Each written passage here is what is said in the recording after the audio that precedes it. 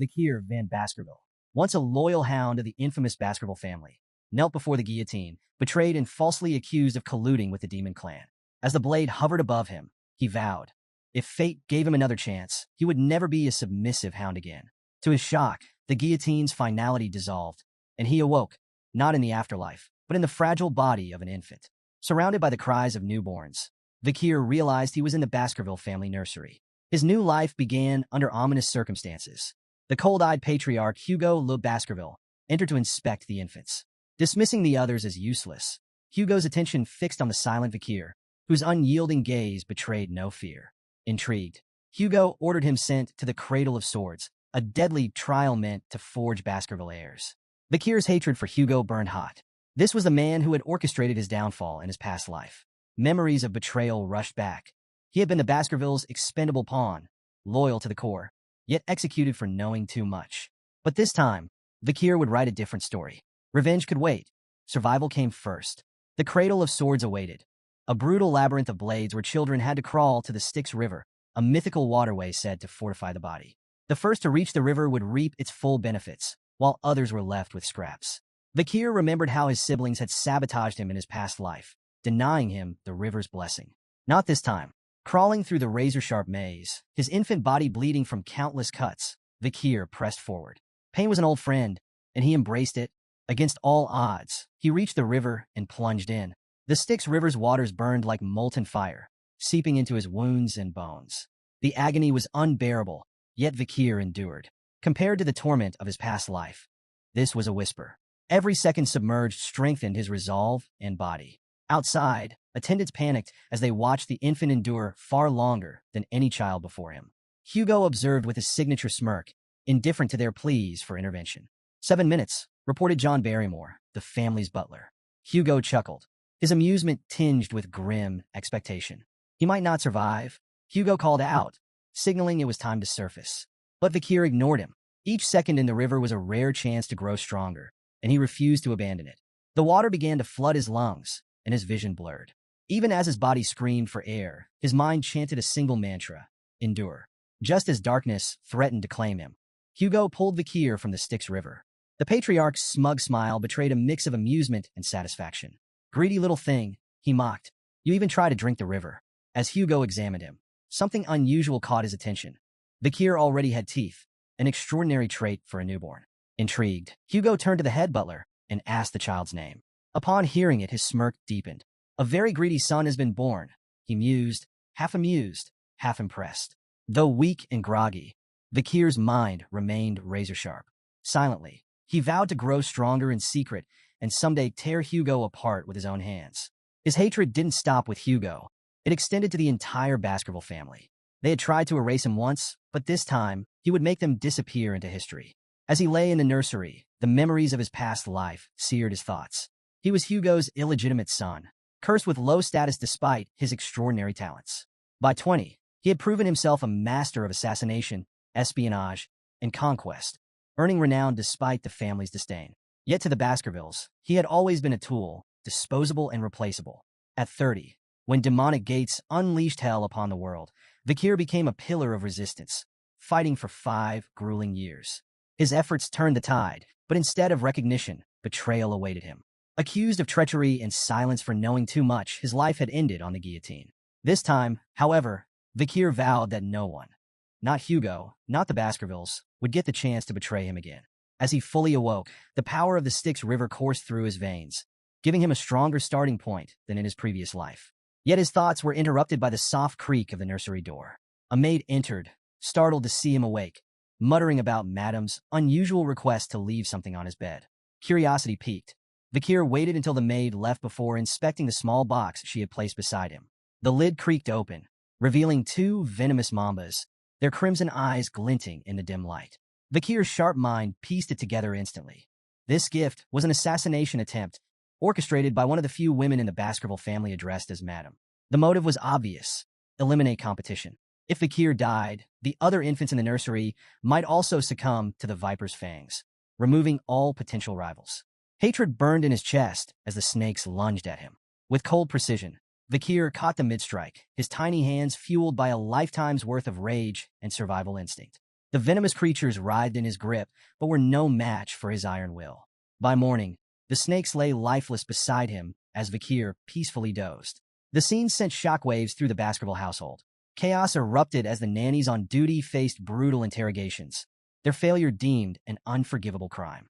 They were swiftly executed, but the Viper's origins remained a mystery to all, except Vakir.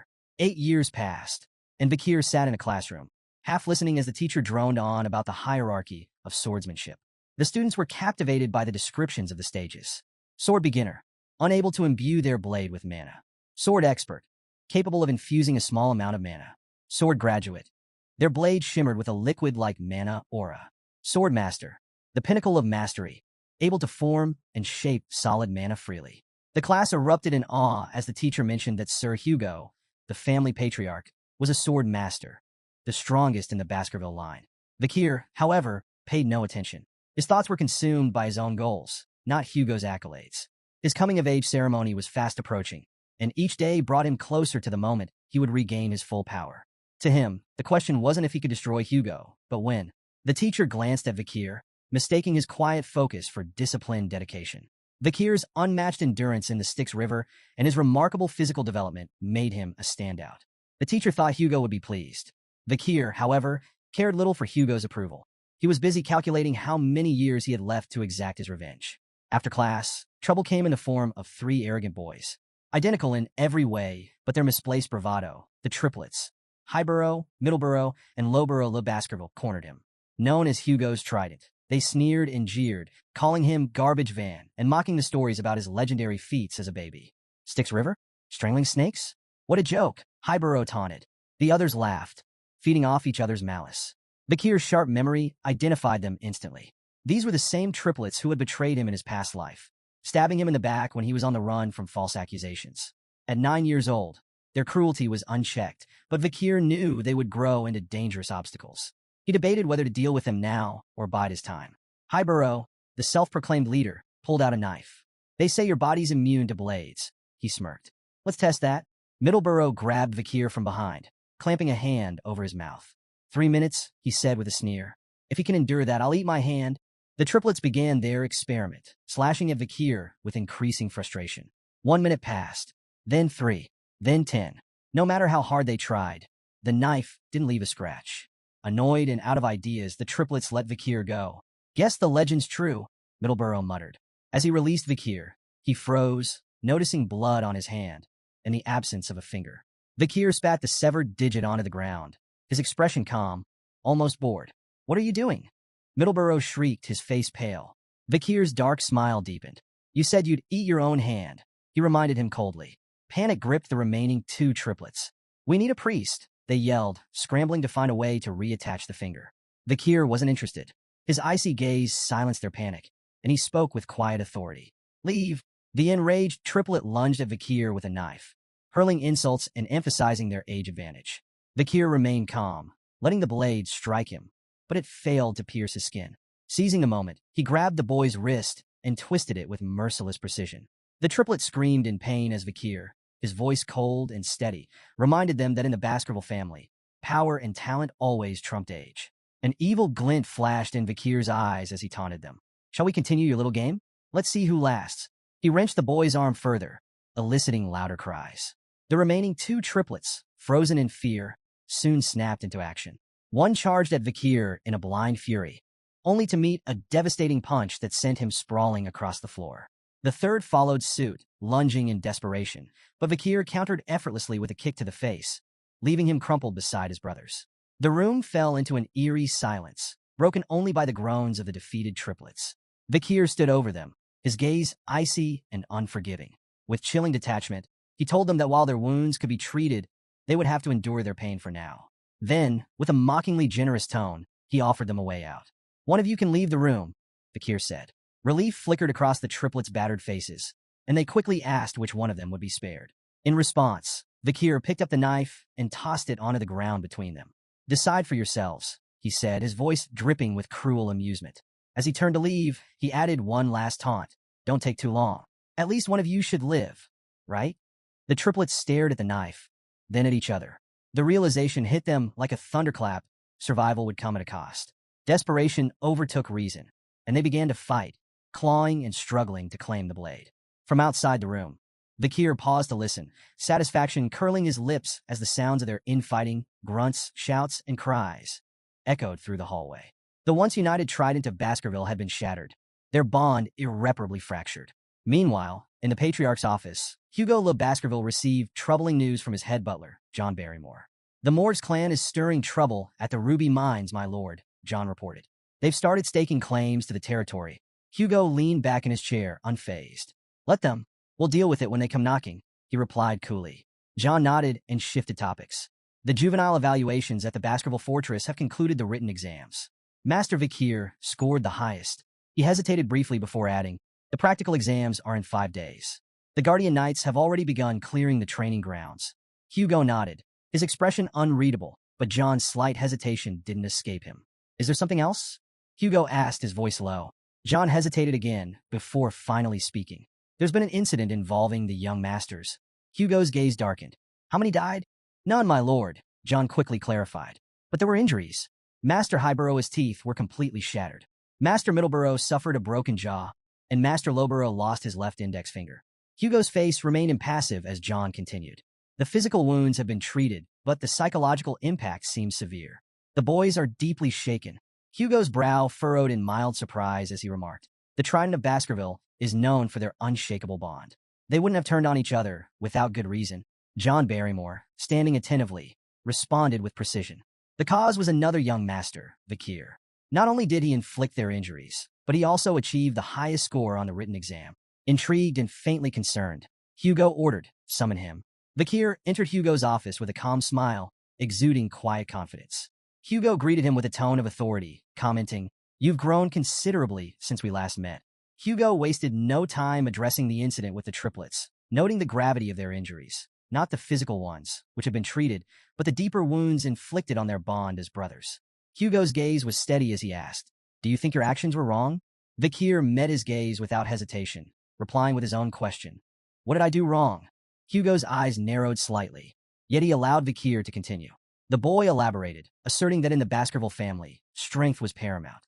If strength decides all, how can the stronger party ever be in the wrongs? Hugo paused, his expression unreadable, before revealing, "The triplets have already forgiven you." The revelation caught Vikir off guard. "They forgave me?" he echoed, incredulous. An old memory surfaced in Vikir's mind, a scene from his previous life. A young woman, the last survivor of a family annihilated by the Baskervilles, had come to Hugo as a nun. Despite her suffering, she forgave him, citing her faith.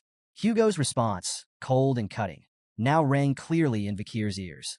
Forgiveness is merely an excuse for the weak, who lack the strength to seek revenge. Drawing from that memory, Vikir repeated Hugo's own words back to him. Forgiveness is nothing more than a way for the powerless to cope with their inability to retaliate. For a moment, silence filled the room. Then Hugo's stern expression softened into approval, his eyes faintly glowing with satisfaction. "You understand," he said simply. Turning to John Barrymore, Hugo issued an unexpected command. "Let him take whatever snacks he wants from the food storage, so long as he can carry them himself." Grateful but cautious, Vikir made a modest request, chocolates. As he turned to leave, Hugo's voice stopped him. "Perform well in the upcoming evaluation," the Patriarch said, his tone sharp yet almost fatherly, "particularly against the direct descendants of the Baskerville bloodline. Don't disappoint me, son." Vikir's lips curled into a faint smile, though his crimson eyes betrayed a simmering hatred. "Understood," he replied, and left with Barrymore. The head butler led Vikir to the storage room, proudly explaining the premium quality of their chocolates. "These are the finest in noble circles," Barrymore said. The Morgs clan spared no effort in procuring them. Before he could continue, Vikir interrupted firmly. "I don't want anything processed." Barrymore, momentarily taken aback, sought clarification. "Cacao beans," Vikir specified. "The ones with the richest aroma."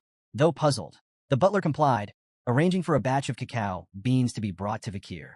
As he placed one in his mouth, a nearby chef offered an explanation.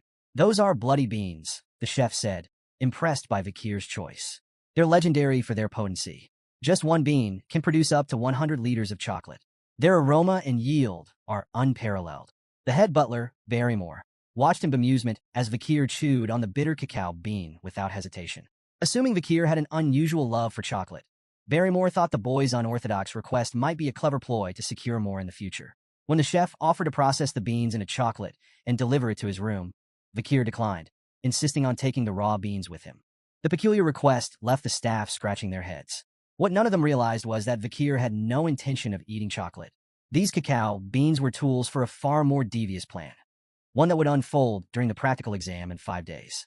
Unbeknownst to everyone, the seeds of chaos had been sown, and a catastrophic event loomed, destined to become a defining moment in the Baskerville clan's brutal history. The Baskerville family, infamous as the Berserker family, forged their reputation through relentless trials and ruthless discipline. From their first steps, Baskerville children were shaped by grueling evaluations designed to strip away weakness. Among the earliest trials was a grueling mountain climb, with rest granted only in carefully rationed breaks. At night, they were forced to sleep beside the corpse of a slain monster, a grisly exercise meant to steel their nerves and prepare them for hostile environments. This unrelenting training produced warriors feared and respected across the land. However, it was at the age of 8 that the true test began, the deadly evaluation, a rite of passage that would cement their place in the Baskerville hierarchy. On the outskirts of Baskerville territory loomed the life-engulfing forest, a treacherous mountain infested with monsters. This foreboding peak was the site of the deadly evaluation. The young hounds, children selected for the trial, gathered at its base, their expressions a mix of determination and fear. Standing before them was Shadow Dog Pavlov Van Baskerville, an instructor renowned for his sharp instincts and formidable aura. He laid out the rules of the exam with cold precision. The task was deceptively simple: survive for 1 month on the mountain while hunting strong monsters. The scoring system, however, demanded both strategy and ruthlessness. Survive the month, 10 points. Avoid permanent injuries, 30 points. Defeat a monster, 70 points. Eliminate a contestant, 50 points. Fulfill all conditions, 90 points. But no one could achieve a perfect 100. Sir Hugo had decreed that perfection bred arrogance, and arrogance was the path to ruin. Additional points could be earned by stealing the badge issued to each participant. However, death carried an unforgiving penalty, 0 points. Pavlov issued a grim warning: do not stray beyond the designated area. While the marked zones were dangerous, they were partially subjugated with monitored monster populations. Beyond these areas lay the mountain's forbidden zones, where unknown horrors prowled. The shadow dogs, acting as examiners and covert supervisors, would observe the participants and minimize casualties where possible. Killing was not forbidden but carried penalties, and the instructors aimed to prevent unnecessary deaths. Yet in the Baskerville family, the line between survival and slaughter was perilously thin. As the young masters gathered at the base of the mountain, anticipation crackled in the air. Whispers rippled through the group, with many casting furtive glances at Vakir. His legendary endurance in the Styx River and the rumored incident with the triplets were hot topics of conversation. Vakir, as composed as ever, remained indifferent to their murmurs, his thoughts focused on the mountain before him.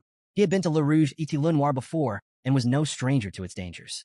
Unlike the others, who saw only a brutal test, Vakir saw an opportunity. Nearby, the triplets stood together, their usual arrogance dampened. Beads of sweat glistened on their foreheads as they cast uneasy looks at Vakir. Their nerves betrayed them. It was clear the memory of their encounter with him still lingered. Shadow Dog Pavlov, standing tall and imposing, offered a brief wish for success before the sharp toll of the bell echoed across the mountain. The evaluation had begun.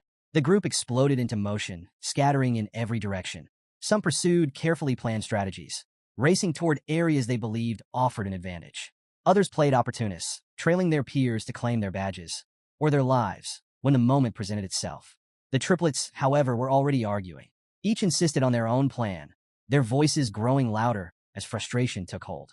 Their bickering slowed them down, their movements clumsy and disorganized. Watching from a hidden perch, Pavlov's expression darkened. Though he hoped to keep casualties minimal, the disarray among the participants hinted at an inevitable bloodbath. One shadow dog, assigned to monitor Vakir, followed him closely, while the other candidates scrambled for safe zones or sought out weaker competitors to target. Vakir took an entirely different route. He strode confidently toward the restricted zone, a place forbidden even to many of the instructors. The shadow dog's curiosity was piqued. Who was this boy? Rumored to be a prodigy, Vakir had already distinguished himself through his feats. His boldness in venturing into the restricted zone intrigued the seasoned observer, who followed silently, eager to see how Vakir would fare in the uncharted wilderness. Vakir stopped at a massive tree, scanning his surroundings with calm precision. The soft ground beneath the tree seemed like the perfect place to set up camp. To the Shadow Dog's surprise, Vikir began preparing to rest.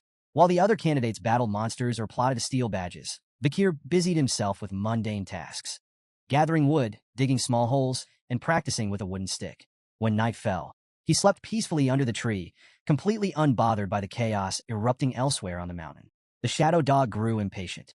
Was this boy truly a genius, or just a fraud avoiding the real competition? His so-called strategy seemed like nothing more than camping and cooking. Frustrated by the lack of action, the Shadow Dog eventually decided to abandon his watch, muttering to himself as he left to observe more interesting candidates. As soon as the Shadow Dog was gone, a sly smile crept across Vikir's face. He had been waiting for this moment. Without the observer breathing down his neck, he could finally focus on his real plan. Tossing a handful of bloodied beans into the fire, Vikir leaned back against the tree, reminiscing about the old days when camping like this was second nature. A quiet chuckle escaped him as he muttered to himself, "Finally, that nosy dog is gone." The flames crackled, releasing the potent aroma of the beans into the air. Vikir's preparations were complete. The peaceful facade melted away, replaced by a glint of predatory intent in his crimson eyes. "The real hunt starts now," he whispered, his voice barely audible over the flicker of the fire. A few days into the evaluation, Vikir ventured into the restricted zone, a treacherous area he knew all too well from his past life. His sharp eyes scanned the charred terrain, his senses alert. The acrid scent of burning hung in the air, a clear indicator he was getting close. Scorched roots and smoldering stool confirmed his suspicion. His target was near. Towering before him, wreathed in sulfuric heat, stood a hellhound, a 3-meter-tall monstrosity with flames spewing from its mouth and eyes. The beast radiated terror, its very presence capable of incinerating anything in its path. Known for its relentless brutality, the hellhound burned its victims until nothing but ash remained. With a risk rating of B+, it was a living disaster, a nightmare brought to life. For a brief moment, doubt flickered through Vikir's mind. In his past life, he had barely survived an encounter with one of these creatures at 18. Now, as an 8-year-old, facing it directly would be suicide. But Vikir hadn't come to fight the hellhound head-on. He had a plan. The hellhound lunged, flames flaring wildly as it snapped its massive jaws. Vikir sidestepped, narrowly avoiding its bite. He recalled the creature's first critical weakness. Hellhounds could only move in straight lines. Their immense size and speed made sudden changes in direction impossible. Seizing the opportunity, Vikir quickly poured water onto the ground, creating a shallow puddle. The hellhound skidded to a halt, hesitating as it calculated a detour. "Can't cross water, can you?" Vikir muttered with a smirk. Like most canine monsters, the hellhound was instinctively repelled by water, even in shallow amounts. This bought Vikir precious time to reposition himself. But the danger was far from over. The beast's bloodlust was unrelenting, and it lunged again, flames roaring. Vikir sprang into action, executing the final step of his plan. As the hellhound opened its massive jaws to roar, Vikir hurled a bloody bean directly into its throat. The beast staggered, its snarls turning to whimpers as its body trembled violently. It collapsed, immobilized and helpless. "Chocolate's toxic to canines," Vikir remarked, watching the hellhound writhe.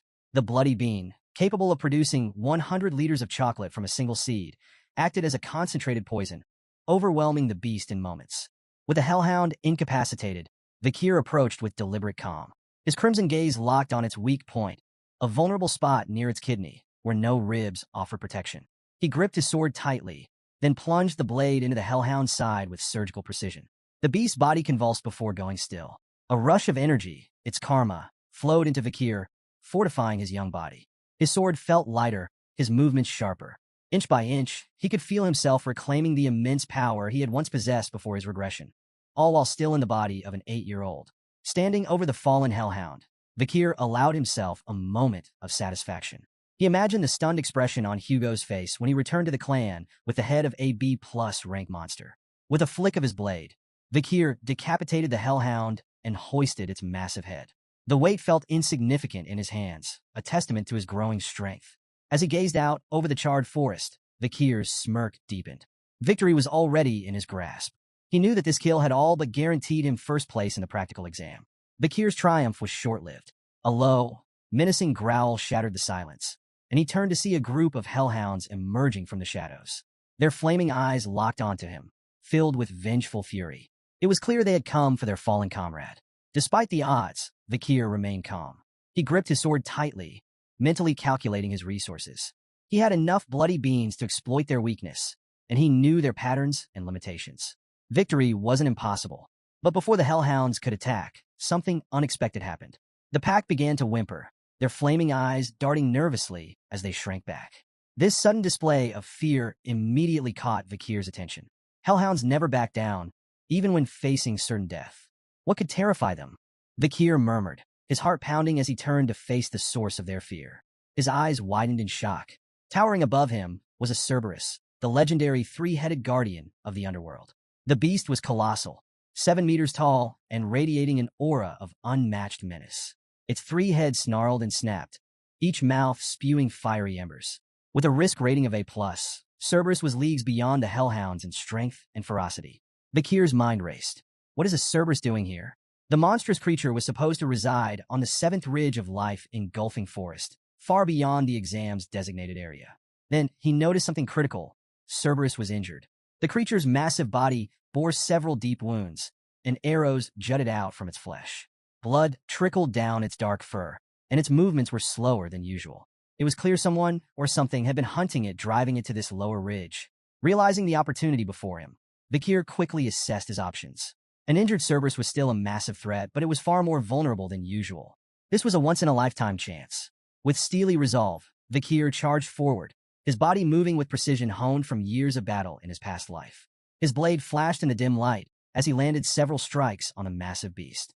Each blow was calculated, targeting weak points exposed by its injuries. The Cerberus roared in pain, its fiery breath scorching the ground as it lashed out in retaliation. Vikir dodged with agility, his movements sharper than ever thanks to the strength he had gained from the Styx River. An injured Cerberus. This is doable, Vikir thought, his determination burning as brightly as the flames around him. But his confidence was short-lived. In a moment of carelessness, the Cerberus struck with lightning speed.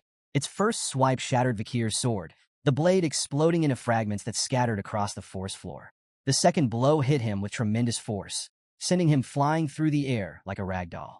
Vikir's flight ended abruptly as his body slammed into a tree trunk with a sickening crack.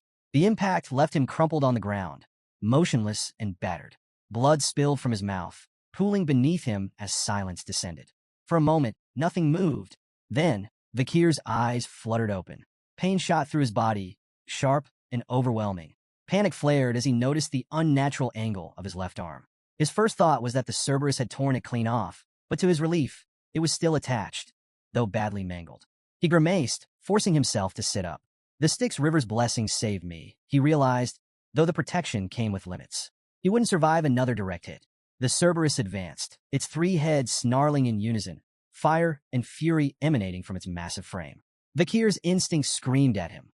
Brute force was no longer an option. Survival demanded a different strategy. Sometimes the wisest move was to retreat and live to fight another day. Swallowing his pride, Vikir turned and ran. His mind raced as he scanned the terrain for an escape. The beast's roars thundered behind him, its footsteps shaking the ground with each stride. Then he saw its salvation. A weathered iron fence loomed just a few yards ahead, marking the edge of the restricted zone.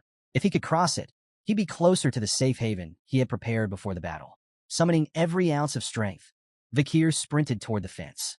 The Cerberus lunged, its massive jaws snapping inches from his back. With a final burst of speed, he threw himself through the gate, crashing onto the other side.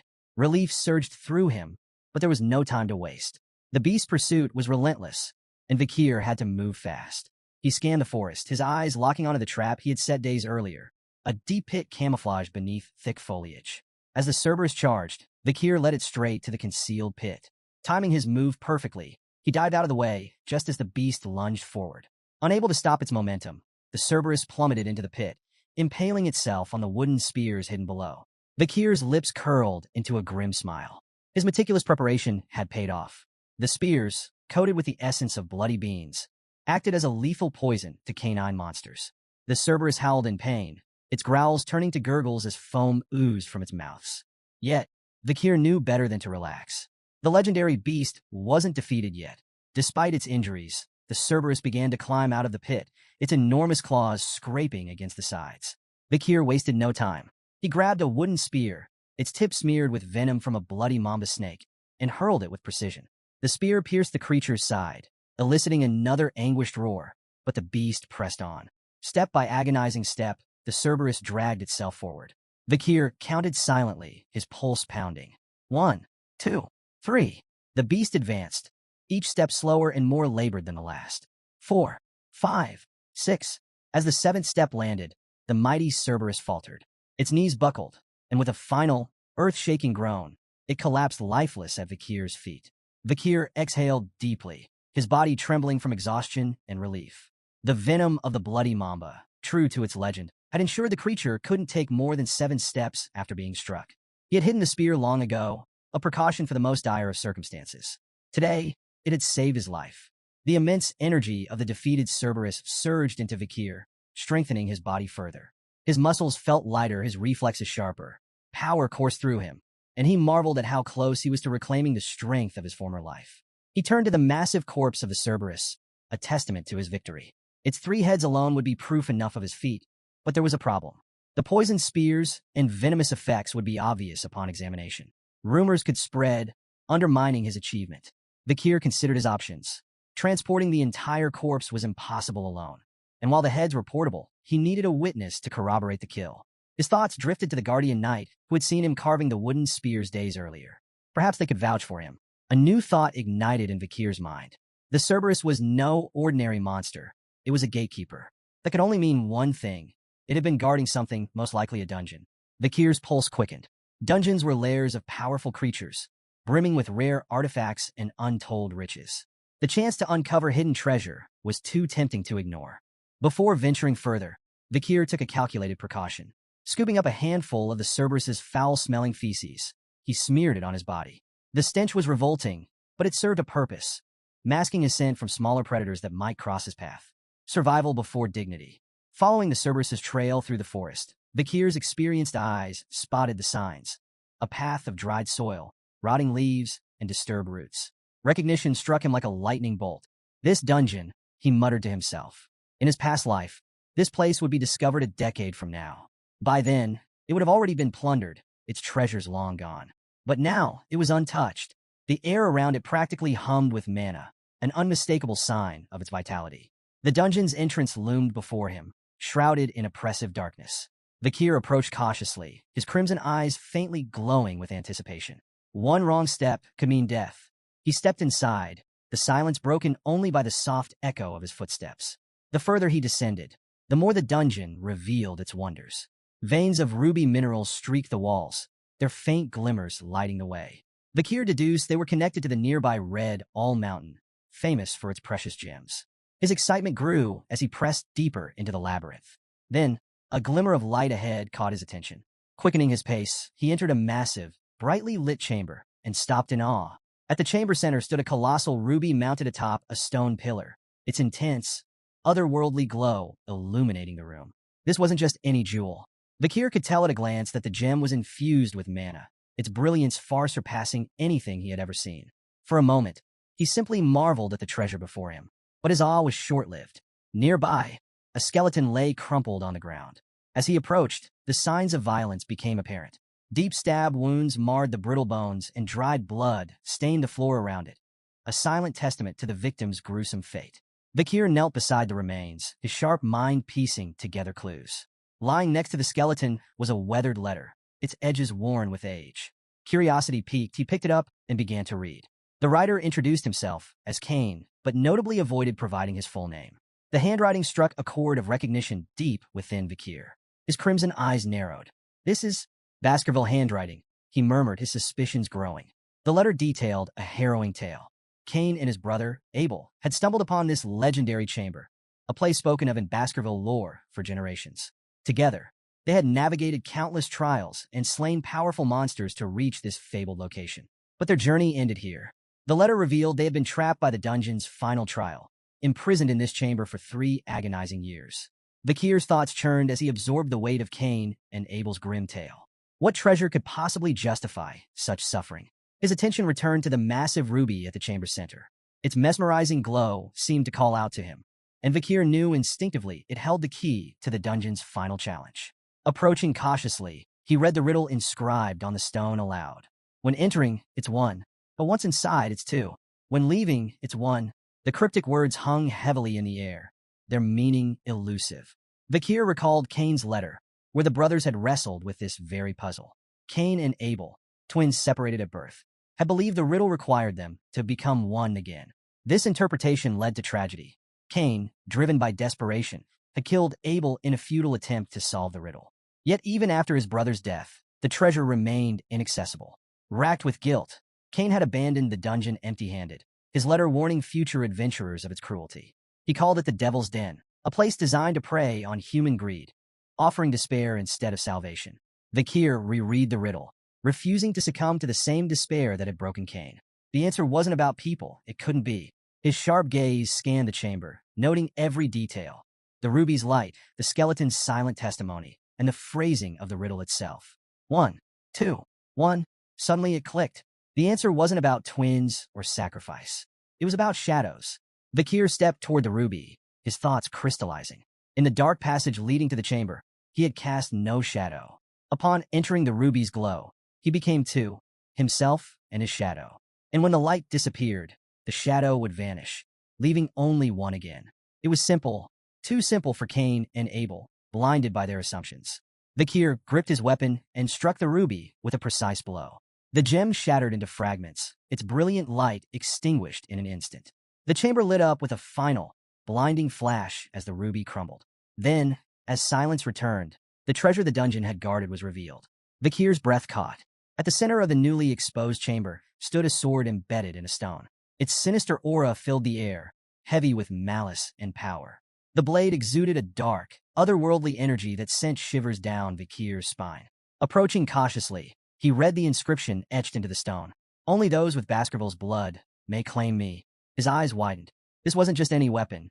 It was the fabled Beelzebub. The name stirred memories buried deep within him.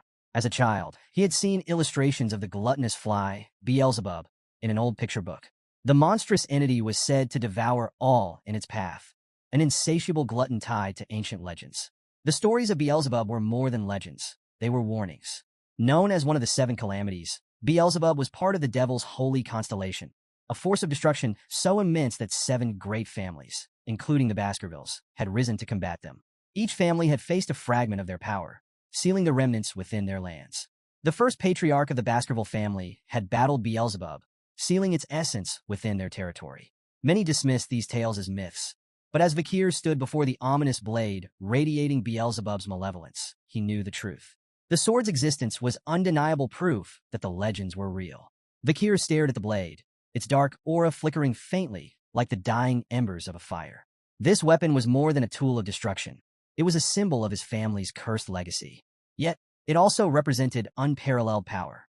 He thought of the blood-soaked history tied to its edge. Beelzebub's sword, once wielded by the demon clans, had left countless human lives in its wake. The weapon was both a prize and a threat, but one thing was clear. It could not fall into the wrong hands. "This sword is mine now," Vakir declared, reaching for the hilt. The moment his fingers closed around it, an intense surge of energy shot through his body, forcing a gasp from his lips. The blade reacted instantly, vanishing from sight only to reappear moments later, fused to his hand. Vakir held his breath as the sword materialized again, emerging directly from his palm as if it had always been part of him. Its faint, ominous aura pulsed in rhythm with his heartbeat. He stared at the weapon in awe. The sword wasn't just a relic. It was a fragment of the devil's holy constellation, imbued with potential that made his blood race. A grin spread across his face as he marveled at the power it could unlock. With such a weapon, his path to vengeance grew clearer. After thoroughly exploring the dungeon and finding nothing else of value, Vakir decided to leave. But as he approached the exit, a sudden wave of nausea overtook him. His vision blurred, his legs buckled, and he fell to his knees, clutching his stomach. At first, he thought it was his own hunger, but the sensation was strange, foreign. Then he understood. It wasn't his hunger. It was the sword's. Beelzebub's insatiable appetite was now linked to him, its hunger coursing through his veins. Stumbling out of the dungeon, Vakir felt the blade tugging at him, pulling in a specific direction. Unable to resist, he followed its guidance. It led him back to the Hellhound's corpse, still steaming from its earlier battle. Confused but compelled, Vakir extended the blade toward the body. His eyes widened as the sword came alive, voraciously absorbing the Hellhound's blood. The once dark blade pulsed with crimson light as it fed, its hunger satiated at last. As the feeding ended, the sword let out a strange, satisfied sound, like a child after a hearty meal. Vikir's own hunger faded, replaced by a gnawing frustration. The blade was unpredictable. Its needs a burden he hadn't anticipated. Yet, its power was undeniable. Examining the weapon, Vikir noted its intricate design, slots embedded within the blade, faintly glowing. He recalled the stories about Beelzebub's inherent ability, gluttonous flies. The sword could absorb not only the blood of its victims but their skills, adding them to its arsenal. This ability made Beelzebub a weapon of limitless potential, but also one of chaos. Many of its past wielders had overindulged its appetite, allowing it to absorb so much that even their most fearsome opponents had been rendered powerless. I won't make the same mistake, Vikir muttered. He resolved to limit the sword's consumption to 3 abilities at a time, no more. Any more would risk making the blade unmanageable, and himself its victim.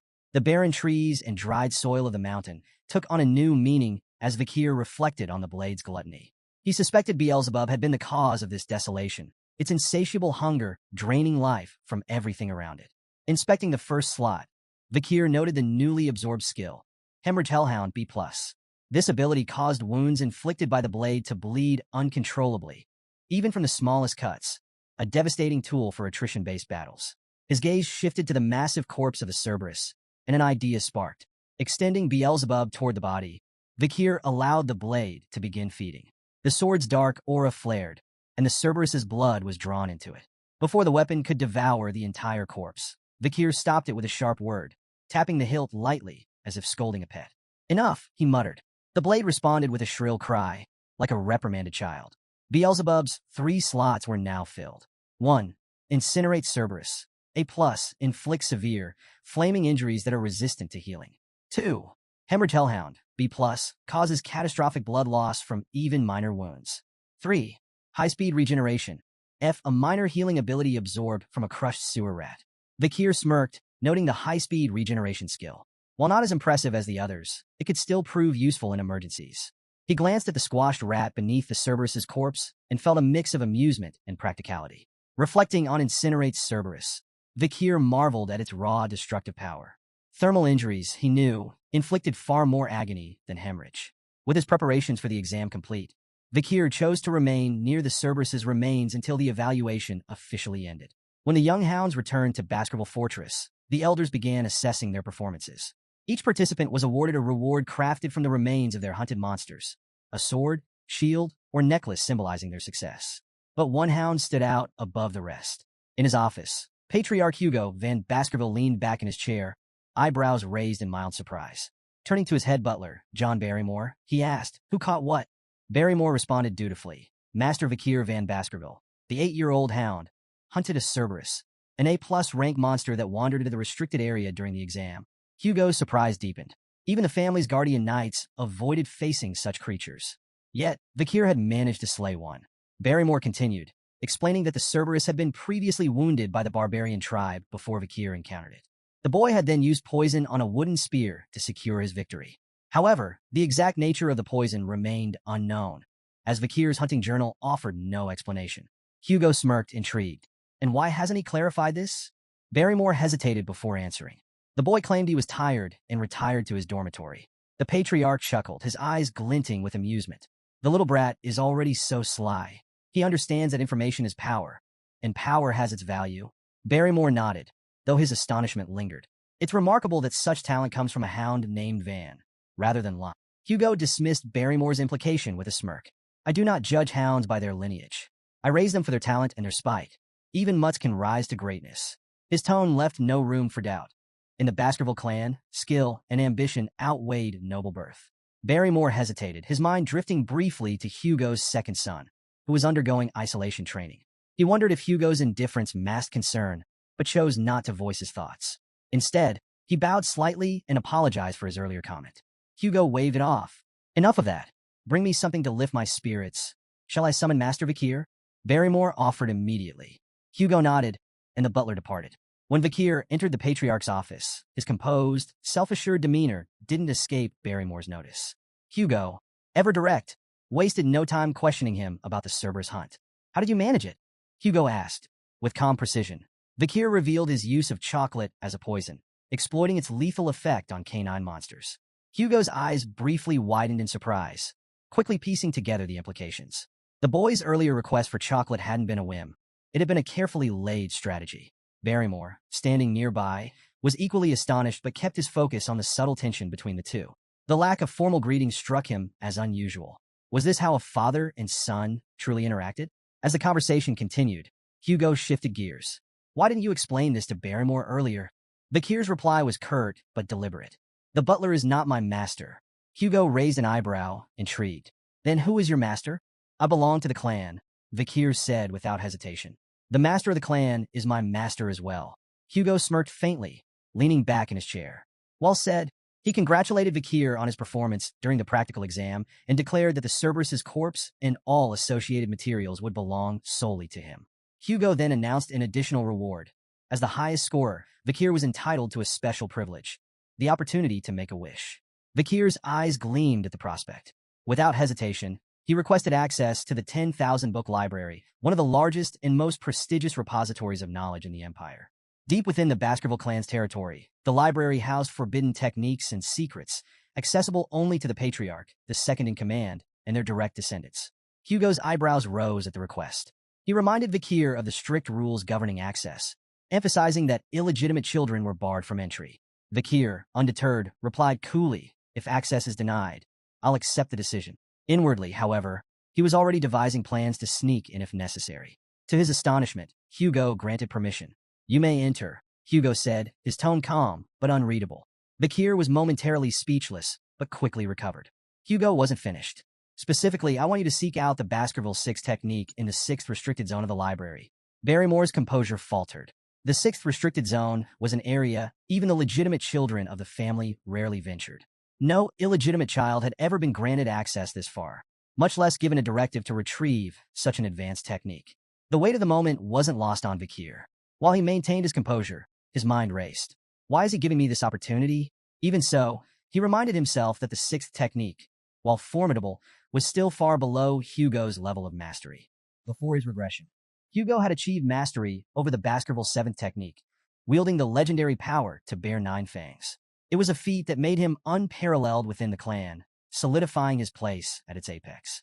But Vakir's ambitions extended far beyond the 6th or even the 7th technique.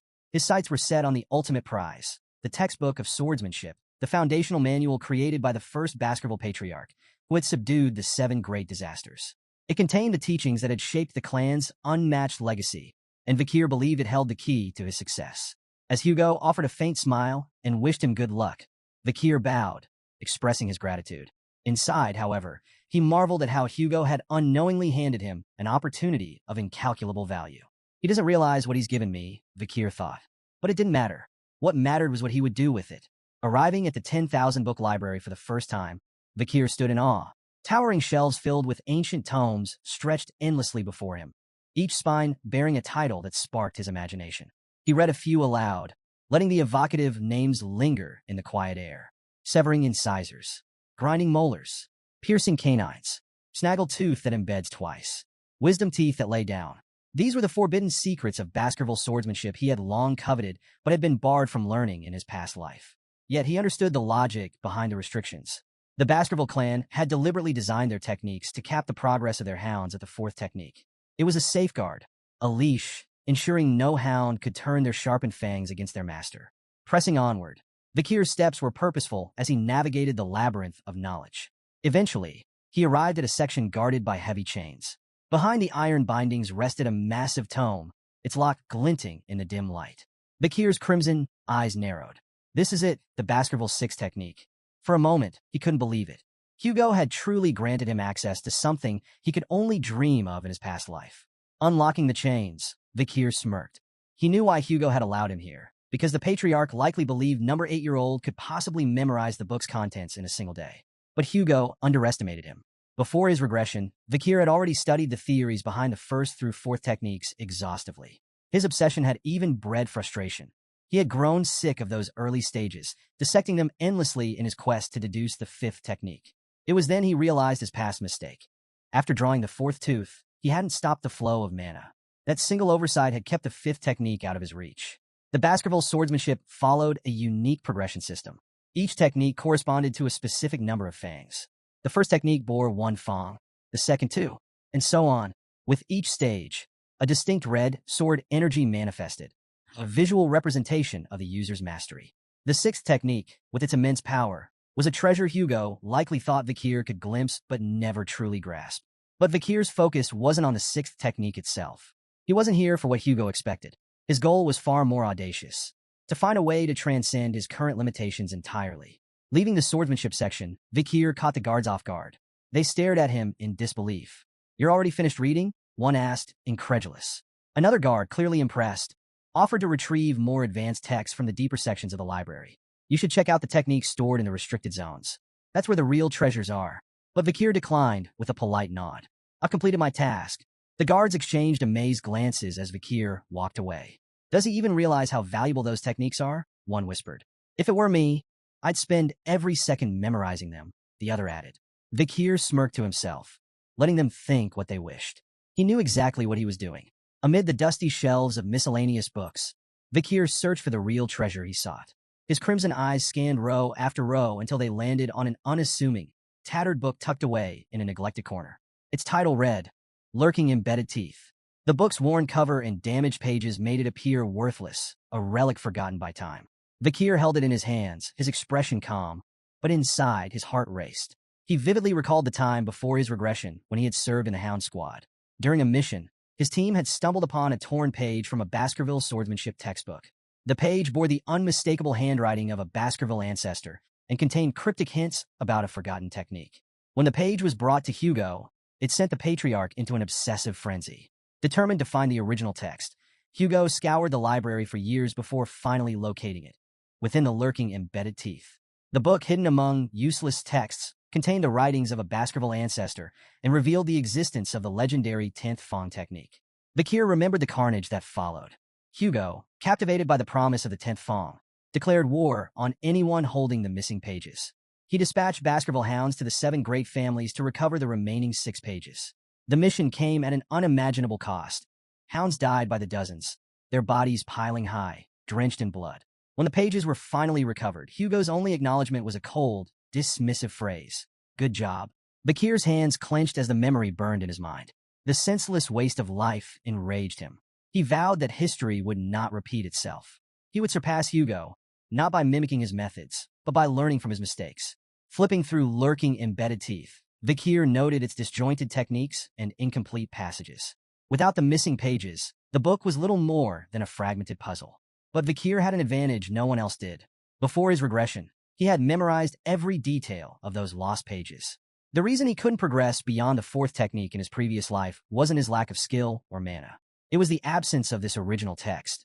The missing pages were the key to understanding the techniques in their entirety. As Vikir closed lurking embedded teeth, he muttered to himself, "To most, this book would seem like meaningless, disjointed nonsense. But with the missing pages, the misleading information transforms into an absolute masterpiece." He marveled at the text's brilliance, understanding that its true genius emerged only when the blanks were filled. Before his regression, Vikir had reached the pinnacle of graduate aura and mastered the highest level of the 4th Fong technique. Now, armed with this knowledge, he was confident he could surpass it. This time, however, he vowed to avoid the mistakes of his past. Before he turned 15, he would reclaim all the power he had lost, and more. Engrossed in the book, Vikir lost track of time. By the time he finished, dawn had broken. The realization of how much he had achieved filled him with pride. He had memorized every word, every nuance of the text. Glancing around the library, he noticed the absence of the Guardian Knights. The silence emboldened him. Though his young body wasn't yet capable of drawing all 10 fangs, he was certain the elusive 5th Fong technique, which had eluded him in his past life, was finally within reach. Approaching a nearby statue, Vikir steeled himself, his mind focused and his heart resolute. He began executing the Baskerville sword techniques, unleashing every ounce of power he could summon. First Fong technique, a sharp, decisive strike, its precision cutting cleanly through the air. Second Fong technique, building momentum. Each movement grew more deliberate and deadly. Third Fong technique, forceful and unrelenting. His strikes hammered the statue's surface. Fourth Fong technique, a whirlwind of honed precision, each blow infused with years of dedication.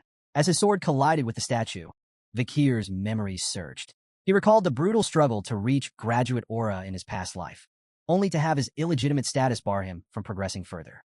The direct bloodline of the Baskervilles had ensured he never advanced beyond the 4th technique, crushing his potential with their hostility. But this time was different. With each strike, Vikir channeled his anger, frustration, and defiance into his blade.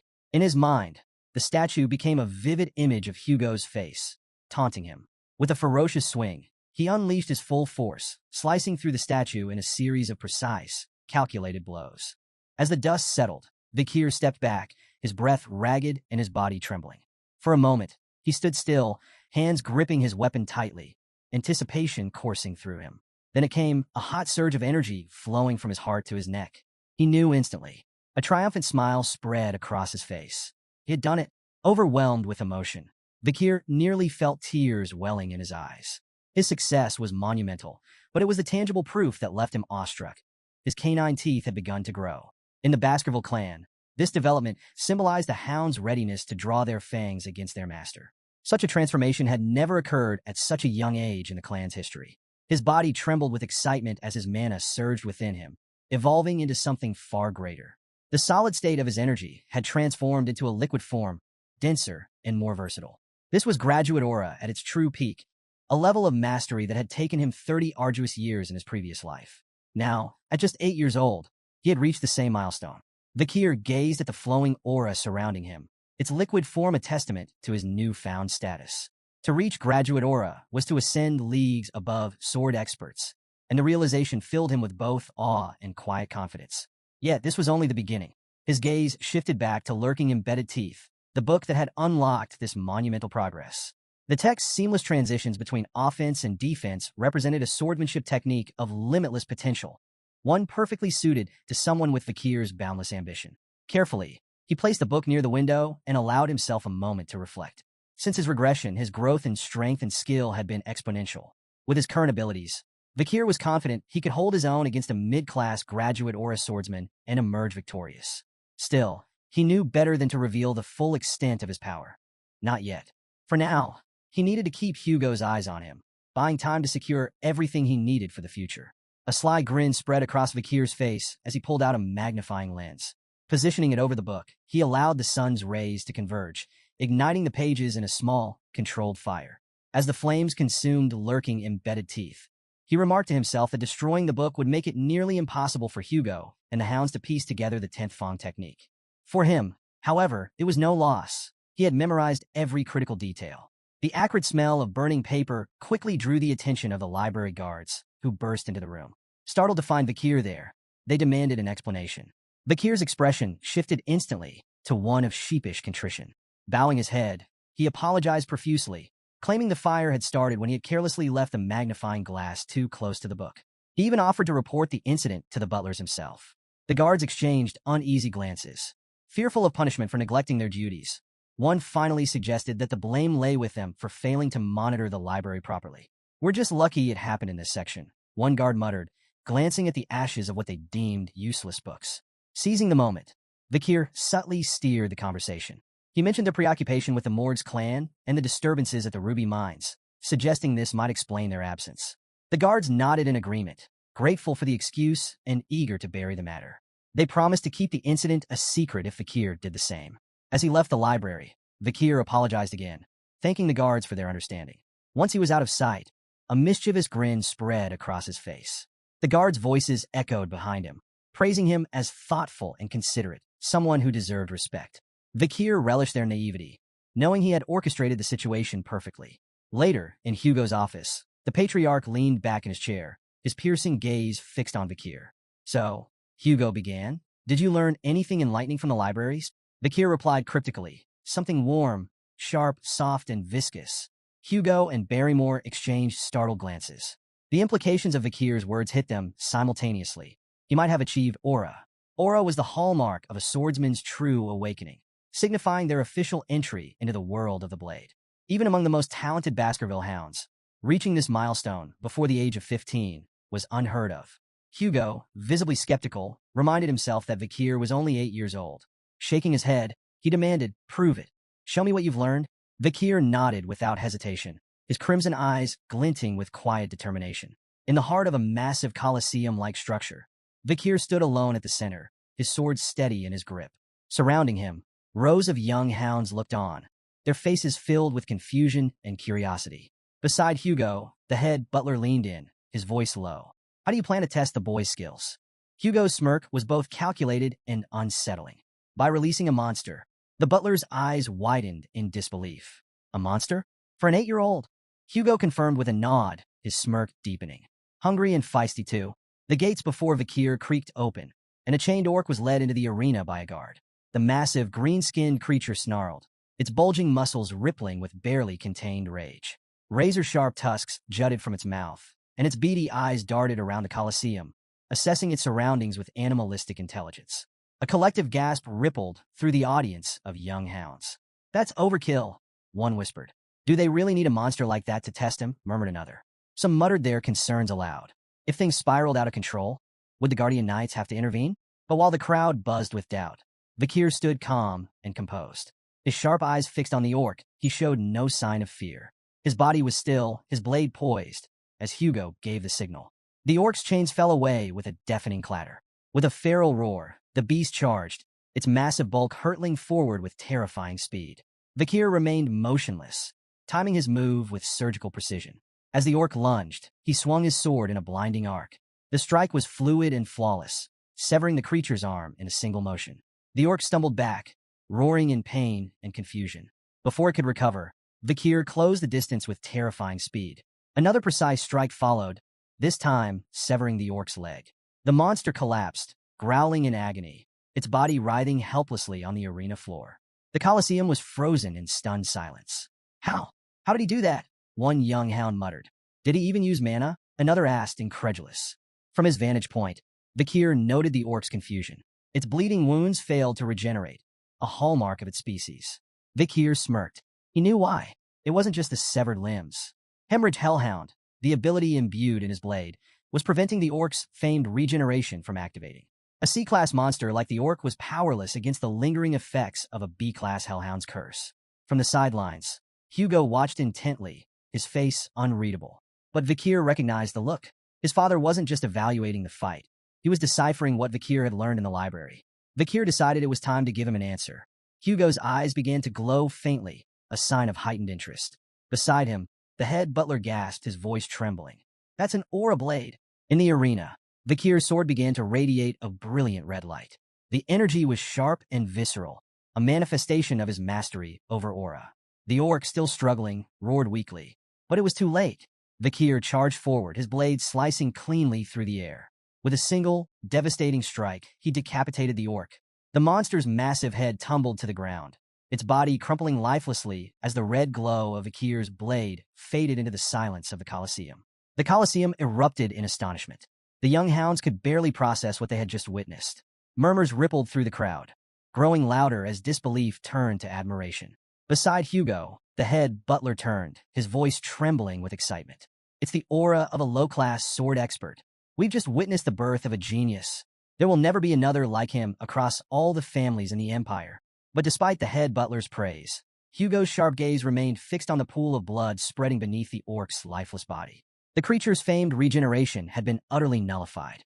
He only won because the orc was weak, Hugo said flatly, though his tone carried an undercurrent of intrigue.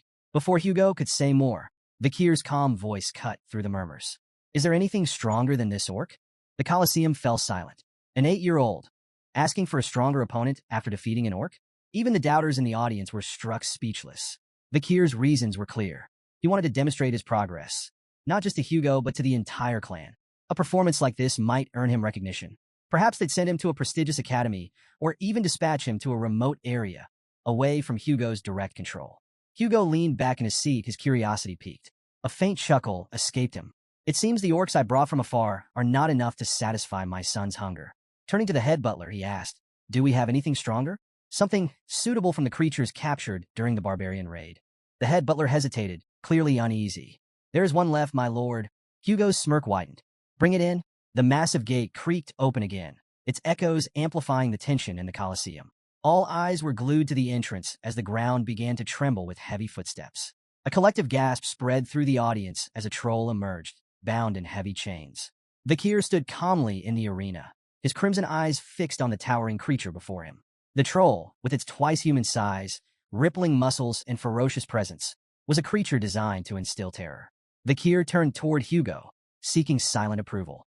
The patriarch gave a slight nod. The troll's chains clattered to the ground, and the beast roared, the sound reverberating through the Colosseum. It lunged forward, its massive fists swinging down in a punch that could crush a boulder. But Vikir was faster. With almost inhuman agility, he sidestepped the attack, the troll's fist smashing into the ground with a thunderous impact. Dust and debris flew into the air as the crowd gasped at the sheer force of the blow. Moving with calculated precision, Vikir slipped behind the troll, exploiting its momentary confusion. From the audience, a young hound shouted, "That's the perfect moment to attack. Why didn't he take it?" Hugo's calm, instructive voice cut through the murmurs. Trolls have extraordinary regenerative abilities. Only fatal attacks are worth it. Anything less is a waste of effort.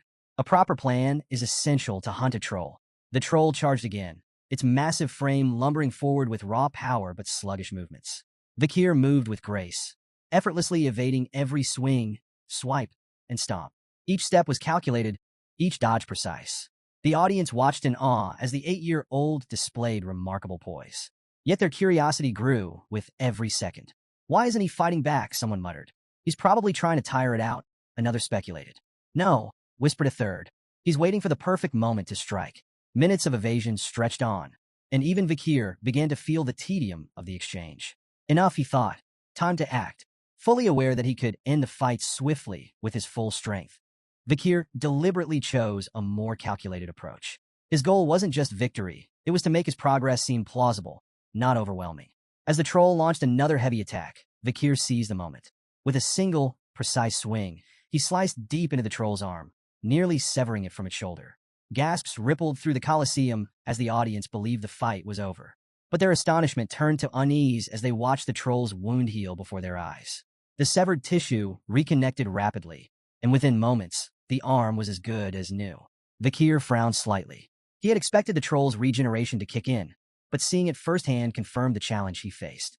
The hemorrhage skill of Beelzebub could nullify this, he thought, but he couldn't rely on such an obvious technique. It would reveal too much. From the sidelines, Hugo's sharp voice rang out. "Enough, Vikir. Stop before this gets out of hand." But Vikir's response was calm, resolute. "I'm almost done," he replied. "If I can't finish it with the next attack, I'll give up." The troll roared, its beady eyes blazing with rage as it prepared another charge. Vikir's mind raced, his plan falling perfectly into place. He knew exactly how much power he was willing to reveal. This will look like a breakthrough, he thought, smirking inwardly. A moment of growth under pressure. The move would impress Hugo and the audience while concealing the true extent of his strength. The crimson glow of Vikir's sword flared, its fiery aura blazing brighter than before. Gasps echoed through the Colosseum as the young hound's presence seemed to grow, commanding attention. The troll lunged with a guttural roar, its massive fist hurtling toward Vikir. Vikir met the attack head-on, his blade flashing in a clean, decisive arc. The audience held their breath as his strike cut through the troll's neck, severing its head in one fluid motion. The troll's body collapsed with a deafening thud, its massive head rolling across the arena floor. Silence engulfed the Colosseum. Every pair of eyes widened in shock, frozen in disbelief at what they had just witnessed. Even the normally stoic head butler gasped audibly, his composure breaking. "The second technique," he whispered, his voice barely audible. "He's achieved the second technique of the Baskerville clan at 8 years old." His gaze turned to Hugo. "That's unheard of. Most don't reach this level until they're at least 18. In the center of the arena, Vikir stood with an innocent smile, his sword lowered, as if blissfully unaware of the magnitude of his accomplishment.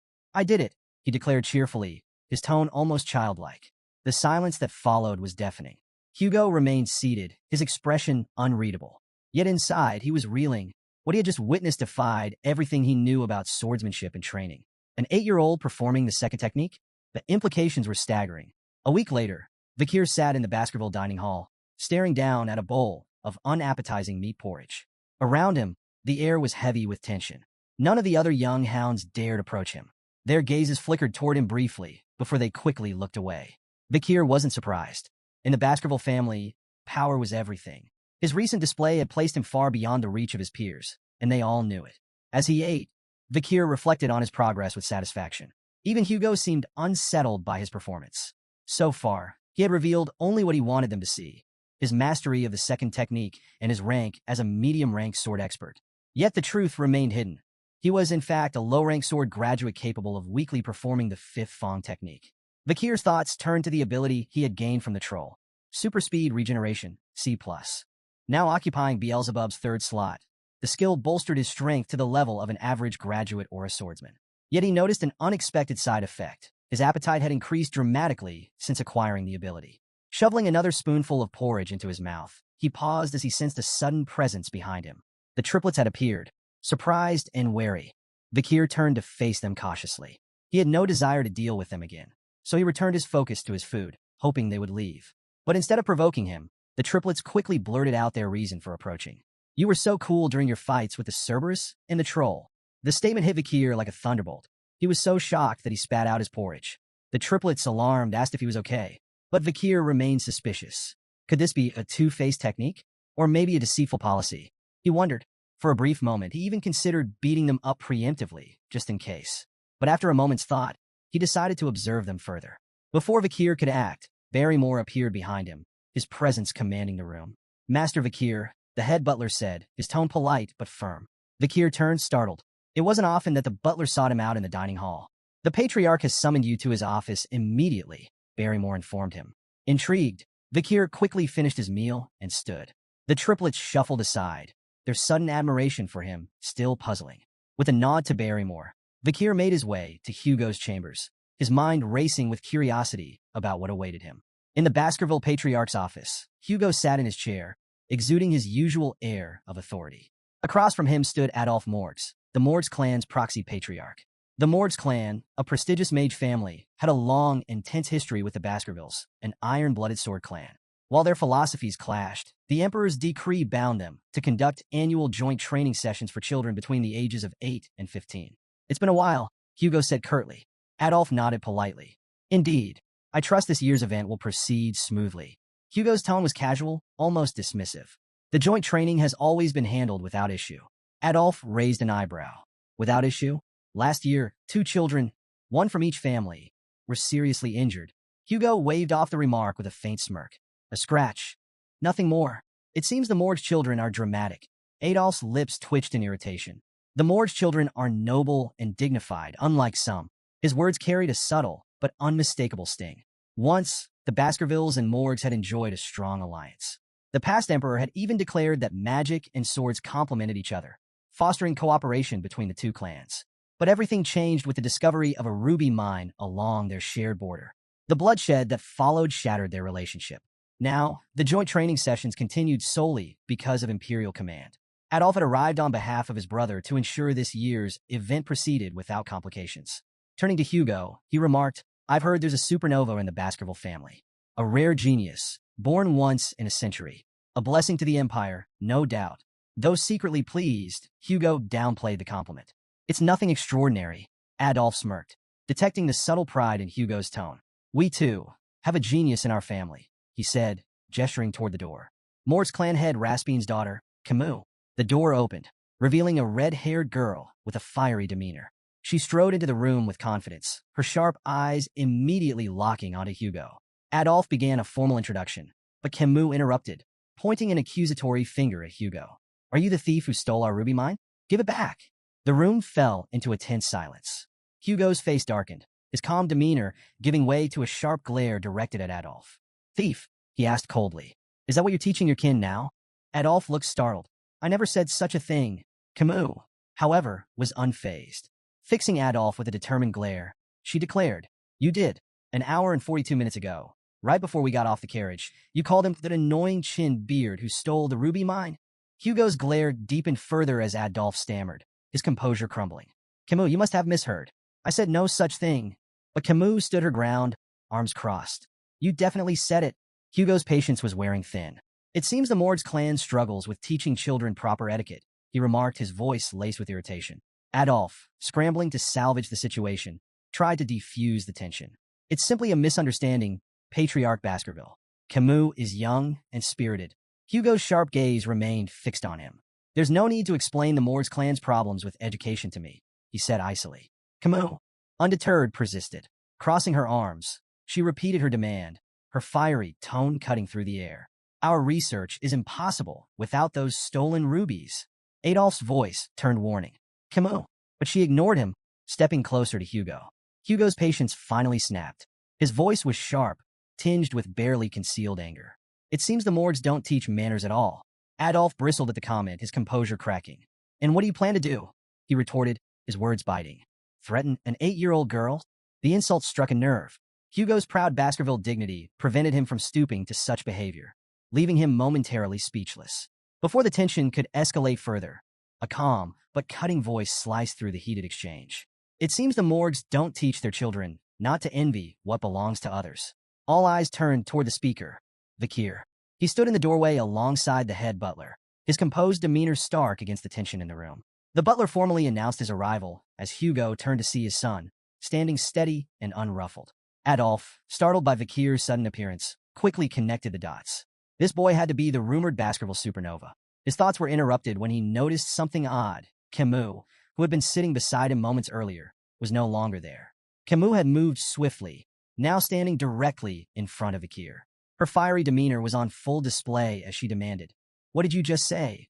Adolf called her name sharply, trying to stop her from causing a scene, but Camus ignored him entirely. Vakir, meanwhile, remained unruffled, studying her intently. As Vakir observed her, memories of Camus' future self surfaced in his mind. In time, she would rise as the Morgues clan's legendary iron-blooded empress, a figure revered and feared across the empire. Renowned as a genius of geniuses, Camus would create an era of unprecedented power for the Morgues clan. She was infamous for her ferocity, having eradicated the monsters and barbarians from life-engulfing forest to form the infamous border of blood and ashes. Her political acumen would even allow her to manipulate the imperial family, earning her the title Fire Goddess of Authority. But for now, Camus was just a child. A fiery, talented child, yes, but still far from the towering legend she would one day become. His musings were interrupted by Camus snapping. "Why does the ruby mine belong to you?" Remaining calm, Vakir countered, "Because it does. Your tantrum won't change that. Don't you think your behavior is childish?" Camus bristled at the remark, her irritation palpable. Without a word, she began casting a spell. Vakir instinctively prepared for an attack, but to his surprise, Camus conjured an intricate ice sculpture instead. She pointed at the sculpture, her tone defiant as she began explaining. "This is the joint security area," she said, using the sculpture as a visual aid. She pointed to a small cave carved into the icy representation. The mine entrance lies within Morgue's territory, but the vein itself runs beneath Baskerville land. This prevents you from claiming it entirely, but it also makes it impossible for us to mine freely without crossing into Baskerville territory. Her finger traced the icy veins with precision, her voice steady but laced with frustration. "We've offered, repeatedly, to pay rent for the use of the land, but your family rejects every proposal. You treat us like trespassers, interfering with our work." She turned to Vakir, her fiery eyes locking with his. "The ruby vein belongs to the Morgues clan," Camus declared firmly, "but your people keep claiming it's yours." Adolf nodded approvingly at Camus' explanation, his pride evident. Meanwhile, Hugo's expression darkened, annoyance brewing beneath his stoic exterior. Vakir, still calm and composed, interjected, "Rubies are common magic ingredients. The Baskervilles don't need them." Camus turned to him, her frustration evident. "Then why not rent your land if you don't need the rubies?" Vakir met her fiery gaze, his tone even. "The Baskervilles are fiercely protective of their land. We're uninterested in letting others profit from it. Entering Baskerville territory will bring losses, not gains, for your clan." Camus refused to accept his reasoning. With a determined glare, she placed her hand over the portion of her ice sculpture representing Baskerville land. "Then whose arm is this?" she asked defiantly. Vakir moved swiftly, catching her wrist in his grip. His confident smile returned. "It's my arm," he said coolly, "because it's in my land." Camus' face flushed crimson, caught off guard by his unexpected reply. She stammered, "What are you talking about? How could I belong to you?" Clearly amused, Vakir tilted his head, his grin turning mischievous. "Who said you're mine?" he teased, his tone ambiguous. Before Camus could respond, Vakir reached behind him and produced a knife. The sudden motion startled everyone in the room, Camus, Adolf, and even the head butler. Vakir's grin darkened, and his voice dropped. "What I'm saying," he said ominously, "is that your arm is mine." Camus froze, her fiery confidence shaken. "What?" she stammered, her voice trembling. Hugo, observing from his seat, broke into a cold sweat. The room grew thick with tension, the only sound Camus' faint, nervous hiccup. As Vakir moved the knife closer to her hand, Camus screamed, "Uncle, help!" Adolf appeared behind Vakir in an instant, his expression fierce. "Step away from my niece," he commanded, his voice full of protective fury. Camus seized the distraction to wrench her arm free, retreating quickly to Adolf's side. Shaken but defiant, She clung to her uncle's arm, glaring at Vikir. Adolphe turned his anger toward Hugo, his voice rising. What is going on here? Hugo, still sweating, turned his stern gaze to Vikir. You've gone too far with your joke, he said in a reprimanding tone. Vikir chuckled, raising the knife to reveal its harmless edge. It's just a toy, he explained, a Baskerville children's knife, given to us to practice with from a young age. The room fell silent for a moment. Adolphe's outrage returned with full force. A dangerous toy like that for children? This is unacceptable. Vikir bowed his head, his tone contrite. I apologize if I frightened Camus, he said.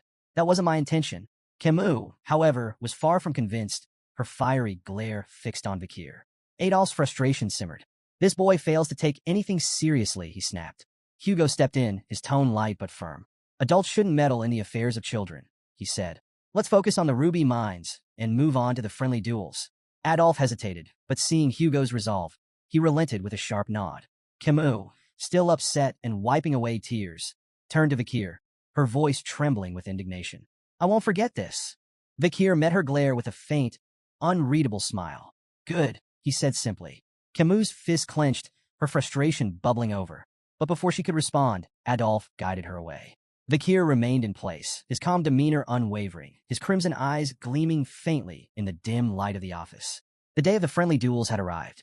Children from both the Baskerville and Morgs clans, aged 8 to 15, gathered in the grand arena to showcase their skills. The younger participants displayed theoretical techniques and mana sensitivity, while the older children engaged in live combat. Yet, this year, all eyes were on one match. Camus Morgs versus Vikir van Baskerville. Camus stood confidently in the arena, her fiery red hair catching the sunlight. She turned to Vikir, her expression sharp and determined. Get ready, she said firmly. I won't hold back. Without hesitation, Camus began casting a spell. Her intricate hand movements and the shimmering glow of mana captivated the audience. Spectators murmured in awe as her magical energy grew more intense. A voice in the crowd broke through the noise. Is she casting quadruspells? The exclamations turned to gasps of astonishment. Quadruspell casting, the ability to cast 4 spells simultaneously, was a feat that eluded even many adult mages. Seeing an 8-year-old achieve it left the audience awestruck. She really is the Morgs clan's genius mage, one spectator remarked. Exactly what we'd expect from someone like her. Camus unleashed a flurry of attacks, casting 4 powerful spells simultaneously. Fire, ice, wind, and earth magic surged toward Vikir with precision and force. But Vikir dodged effortlessly. His movements were fluid, almost casual. Shaking his head slightly, he spoke with a faint tone of criticism. Instead of showing off with flashy spells, maybe focus on mastering just one. Camus sneered. Her pride stung. Why do you even care? You're just an idiot who doesn't understand magic. With a swift incantation, she conjured a sand wall, a thick barrier of swirling grains, to separate them. But Vikir, unimpressed, broke through it with a single kick. The wall crumbled like paper, scattering in the wind. Camus froze, stunned. Is this the strength of someone who's bathed in the river Styx? Her mind raced, recalling the tales of the infamous Baskerville trial. But before she could regroup, Vikir moved in with lightning speed. Realizing too late that the attack was unavoidable, Camus shut her eyes, bracing for the blow. But it never came. When she opened her eyes, she found herself propelled backward. Not by a strike, but by a flick to her forehead. The sheer power of the flick sent her tumbling across the arena floor. On the sidelines, Adolphe stared in disbelief. A flick? That was just a flick. Camus winced, holding her forehead, her fiery demeanor shaken. Why did you flick me? Are you going easy on me? Vikir smiled faintly, tapping his own forehead. Maybe it's time to end this before things get out of hand. Camus' eyes watered with frustration, but she refused to yield. With a defiant shout, she cast another spell. This time, she conjured 2 sand walls, layered for extra protection. Try getting through this, she declared confidently. Vikir stood unbothered, considering walking around the walls entirely. But with a faint smirk, he decided to humor her. Drawing back his fist, he punched straight through both barriers. The sand wall shattered, leaving a clean hole in his wake. Camus froze, astonished, as Vikir stepped through the debris. As he approached her, Vikir mimicked a flicking motion with his hand. Whose arm crossed the wall? He asked, his tone calm and deliberate. Camus opened her mouth to respond, but before she could, Vikir answered for her with another flick to her forehead. The stronger one, he said simply. The force of the flick sent Camus sprawling to the ground again. Growling in frustration, she pushed herself up, her fiery glare fixed on Vikir. Still ready to fight, she snarled, I'm not done yet. Vikir sighed inwardly. Dealing with children is harder than I thought. I could end this in zero point 0.1 seconds if I wanted to, but that would just cause more problems. Dodging Camus' relentless spells with ease, Vikir's sharp gaze wandered to another part of the arena. Two contestants, a sword apprentice and a mage, were locked in a duel. The swordsman's precise, powerful strikes tore through the mage's spells. An idea sparked in Vikir's mind. They might be useful for this. Meanwhile, Camus' frustration boiled over. "Stop running away and fight me," she shouted, her voice trembling with anger. Vikir seized the opportunity, his tone calm but firm. "You might want to have a defensive spell ready." Camus blinked, momentarily confused by his sudden comment. Before she could process his warning, she noticed the mage behind Vikir preparing a large-scale attack. The intense glow of gathering mana filled the air. Adolf, observing from the sidelines, pieced together Vikir's plan. His voice rose in alarm. "Camus, watch out." The mage's spell erupted in a massive, fiery blast that engulfed the arena. Gasps and cries rippled through the audience as heat and blinding light consumed the battlefield. For a few tense moments, nothing was visible but flames and dust. In the chaos, Camus activated a defensive spell just in time, narrowly avoiding serious injury. But as the dust settled, she realized her clothes had been burned away by the flames. The crowd murmured in shock, their whispers growing louder. Camus froze. Tears welled up in her eyes as the horrifying reality sank in. She had been exposed in front of the entire audience. Her hands trembled as she tried to cover herself, humiliation washing over her. She heard her uncle Adolf calling her name, his voice filled with worry. How could this happen? She thought, her shame overwhelming. As the smoke began to clear, Vikir stepped forward. His calm figure emerged from the dissipating dust, unscathed and composed. The audience fell silent, their attention fixed on him. Vikir approached Camus, shrugging off his jacket as he reached her. To the crowd's surprise, he draped it over her shoulders. "You'll need this," he said simply, his voice steady. Camus stared at him in shock, her face flushed. "But you'll be exposed if you give me your only jacket." Vikir brushed off her concern with a faint smile, his tone light but resolute. "It doesn't matter." Camus, still reeling from the chaos, struggled to understand why her supposed rival would offer her kindness. Her confusion deepened when she noticed a thin line of blood trailing down Vikir's arm. "You're hurt," she said, pointing at the wound. Vikir glanced down, momentarily surprised. He hadn't expected his body, strengthened by the river Styx, to be scratched. Examining the cut more closely, he realized the swordsman's blade in the adjacent duel must have carried lingering aura. As the dust fully settled, the scene came into focus for the audience. Camus sat on the ground, wrapped in Vikir's jacket, her fiery demeanor momentarily subdued. Beside her stood Vikir, his shirtless figure revealing a small but noticeable wound on his arm. The crowd murmured in awe, their gazes drawn to Vikir's impressive physique. Despite his young age, his toned muscles and disciplined build stood as a testament to the brutal training of a Baskerville hound. Among the spectators, admiration for Vikir was growing. But for Camus, the situation was more complicated. Her cheeks burned with a faint blush as her gaze kept drifting toward Vikir. "Why am I feeling like this?" she wondered, her earlier anger replaced by an unfamiliar sensation. Even as her uncle Adolf pulled her into a protective hug, her thoughts remained on Vikir. Later, Vikir walked alongside Hugo down a dimly lit hallway, breaking the silence. Hugo's voice was calm but probing. "How was the battle with the Morg's girls?" Vikir answered thoughtfully. "It was interesting. I learned the purpose of the event once again." Hugo nodded slightly. "A battle with a mage is different from a duel between swordsmen. Why didn't you go for a decisive blow?" Vikir hesitated before admitting. "I wasn't sure how to handle a lady in battle." Hugo's expression hardened. "Letting your guard down will only lead to injury. Take this scratch as a lesson." The unexpected concern in Hugo's tone gave Vikir pause. This isn't the Hugo I remember, Vikir thought. The Hugo he knew had been strict, cold, and brutal, his emotions as unyielding as stone.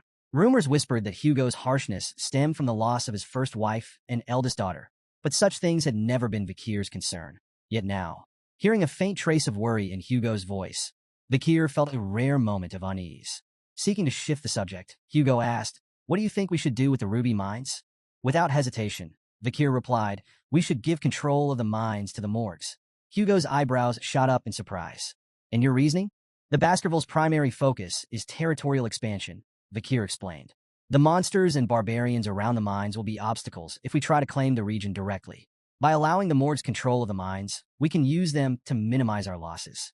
Their presence will draw the threats into that area, allowing us to handle everything at once." Hugo listened carefully, his sharp mind processing Vikir's words. Slowly, a smile spread across his face. Interesting, he said. Once the Mords assign a large number of people to the mines, we'll push the monsters and barbarians into that region. The ruby veins will be soaked in their blood, and the Mords will think twice before stepping onto our land again. Placing a hand on Vikir's head, Hugo said, "Your idea aligns with about 90% of what I had in mind." Impressive. Vikir accepted the praise silently, his expression composed. Inside, he mused on the irony. This plan was originally Hugo's idea. Vikir had carried it out on his orders in his previous life. Now, seeing it unfold from this perspective brought an odd sense of satisfaction. To conclude, Vikir added, "We should keep a close eye on the Mord's movements." Hugo dismissed the concern with a wave of his hand. "There's no need. I've already increased the number of hounds scouting the area." Vikir nodded, choosing to keep his thoughts to himself. As they continued walking, a familiar voice rang out behind them, stopping them in their tracks. "Hugo, I have something to discuss before I leave." Turning toward the source, they saw Adolf approaching, his expression serious. Hugo nodded, gesturing toward a nearby room. "Let's talk." Once seated, Hugo leaned back in his chair. "What is it you want to discuss?" Adolf wasted no time. "I think it's time to resolve the issues surrounding the ruby mines peacefully," he began. Hugo raised an eyebrow. "Peacefully?" Adolf continued. "We could implement usage fees, but I have another suggestion, an engagement between the Morgs and Baskerville children." As the two patriarchs discussed the potential union, Camus sat nearby. Her gaze occasionally drifted toward Vikir, her cheeks faintly flushed. Hugo noticed this, leaning forward with subtle interest. "Which children do you have in mind?" he asked.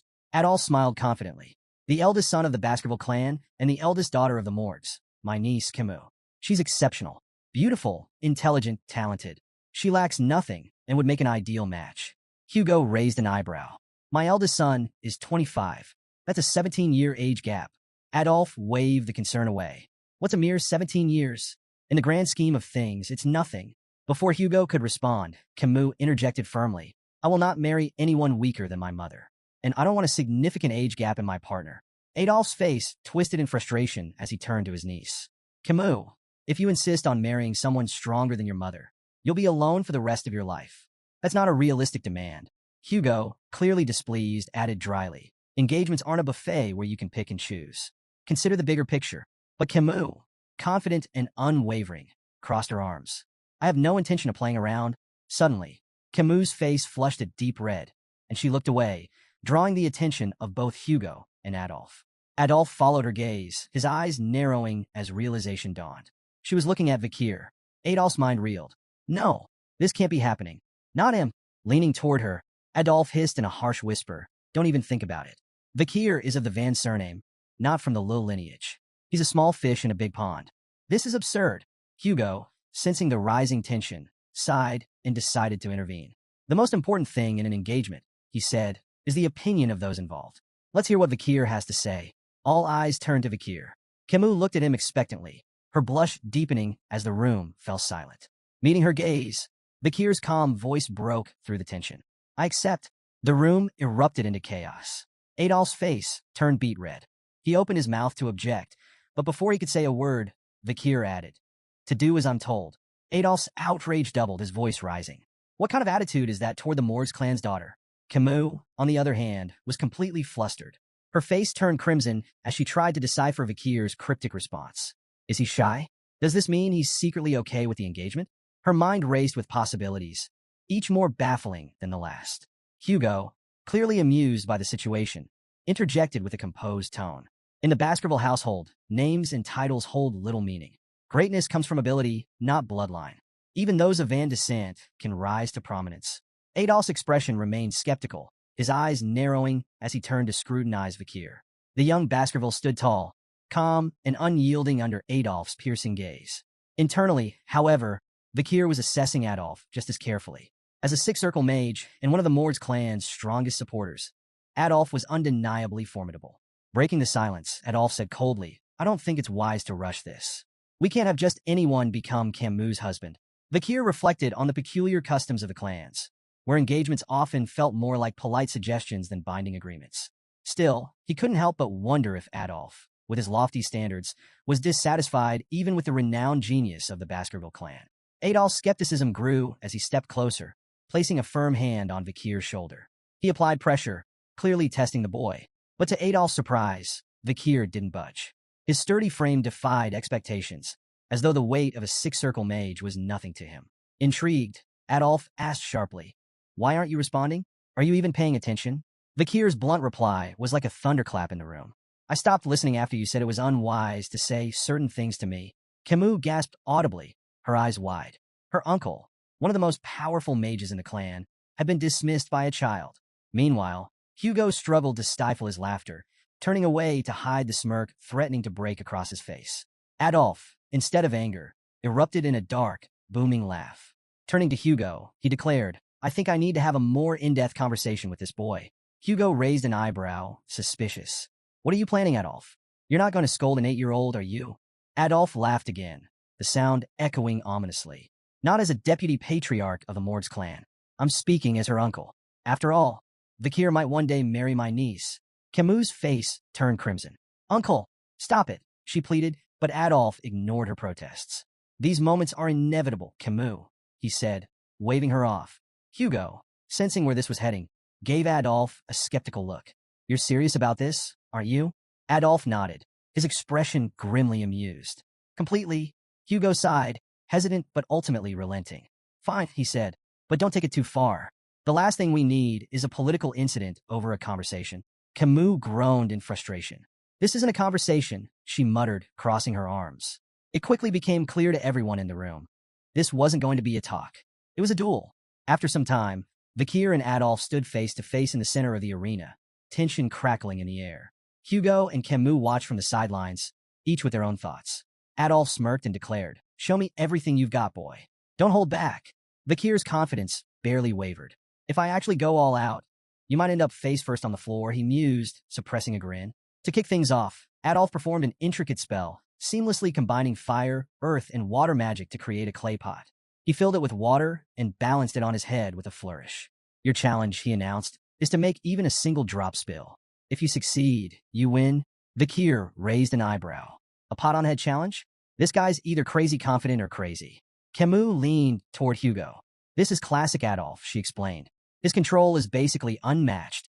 Vikir analyzed the setup. Charging straight at Adolf might not work, but it'd give him valuable intel. Without hesitation, he lunged forward, sword in hand, aiming directly for his opponent. "Vikir, no!" Camus cried, horrified by his reckless approach. Adolf didn't flinch. He raised a hand, casting a shimmering barrier that effortlessly absorbed Vikir's strike. "Rookie mistake," Adolf said smugly, glancing at Camus. "Why are you helping him? Shield magic makes swordsmen like him obsolete." Vikir clicked his tongue, frustrated but unfazed. Adolf, clearly enjoying himself, launched a series of flashy spells. Fireballs, wind blades, and earth spikes flew toward Vikir, but he dodged them all with cat-like agility. From the sidelines, Camus seethed. "He never used this much magic against me," she shouted. Adolf turned to her, feigning betrayal. "Et2, Camus? My own niece, rooting for the enemy." He returned his gaze to Vikir, playful menace gleaming in his eyes. "You'll pay for that." Hugo stayed quiet, watching intently. Vikir's movements were sharp, his strikes precise. "Let's see how far he can push Adolf," Hugo murmured to himself. Vikir observed Adolf's techniques closely, replaying memories from his past life and adapting them to his current form. Adolf bragged, "No sword can break my shield." But cracks began to form as Vikir struck the same spot over and over, his attacks like a perfectly tuned machine. Adolf's smug grin faltered. Persistent little, before he could finish, Vikir's sword shattered. Adolf immediately regained his composure. "Amateur mistake," he taunted. "You ignored your weapon's durability." But the air shifted.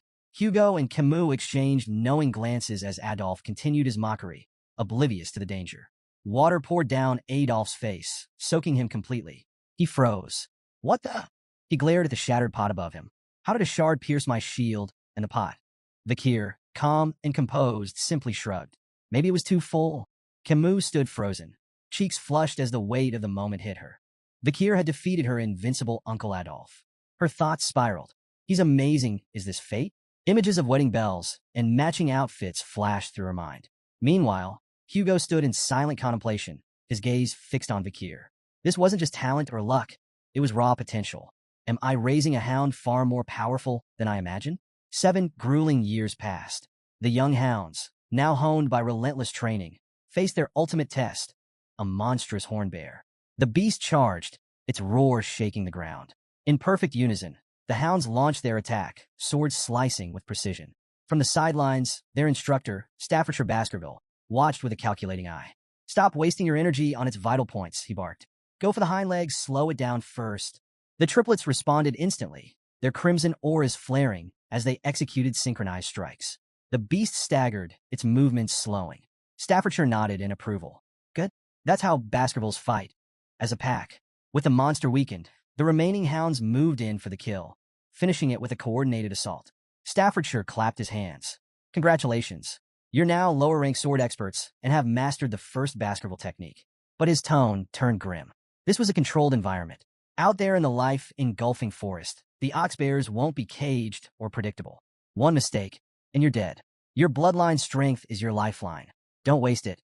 His words hung heavy in the air as the young hounds absorbed the harsh truth. Their 7-year training had officially ended, but their journey was only beginning. The newly minted hounds buzzed with excitement, discussing their futures. 2 of them debated their preferences for the Baskerville clan's 7 night orders. "I'm all about the Wolfhound order," the first said, puffing his chest. "Guarding the Patriarch? That's peak prestige. Wolfhound's cool," the second replied, "but I'm eyeing the Doberman, Pitbull, and Rottweiler orders. Assassination and all-out warfare? Now that's my vibe." Their banter shifted to a figure sitting atop the massive carcass of a slain oxbear, Vikir. "Who's that?" the second asked, intrigued. The first gestured toward Vikir. "That's the Vikir. Took down an oxbear twice the size of ours." He leaned closer, voice filled with awe. "He's already a high-level sword expert and mastered the third Baskerville technique. He's on par with the Shadow Hounds." Sitting on the slain beast, Vikir stared into the distance, lost in thought. His progress had been substantial. He'd reached the 5th Baskerville technique and graduated as an intermediate-rank swordsman. But to him, it felt agonizingly slow. 7 years, and still, I'm far from where I need to be. His brooding was interrupted by the arrival of Barrymore, the head butler. "Master Vikir," Barrymore said with a bow, "the Patriarch requests your presence. Your assignment has been decided." Vikir rose, his expression unreadable. "All right," he replied, sheathing his sword. The time for training was over. A new chapter awaited. Vikir stepped into the Patriarch's office, greeted by Hugo's signature grunt. His sharp eyes immediately caught a small cut on Hugo's nose. "Rough fight?" Vikir asked, curious. Hugo smirked. "Barbarians in a life-engulfing forest. Outmatched by an archer," he admitted, before adding with a satisfied grin. "But I left her a matching souvenir." After a brief silence, Hugo congratulated Vikir on his graduation, but his tone carried an edge. "Things will only get tougher from here," he warned. Vikir's mind wandered.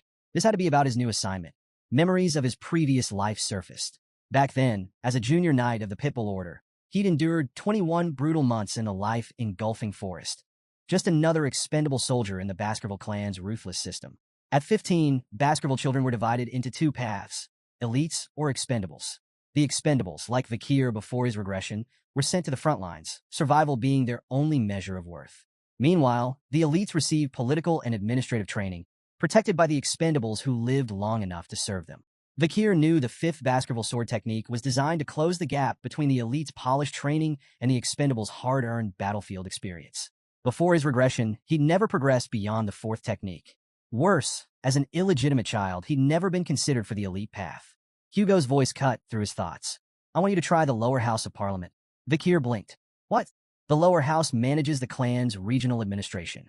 Law enforcement, infrastructure, economic oversight, it's politics and pragmatism combined. Far from the battlefield." The idea shocked Vikir. Hugo, the patriarch of the Baskerville clan, was offering an illegitimate son an elite position? It felt like a cruel joke. As if reading his thoughts, Hugo leaned back. "Your achievements by 10 surpassed our so-called geniuses. You've earned this." Vikir listened as Hugo explained his role. Deputy Consul of Underdog City, a city notorious for its challenges. Both the consul and deputy consul positions were vacant, leaving Vikir with a clean slate. "Do you want it?" Hugo asked. After a moment's consideration, Vikir nodded. "I'll take it." Before the conversation could end, Vikir shifted topics. About the Mords clan and the Ruby Mines, Hugo's lips twitched, clearly aware. "Outmaneuvered Adolph Morgs, didn't you?" Vikir nodded and made a bold request. To borrow his reward from the incident. The head butler froze, his shock evident. But Hugo didn't flinch. Stamping a document, he handed it over. "Don't make me regret this." "I won't," Vikir said firmly, though his stomach churned at the sound of Hugo's final words. "Good luck, son." The word hit like a thunderclap. Before his regression, Hugo would never have called him son. As Vikir and the head butler walked down the hallway, the butler's grave tone broke the silence. Master Hugo holds you in high regard. Assigning a consulship before a battle posting, unprecedented. It's part of the disciplines of kingship. His words implied that Hugo was grooming Vikir for far greater responsibilities. Vikir, however, wasn't one to bask in praise. He knew this appointment wasn't a reward but a challenge. This was a chance to sharpen his skills in a less dangerous environment. Even so, memories of his past life refused to let him relax. The cold sensation of the guillotine's blade haunted him. That vivid memory fueled his resolve. Someday, Hugo La Baskerville would feel the same icy despair. Meanwhile, in Underdog City, a bustling villa buzzed with activity. A bald man barked orders at two workers. The villa must be spotless by tomorrow. The new deputy consul arrives then. One worker, wiping sweat from his brow, muttered, "I hope he knows business." His companion snorted. "Business? The guy's only 15. Their speculation was interrupted by a boy approaching the villa. Mistaking him for a servant's child, one worker placed a hand on his shoulder. "Hey kid, whose son are you?" The boy's glare was icy. "Remove your hand." The workers exchanged glances, taken aback, as the boy produced a document. "I'm Vikir van Baskerville," he announced coolly, "your new deputy consul." The men stood dumbfounded, their eyes darting between Vikir and the papers. One finally stammered, "But you're early." Ignoring their confusion, Vikir strode inside, issuing his first order. "Prepare food and drinks. We're hosting a party tonight." By nightfall, the villa was a whirlwind of celebration. Nobles mingled, tables groaned under feasts, and laughter echoed through the halls. Yet not everyone was in a festive mood. Chihuahua Baskerville, the general secretary of Underdog City, was pacing in his office. From his window, he could see the lavish party raging below. His fists clenched. "Unbelievable," he muttered. The city was already reeling from corrupt officials, and every deputy consul before Vikir had been sacked for bribe-taking. Now, the new appointee, just a kid, was throwing a party on his first day? Chihuahua's indignation turned to alarm as he suddenly felt a presence behind him. "Are you the general secretary?" Chihuahua whirled around, nearly tripping over himself. Standing in the shadows, calm and composed, was Vikir. Yes, that's me," Chihuahua stammered, trying to regain his composure. Vikir stepped into the light, his piercing gaze unsettling. "Vikir van Baskerville, your new deputy consul." Chihuahua swallowed nervously, but managed to introduce himself. Vikir repeated his name thoughtfully, his sharp eyes narrowing slightly. "No middle name?" Vikir mused aloud, his tone light yet pointed. Chihuahua braced for ridicule. In Baskerville hierarchy, a missing middle name marked one as an outsider, an employee, not family. He had endured years of discrimination because of it. When Vikir placed a hand on his shoulder and said, "Nice," he flinched internally, expecting sarcasm. Instead, Vikir's tone was calm. "I reviewed your background on the way here. Born and raised in Underdog City, right? You've done well. I won't interfere with how you manage things." Chihuahua blinked, his confusion palpable. "Okay," he muttered, unsure if this was a genuine compliment or some strange new form of harassment. Vikir's tone shifted, growing more serious. "Your management of the personal law system is commendable, but the judicial system here is another matter. The problem isn't just illegal businesses. It's that the underground economy has more power than the law." Chihuahua hesitated before replying. "So, shut down the illegal businesses? That won't be enough," Vikir countered. "The heads of these operations need to be removed. And to do that, we need a new law." "A new law?" Chihuahua repeated, startled. Vikir nodded. "Within a week, the underground economy will be in shambles. But I need a cause, something to justify creating and enforcing this law." Chihuahua furrowed his brow. "Why do you need a cause? Isn't it enough to act against illegal businesses?" Vikir smirked, his gaze sharp. "I'm a 15-year-old deputy consul. Without a strong performance, I'm just a kid with a fancy title. This isn't about acting. It's about proving I can win."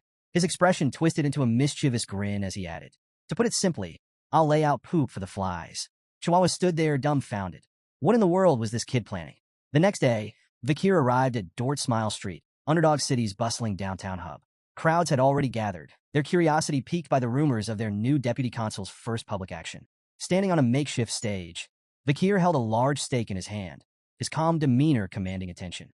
Chihuahua and the other officials stood nearby, exchanging puzzled glances. Since dawn, Vikir had been on that stage, silently biding his time. Finally, he stepped forward and introduced himself. "I am Vikir van Baskerville, your new deputy consul." The crowd buzzed with surprise, their whispers swelling like a tide. Many found it hard to believe that someone so young could hold such a high position. While a few onlookers murmured that Vikir was cute, Most questioned what someone his age could possibly achieve. Undeterred, Vikir raised his voice, addressing the crowd with confidence. He reminded them of the Baskerville family's long-standing laws, unwavering and as strict as ever, regardless of who held office. But skepticism was thick in the air. Doubts about his age, ability, and resolve rippled through the crowd. Some muttered bitterly about the corruption of past officials, assuming Vikir would inevitably fall into the same trap. Standing beside him, Chihuahua clenched his fists. Unable to stay silent, he snapped at the crowd, demanding respect for the new deputy consul. His sharp tone momentarily hushed the murmurs, though many still whispered that Chihuahua seemed better suited for the role than the boy standing on the stage. Then, Vikir acted. With a display of raw strength, he hoisted the large stake high above his head. In one powerful motion, he drove it into the ground with such force that the earth seemed to tremble. Gasps spread through the audience, their skepticism giving way to astonishment. Before the awe could fade, Vikir made his move. Standing tall, he declared the introduction of a new decree, the Vikir Special Law. The first provision, he announced, his voice carrying over the crowd, is simple. Anyone who pulls this stake from the ground will be rewarded with 100 million gold, personally paid by me. The crowd erupted in disbelief. 100 million? They shouted, their voices blending into a chaotic cacophony of awe and doubt. Could it really be that simple? Could pulling out a stake make someone unimaginably rich? Yet, despite the excitement, no one stepped forward. Vikir's sharp eyes scanned the hesitant faces, his gaze daring someone to take the challenge. What's wrong? He taunted. Does no one have the guts to try? When the silence persisted, he smirked and raised the stakes, literally. Paragraph 1, Article 2, he declared. The prize is now 1 billion gold to the person who pulls out this stake. Gasps of shock rippled through the crowd. 1 billion gold was beyond anyone's wildest imagination, a life-changing fortune. The murmurs turned feverish as the audience grappled with the sheer magnitude of the reward. Amid the tension, a loud, mocking laugh cut through the noise. An overweight man lumbered forward, his face twisted in disdain. What is this nonsense? Do you take us for fools? He barked.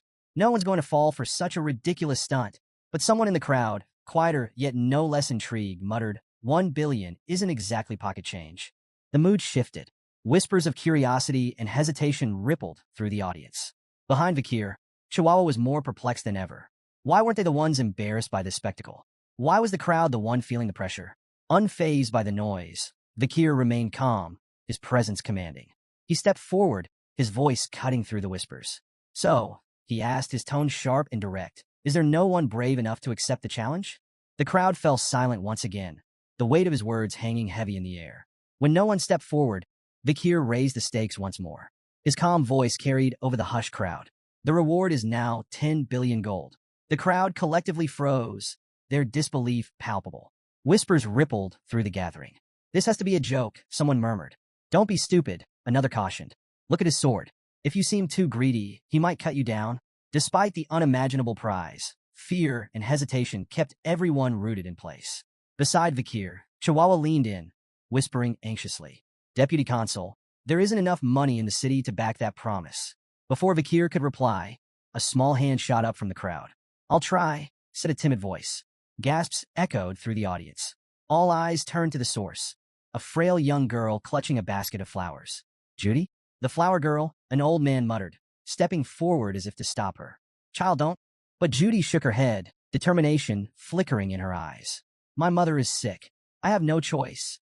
The crowd whispered in astonishment as she approached the stage, her movements hesitant yet resolute. Standing before the massive stake, Judy glanced nervously at Vikir, who towered over her with an unreadable expression. Vikir spoke a single word, pull. His voice was calm, devoid of any hint of mockery or encouragement. Judy couldn't tell if he was serious or testing her. With trembling hands, she wrapped her fingers around the stake. Taking a deep breath, she pulled with all her strength. To everyone's shock, the stake slid out effortlessly, as though it had been planted in sand. A stunned silence fell over the crowd. Mouths hung open, eyes wide in disbelief. How could a frail little girl succeed where no one else dared to try? Judy stared at the stake in her hands, unsure of what to do next. She glanced nervously at Vikir, her heart racing when she saw him reach for his sword. Tears welled up in her eyes as she thought of her sick mother and the consequences of her boldness. But instead of cold steel, something warm and heavy landed in her hands.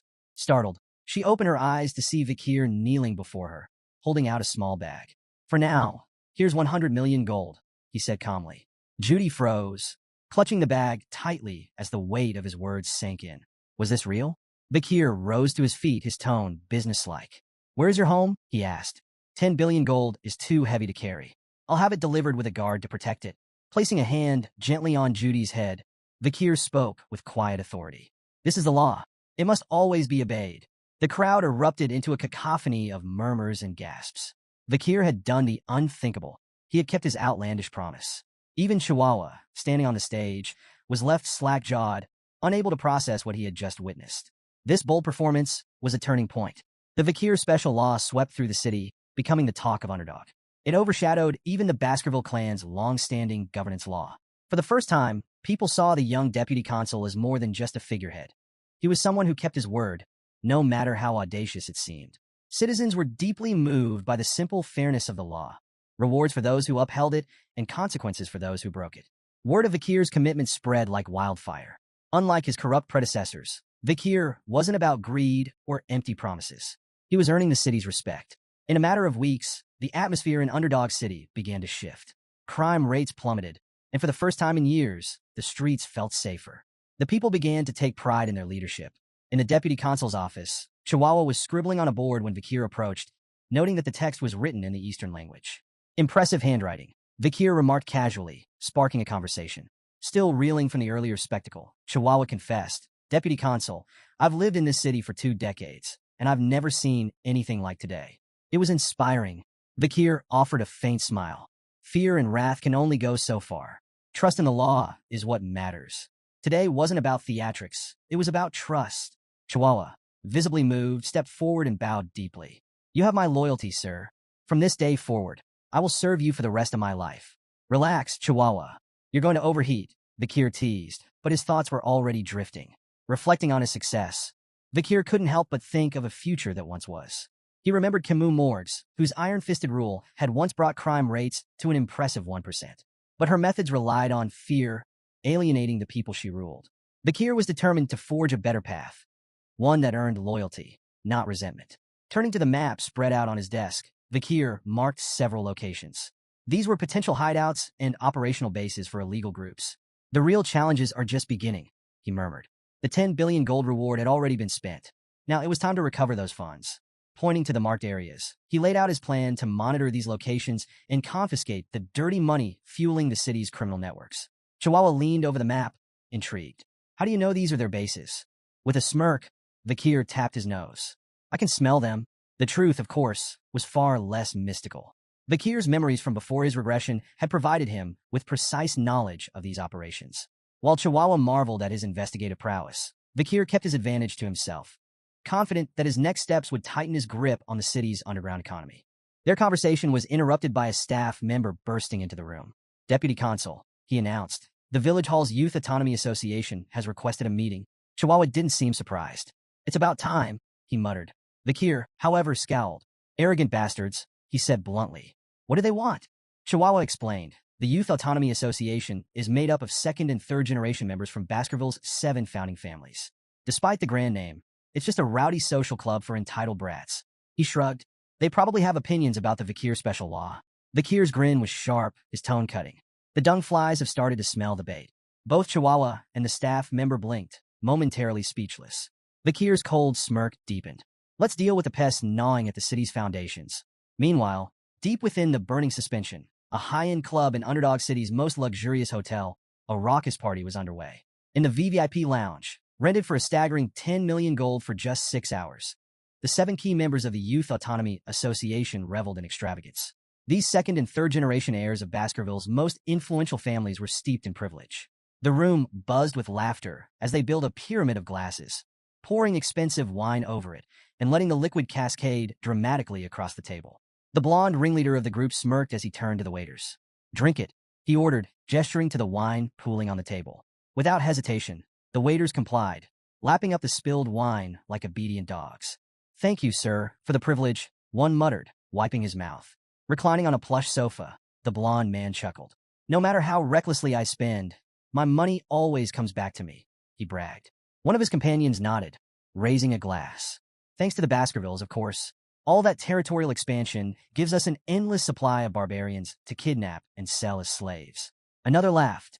The Baskervilles' ambitions are a blessing. They're like our personal hunting dogs, always there to protect us. Protect us, the blonde man scoffed. They're just sword-wielding idiots we can manipulate. Leaning forward, he added with a grin, remember when we orchestrated that conflict between the Mesamadrano and Baskerville clans? The Baskervilles wiped them out without even realizing they'd been played. The group burst into laughter, toasting their cleverness. As the laughter died down, one of them brought up the new deputy consul. What about this Vikir van Baskerville? The blonde man sneered.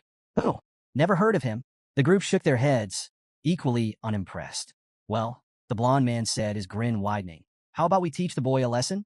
We'll invite him to a lavish party, ply him with expensive drinks and women, and then stick him with the bill. The group roared with laughter at the thought. Think about it, the blonde continued.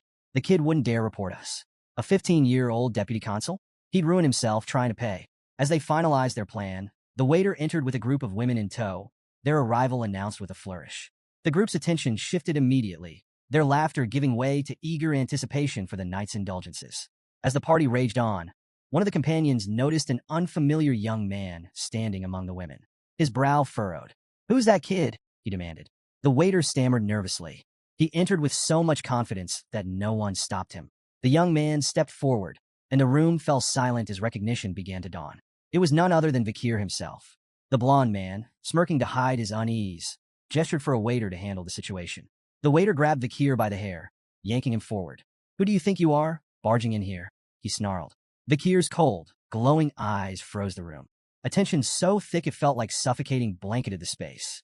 Without a word, Vikir twisted the waiter's arm at an unnatural angle, eliciting a howl of pain that sent shivers through the group. The companions froze, staring in disbelief as Vikir calmly stepped forward. One of them, his voice shaking, stammered, Deputy Consul Vikir? Why are you here? Vikir's reply was short and cutting. You invited me. The blonde man forced a laugh, his tone overly jovial. Well, isn't this incredible? The Deputy Consul has graced our humble party. What an honor. Vikir didn't respond. He sat silently, his sharp gaze scanning the room as the blonde man leaned in to whisper to a companion. Their hushed tones weren't subtle enough to escape Vikir's trained ears. Let's move ahead with the plan, the blonde man murmured. Keep him here, and when it's over, stick him with the bill. The companion smirked. Let's see if he even tries to fight it. Vikir's patience snapped, slamming his hand down on the table. The entire surface exploded with a deafening crack, sending glass, drinks, and the champagne tower crashing to the floor. The room descended into chaos as the stunned partygoers struggled to process what had just happened. The blonde man's eyes widened in shock. He stared at the shattered remnants of the table, his mind racing. Did he use mana for that? The realization hit him like a blow. Vikir wasn't just a child. He was a trained Baskerville, one of the most dangerous warriors in the territory. One companion, trembling, whispered angrily, "We underestimated him." The blonde man snapped back, "Do something." But the companion shook his head, visibly terrified. "We don't stand a chance." Vikir leaned forward, his hand landing heavily on the shoulder of one of the companions. The man froze under his icy gaze, panic flooding his features. "Well, we'll pay for the drinks ourselves," the man blurted out desperately. Vikir's expression darkened. "Were you planning to make me pay for everything?" His voice was cold, each word a dagger of accusation. The companion's face shifted from panic to regret, realizing the depth of their mistake. Another companion nervously laughed, trying to diffuse the tension. Who would even dare think of doing something so ridiculous? The blonde man forced an awkward laugh, jumping in. "It's all a misunderstanding. We were just testing you, to see if you're strong enough to resist the city's corruption." "Exactly," another chimed in hastily. "And it looks like you've passed. You're just the kind of leader Underdog City needs." Vikir's piercing gaze silenced their excuses. Without warning, he lunged at the man sitting closest to him. In one swift motion, his palm struck the man's stomach with a claw-like grip, driving him backward with devastating force. The man gasped in pain as Vikir leaned in, his voice low but firm. "An owner can test their dog," he said coldly, "but a dog should never test its owner. Ever." The room plunged into an uneasy silence as Vikir's icy gaze swept across the group. His voice was calm, but razor-sharp. "Have you grown so complacent with your wealth and power that my actions don't move you?" His eyes narrowed. "You have no idea what real fear looks like." Without hesitation, he threw the man beneath his grip to the ground and stomped on his face. The sickening crunch reverberated through the room. Vikir straightened and looked back at the others. "Do you even know why I'm doing this? If not, perhaps you all need the same lesson." The blonde man's face turned deathly pale. Stammering, he insisted, We understand perfectly. There's no need for more." Vikir's expression darkened. If you really understood, you'd already know what's coming next.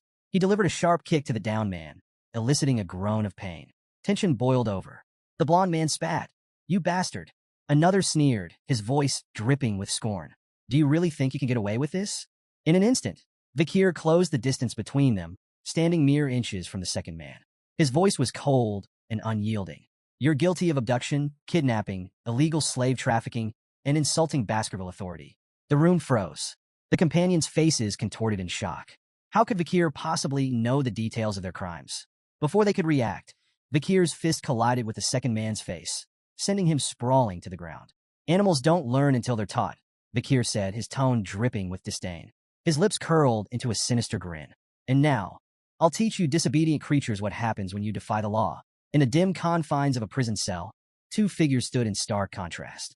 Vikir, calm and composed, regarded the scene with indifference, while General Secretary Chihuahua looked visibly shaken. Before them, the blond man, his face swollen and bloodied, screamed profanities. His voice echoed harshly off the stone walls. "You think this ends here?" The blond man snarled, venom in his tone. "The moment I'm out of here, I'll have both of your heads on spikes. My father will never forgive this." Chihuahua, unnerved by the outburst, turned to Vikir. "Deputy Consul," he began cautiously, "did you really have to go this far?" Vikir glanced at him, his faint smirk betraying no remorse. "Do you think I overdid it?" Chihuahua's response was emphatic. "Yes. Look at him. He's barely human anymore. You've turned him into a meat bag." Vikir's smile didn't waver. He strode toward the cell, his voice calm but laced with menace. This is nothing. I haven't even started." Chihuahua's unease deepened. "What are you planning?" he asked, his tone wary. Vikir's response was chilling. "I'm going to purge all the corrupt civil servants who've twisted the Baskerville system into something monstrous." He gestured toward the prisoners behind the bars. "Look at them, arrogant smug. They've trampled the clan's authority for far too long. This is what happens when education is neglected." The blond man and his companions, finally grasping the severity of their situation, dropped their bravado. Desperation etched their faces as they begged for mercy, offering Vikir anything he wanted in exchange for their lives. Chihuahua, ever the pragmatist, voiced his concern. "You do realize their families won't sit quietly, right? They may be cowards, but they're bold enough to retaliate if pushed too far. This could spiral out of control." Vikir's confident smile didn't waver as he reassured Chihuahua. "These men are deeply tied to the criminal underworld of Underdog City," he explained. "Their families are just as complicit. None of them would dare raise a complaint. They'd be incriminating themselves." Chihuahua wasn't convinced. "But what about evidence? Without proof, this could blow up in our faces." Vikir's reply was calm and cryptic. "I have ways of finding evidence. And if none exists," he let his words linger before finishing, "I'll create it." Despite his composed demeanor, Vikir's mind was racing with calculations. He wasn't concerned about backlash. The world was shifting, and soon he'd either be sent to battle or depart for the academy. Either way, time was on his side. Standing before the prisoners, Vikir's voice turned icy, each word deliberate and cutting. Human trafficking, kidnapping, bribery, blackmail, assault through intermediaries, murder. The crimes fell from his lips like hammer blows in the stifling silence of the cell. The blond man's desperation mounted. "Where's your proof?" he demanded, his voice cracking. Vikir smirked.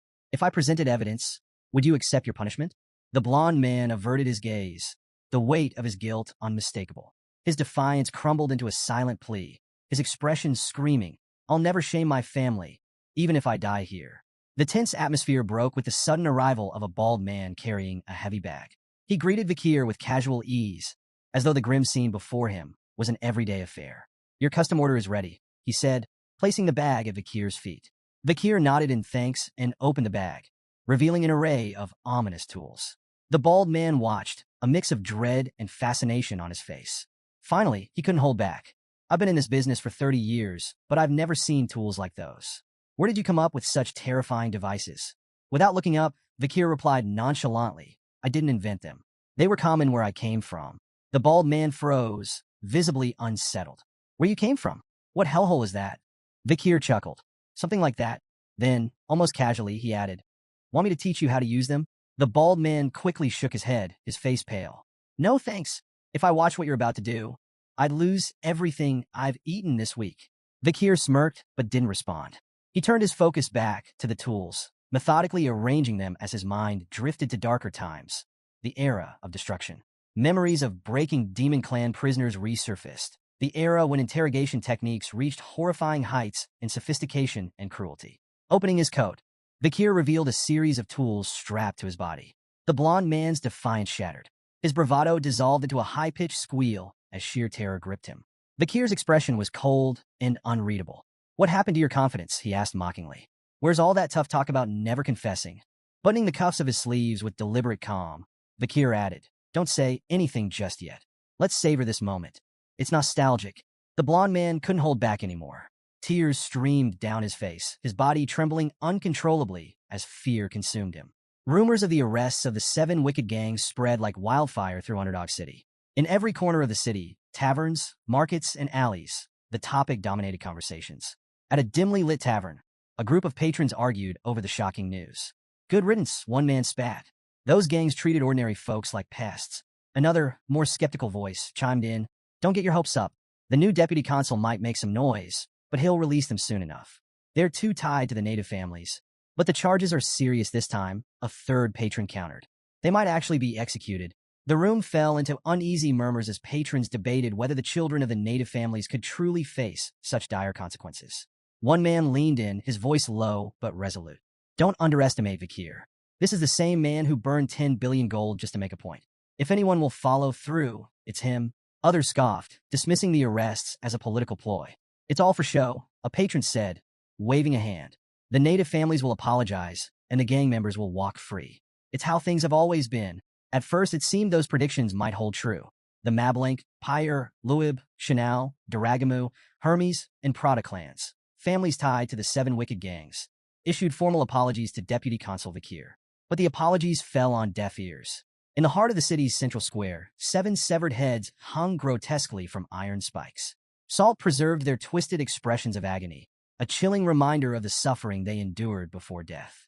Above the heads, a public notice detailed their crimes and punishments under the Baskerville Family Autonomy Constitution, a set of laws infamous for its strict and unforgiving penalties. Clause 1. Banning illegal brothels. Punishment: tattooing the word sex across the criminal's face. Clause 2. Banning illegal gambling.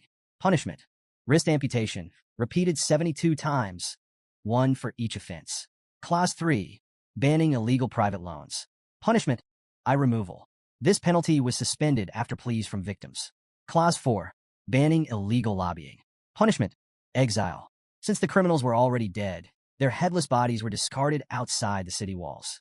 The crowd stood frozen, staring in silent horror at the grisly display. The severed heads of the 7 wicked gangs and the brutal enforcement of the laws left the city in shock. In his office, Vakir addressed Chihuahua, who was visibly shaken. "There's no need to look so surprised," Vakir said, his tone cold. "These laws have always existed. The only difference is that this is the first time the so-called native families are facing the consequences." Chihuahua swallowed hard, struggling to process what had just unfolded.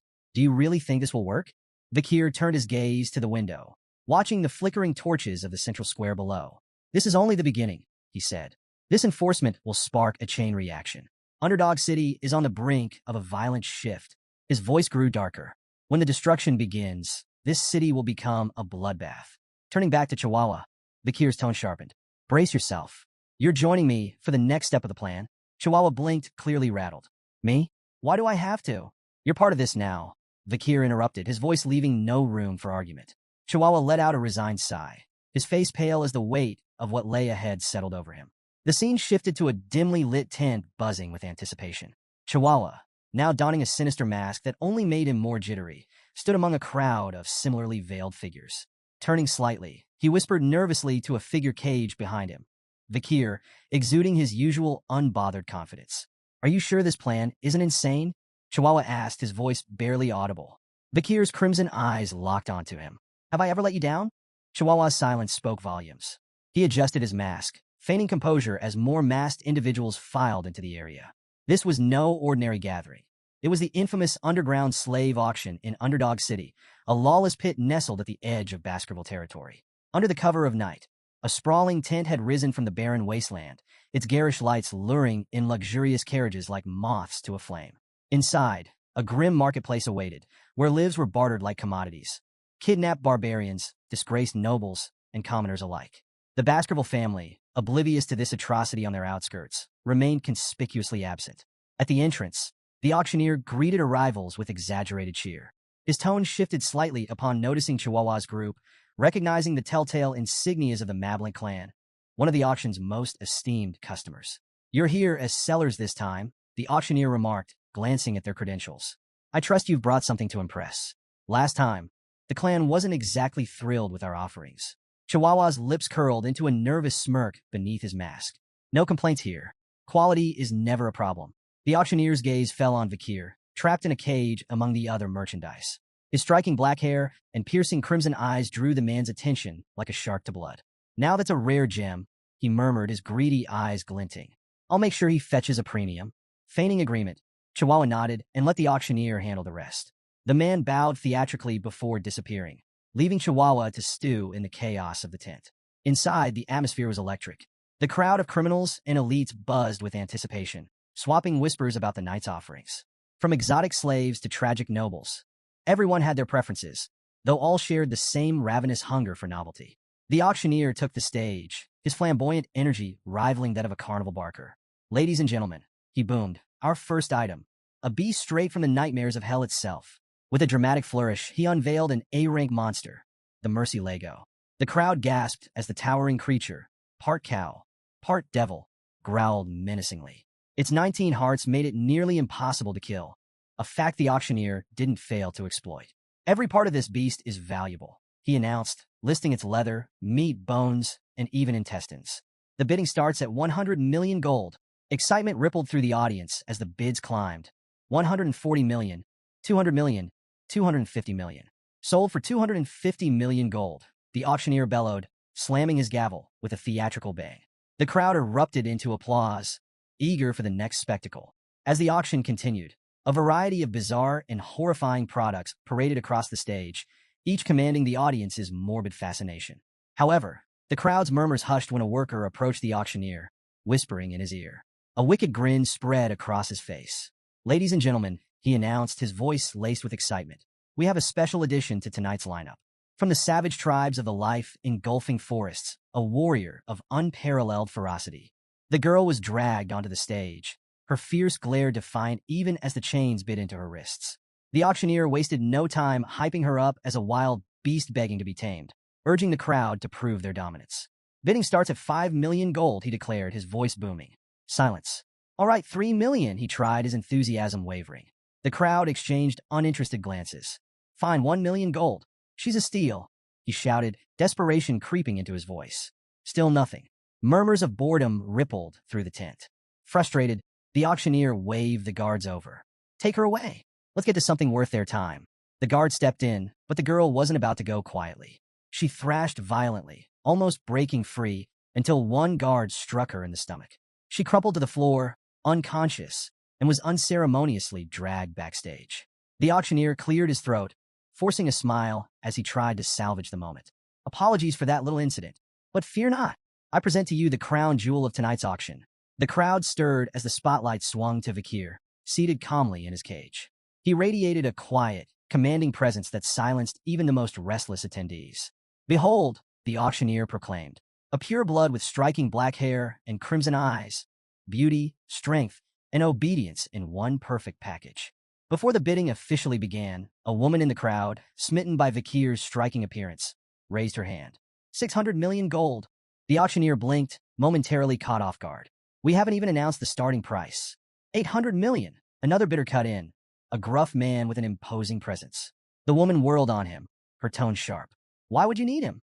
The man smirked. "I'll make him a gladiator. He'll be worth twice the price by the time I'm done." The two traded barbs as the bids climbed rapidly. 900 million, 1 billion. The tent buzzed with energy until a new contender, masked and silent, raised their plate. Number 99. 6 billion gold. The masked bidder said coolly, silencing the room in an instant. Gasps rippled through the crowd. Someone whispered, "That's Baron Gambino. He's swimming in money after taking over the underground funds from the granary." While the audience admired the Baron's bold move, his attendant leaned in, her tone cautious. "That's a dangerous sum for a slave. You'll only profit if he stays unscathed." The Baron shot her a withering glare. "I saved you from the streets, and this is how you repay me? Keep your mouth shut." The auctioneer slammed his gavel. "Sold. To customer 99 for 6 billion gold." Guards hauled Vakir from the cage, presenting him to Baron Gambino. Up close, Vikir's presence was even more intimidating, his crimson eyes practically daring the Baron to test him. "You're mine now," Gambino said, a twisted grin spreading across his face. "But don't worry, I'm not a bad guy." Vikir's stoic expression didn't falter, though the Baron's lecherous tone was enough to make the air in the room feel heavy. "Relax," Gambino purred. "I'll find all sorts of ways to enjoy you." If looks could kill, Vikir's glare would have struck him down on the spot. Vikir raised his bound hands toward the Baron, a subtle smirk playing on his lips. The Baron blinked, misinterpreting the gesture. "Oh, do you want me to unlock those for you?" Before the Baron could finish his sentence, Vikir's wrists tensed, and the cuffs snapped apart with a metallic crack that echoed through the room. "What?" The Baron sputtered, eyes wide. Vikir wasted no time. He delivered a thunderous kick to the Baron's chest, sending him sprawling across the floor like a discarded rag doll. Gambino's attendant, Cindy, froze in shock as the Baron writhed on the ground, gasping for air. Striding over, Vikir grabbed the Baron by the back of his collar, lifting him like a sack of grain. "Let's play a game," Vikir said, his voice calm, yet icy. "It's called Spear and Shield. I'm the spear. You're the shield. Let's see how long you last." With that, he slammed the Baron into the floor with bone-crunching force. Gambino screamed, flailing and calling out, "Cindy, do something."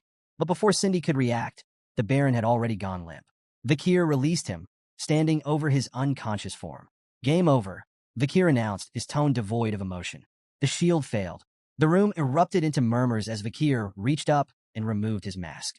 Gasps rippled through the crowd as his identity was revealed. "Vikir van Baskerville," someone exclaimed in disbelief. Cindy stumbled back, her face pale. "A Baskerville here?" Vikir ignored her and crouched near the Baron's crumpled body, inspecting him with cold detachment. "Is he dead?" he asked flatly, as if the answer barely mattered. The crowd broke into whispers. "If he's here, then who's the new deputy consul of Underdog City? Why would a Baskerville hound come to this auction?" Amid the chaos, Chihuahua stood in the shadows, his heart pounding. He stared at Vikir, trying to make sense of what he had just witnessed. This isn't just an incident anymore, he thought, his mind racing. It's a catastrophe. Vikir straightened, surveying the tent with a chilling smile. "A circus," he muttered, his crimson eyes gleaming with menace. "That's what this place is. But don't expect the clowns to survive the show." Tension gripped the room. Vikir stood unarmed at the center, surrounded by a sea of guards. The crowd held its collective breath, unsure if they were about to witness a miracle or a massacre.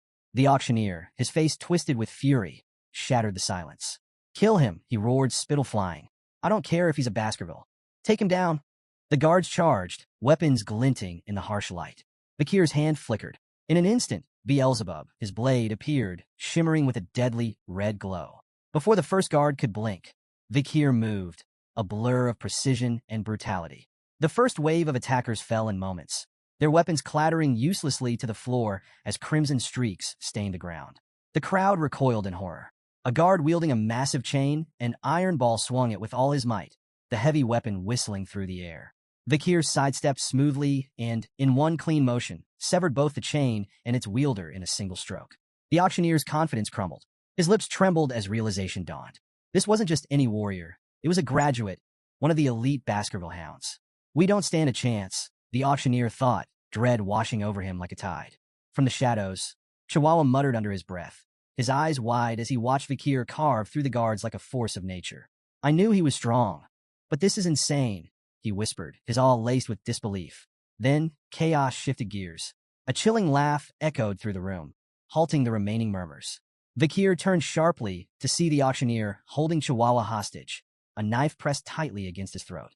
"Drop your weapon and surrender," the auctioneer barked, his voice trembling with desperation, but full of venom. "Or I'll cut his throat right here and now." All eyes turned to Vikir, waiting for his next move. Vikir stood motionless, his gaze fixed on the auctioneer. His calm demeanor only served to agitate his opponent, who pressed the blade closer, drawing a thin line of blood on Chihuahua's neck. "Deputy Consul," Chihuahua spoke, his voice steady despite the danger. "Don't worry about me. Just do what you need to do." The auctioneer snarled, silencing Chihuahua with a rough shake. But his words had already struck their mark. Vikir's lips curled into an amused smile. "You got guts, Chihuahua," he said lightly. The tension thickened as Vikir reached down, producing a simple flute strapped to his leg. The auctioneer's confidence faltered for a moment, his brow furrowing. "What's that? Some kind of trick?" Ignoring the taunt, Vikir brought the flute to his lips. The high-pitched note that followed sliced through the air like a razor, its intensity rattling the very walls of the auction hall. The crowd clutched their ears, howling in agony as the sound reverberated, unrelenting and merciless. When the noise finally ceased, the room fell into an uneasy silence. The crowd exchanged confused, fearful glances. The auctioneer, sweating but outwardly unaffected, forced a grin. That's it? A cheap scare tactic? He chuckled nervously. Even a graduate can't. His words stopped abruptly. A thin blade pierced his throat from behind, slicing through flesh and bone with terrifying precision. Blood sprayed in an arc as his head rolled to the ground, his lifeless eyes still wide with shock. Behind him stood a hooded figure, their crimson-streaked blade gleaming under the dim lights. Chihuahua froze, unable to process what he had just witnessed. A guard, attempting to regain control, charged at the hooded figure. But the intruder barely moved, flicking their sword with casual ease. The guard's body shredded mid-stride, collapsing in a lifeless heap. As panic spread, more hooded figures emerged from the shadows, dozens of them. They moved with an eerie, synchronized grace, their auras radiating power and malice. Their eyes, cold and unfeeling, swept across the terrified room, freezing everyone in place. "Who are they?" a trembling guard whispered, his voice barely audible. Cindy Wendy, still clinging to the edges of composure, gasped as her eyes locked onto the distinctive insignia on their chests, a pair of razor-sharp teeth. Her face turned pale as she whispered, "The Pitbull Order, the Baskerville Clan's elite, the Annihilation Experts." A wave of dread swept through the crowd as the reality sunk in. Everyone in the room knew the legend of the Pitbull Order, an unstoppable force of graduates trained to kill without hesitation, their loyalty only to the Baskerville Clan. Cindy froze as one of the Pitbull Knights materialized behind her, his blade poised to strike. Her heart thundered in her chest, panic seizing her thoughts. "I can't die here, not like this." But just as the knight's sword began to fall, Vakir's voice cut through the chaos. "Leave her alive." The knight halted instantly, lowering his weapon and kneeling in deference to Vakir. Cindy gasped, her chest heaving as relief washed over her. Vakir's gaze swept coldly across the room. "Rip the rest of them to shreds," he ordered, his tone sharp and unyielding. "But spare those lying still. If anyone flinches, kill them without hesitation." The knight nodded and vanished into the shadows like a specter. The hall erupted into a cacophony of screams as the Pitbull Knights carried out their master's commands with ruthless precision. Blades flashed, flesh tore, and pleas for mercy were silenced in an instant. Amid the slaughter, one trembling man lay prone, desperately willing himself to stay motionless. "Don't move. Don't breathe. Just stay down and maybe, just maybe I'll survive this." A knight loomed over him, an imposing figure radiating lethal intent. "I'll wear the cuffs. I'll do whatever you want," the man sobbed, clutching at the last strands of his life. The knight's voice was cold and devoid of empathy. "We don't carry cuffs." The man stammered, confusion breaking through his terror. "Then, what will you do to me?" The answer came without hesitation. The knight's blade flashed, severing the man's legs in a swift, brutal motion. The man's screams echoed through the hall as the knight moved on, uninterested in his suffering. "Those sentenced to execution don't need legs," he muttered flatly. Meanwhile, a figure puffing on a cigar stepped up beside Vakir.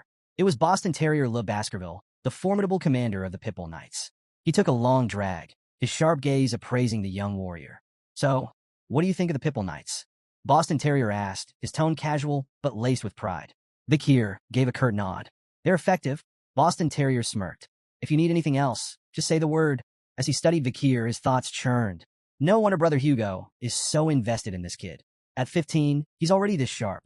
Fierce and ruthless, a natural fit for us. Placing a hand on Vakir's head, Boston Terrier grinned. "Come join us. I'll raise you into a proper knight." Vakir hesitated briefly before responding, his tone polite but firm. "I'll think about it." Turning, he added, "I have urgent matters to attend to." Boston Terrier watched him leave, a faint frown tugging at his lips. He's ignoring me, he thought, but instead of irritation, he felt a growing sense of intrigue. That just makes me want him even more. Vakir slipped into the shadowy storeroom, his eyes narrowing as they adjusted to the dim light.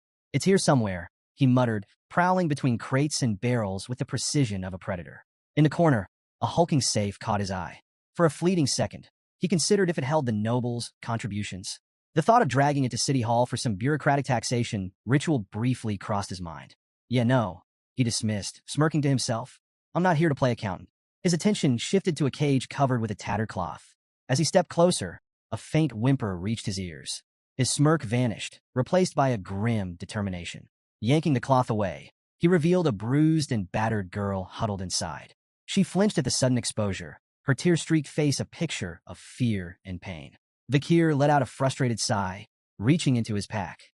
"You're lucky I have this," he muttered, pulling out a shimmering potion, a relic from the Pitbull Knights, known for its legendary healing properties. Carefully tilting the vial, he let a few drops trickle into her mouth. The transformation was almost instant. Wounds knitting together, bruises fading like ink washed away. Her eyelids fluttered open, but the sight of Vikir made her retreat further into the cage, trembling. Vikir frowned. "What's with the fear? Do I look like the bad guy here?" The girl remained silent, staring as if weighing her odds of survival. Vikir stood, unlocking the cage with a practiced twist. "Go," he commanded, his tone firm but not unkind. When she didn't move, he switched to halting barbarian. "Run. Away." Her eyes widened slightly, the recognition of her native tongue flickering in her expression. Yet she hesitated, mumbling something in barbarian that sounded soft, almost pleading. Vikir crossed his arms. "Look, I'm not fluent, but this isn't a language test. The exit's that way." He pointed emphatically. Finally, the girl rose, still limping but steadier with each step. At the doorway, she paused and turned back to him, her voice trembling as she spoke again in barbarian. Vikir couldn't make out the words, but the gratitude in her tone was unmistakable. Once she disappeared into the night, Vikir exhaled and pulled another cloth aside. Beneath it lay his real target, the carcass of Mercy Lego, an A-rank monster. Still fresh, he noted, crouching down to inspect the massive beast's remains. A red aura began to shimmer from his hand, and moments later, Beelzebub materialized, a faint grin stretching across its sinister form. "It's been a while, hasn't it?" Vikir said casually, as though addressing an old friend. "An A-rank snack. Try not to take all day. The Pitbull Knights will be here soon, and they don't like to share." Beelzebub let out a guttural, pleased sound, its hunger palpable. The aura around it flared as it descended upon the corpse, feasting with voracious glee. Vikir stood watch, arms crossed, his mind already calculating his next move. As dawn broke, the name Deputy Consul Vikir became the city's most chilling buzzword. Stories of his brutal crackdown on the criminal underworld spread like wildfire. Nobles and other elites involved in the illegal slave trade were now prisoners in Underdog City's notorious jail, minus a few limbs. The infamous Burning Suspension Club, once the crown jewel of the city's vice, had been reduced to smoldering ruins. Its VIP patrons hadn't fared any better. Their heads now adorned stakes in the main square, a grim display of justice that sent shockwaves through the city. The 7 original clans, whose heirs had been among the casualties, were quick to react. Their indignant letters of protest flooded Vikir's office. But his response was as cold and final as the guillotine. The death penalty is the only justice for violating the imperial family's ultimate decree. Vikir's assault wasn't just physical, it was financial. Bank drafts, incriminating ledgers, and records seized from Burning Suspension were handed over to the Baskerville clan. These documents detailed everything from bribes to secret transactions, implicating powerful players. With evidence mounting and reports heading to the imperial family, even the proudest clans found their protests turning to silence. In a desperate move, the patriarchs of the 7 original clans personally arrived at Vikir's office to beg for mercy. Their pleas were met with the same icy resolve. "The black ledgers don't lie," Vikir said, unflinching. "Your family assets will be confiscated. For the crime of treason, 3 generations of your bloodlines are sentenced to eradication. That's final." The city itself felt the shockwave of Vikir's iron rule. Execution grounds flowed red as the corrupt elite were purged. Freed from criminal strangleholds, public offices and contractors began hiring again, slashing unemployment. The destruction of the underground auction house funneled newfound tax revenue into public welfare. Businesses flourished, and even the stock market felt the effects as optimism surged. Underdog City transformed almost overnight, its people celebrating a newfound hope. Meanwhile, Vikir's popularity skyrocketed, and the once embattled deputy consul became a beacon of progress. One morning, Chihuahua entered Vikir's administrative office, carrying a steaming mug. "Coffee delivery," he announced with a grin. Vikir looked up, raising an eyebrow. "You're the office manager, not my errand boy." Chihuahua waved off the remark. "Call it gratitude. You saved me at the auction, remember?" That clown's knife was way too close for comfort. A rare smirk tugged at Vikir's lips. "Coffee? That's a bit cheap for a life debt." Chihuahua laughed. "Hey, it's not just any coffee. 2 spoons of sugar, extra creamer, and barely any water. Top shelf stuff." Their banter filled the room with an unusual warmth before Chihuahua shifted gears. "How's the transcribing going? Still practicing your writing?"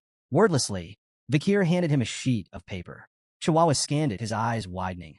Wow, you've only just started learning, and this is incredible. Your handwriting is nearly perfect. Vikir shrugged, downplaying the compliment. Still a long way to go. Besides, you're the one running this office like clockwork. Chihuahua chuckled, but couldn't help feeling awed. Beneath Vikir's stern demeanor lay a man capable of reshaping the city's foundations. He didn't just enforce laws. He understood their purpose, their weight. Watching Vikir at work, Chihuahua silently hoped he'd stay in Underdog City. With Vikir at the helm, it felt like the city was finally on the verge of something extraordinary. Under the pale glow of the moonlight slipping through iron bars, Vikir stood in the shadows of a prison cell. Opposite him, Cindy Wendy, Baron Gambino's former attendant, sat bound and blindfolded, her defiant posture stark against the cold walls. Breaking the silence, Vikir spoke, his tone apologetic yet distant. I should have come sooner, but duty kept me. Cindy Wendy, isn't it? She ignored the question, her voice cutting through the air like ice. Why did you spare me? Vikir stepped forward, removing the blindfold with deliberate calm. Their eyes met, his crimson gaze steady. Because I need answers. Her lips twisted into a bitter sneer. So that's it? You only kept me alive to interrogate me. Ignoring the jab, Vikir began pacing slowly, his words precise. Baron Gambino's meteoric rise wasn't natural. A nobody doesn't climb the ladder that fast without help. That help was you. Your talent for generating wealth made him untouchable. If you'd chosen a different path, you could have been a respected merchant, maybe even a banker. He stopped in front of her, dragging a chair noisily across the floor. Sitting down, he locked eyes with her. Let's keep this simple. Answer my questions honestly, and you'll walk free. Refuse, and his voice trailed off ominously, leaving the alternative to her imagination. Cindy's eyes narrowed as she bit her lip, wrestling with her anger before spitting out a reply. Fine, I'll answer. Vikir leaned back, his first question direct and unsettling in its simplicity. How would you rate my performance as a law enforcer? Her laugh was sharp and mocking. A shining beacon of justice in Underdog City, she quipped, sarcasm oozing from every word. Unmoved, Vikir leaned forward. Mockery's a dangerous game, Cindy. Play along, or the deal's off. With an exasperated sigh, she dropped the act. Fine, you're doing well. Happy. Vikir's demeanor shifted instantly, his grin sudden and wolfish. Rising, he closed the distance between them, gripping her chin. His voice dropped to a chilling tone. Why do you think I'm doing well? Cindy stiffened, sweat beading on her brow as his crimson eyes bored into her. Releasing her, Vikir returned to his chair, gesturing for her to speak. Grinding her teeth, Cindy finally relented. Because you enforce order with fear. People listen, but not because they respect you. They're terrified. You crush criminals and boost your authority, but you're planting seeds of hatred at the same time. That hatred will grow, and one day, it'll burn everything you've built. She paused, her gaze hardening. And the Baskerville clan? They won't tolerate your rise. They don't like threats to the throne, and you're becoming one. Vikir's face remained unreadable, absorbing her words like a stone soaking in rain. After a moment, he asked, What's your solution then? How would you navigate this? Cindy locked eyes with Vikir, her voice calm but firm. If you want to survive, return all your authority and accomplishments here to the Baskerville clan and its leader. Keeping the spotlight on yourself will only make you a target. She paused, then added, Find a place where your power won't draw attention. Somewhere like the life-engulfing forest or the Imperial Academy. Among your peers, you can blend in, hide your strength, and slip out of the Baskerville clan's crosshairs. Cindy's tone softened slightly. If you do this, the clan leader will eventually bear the consequences in your place. Vikir said nothing at first, his gaze distant.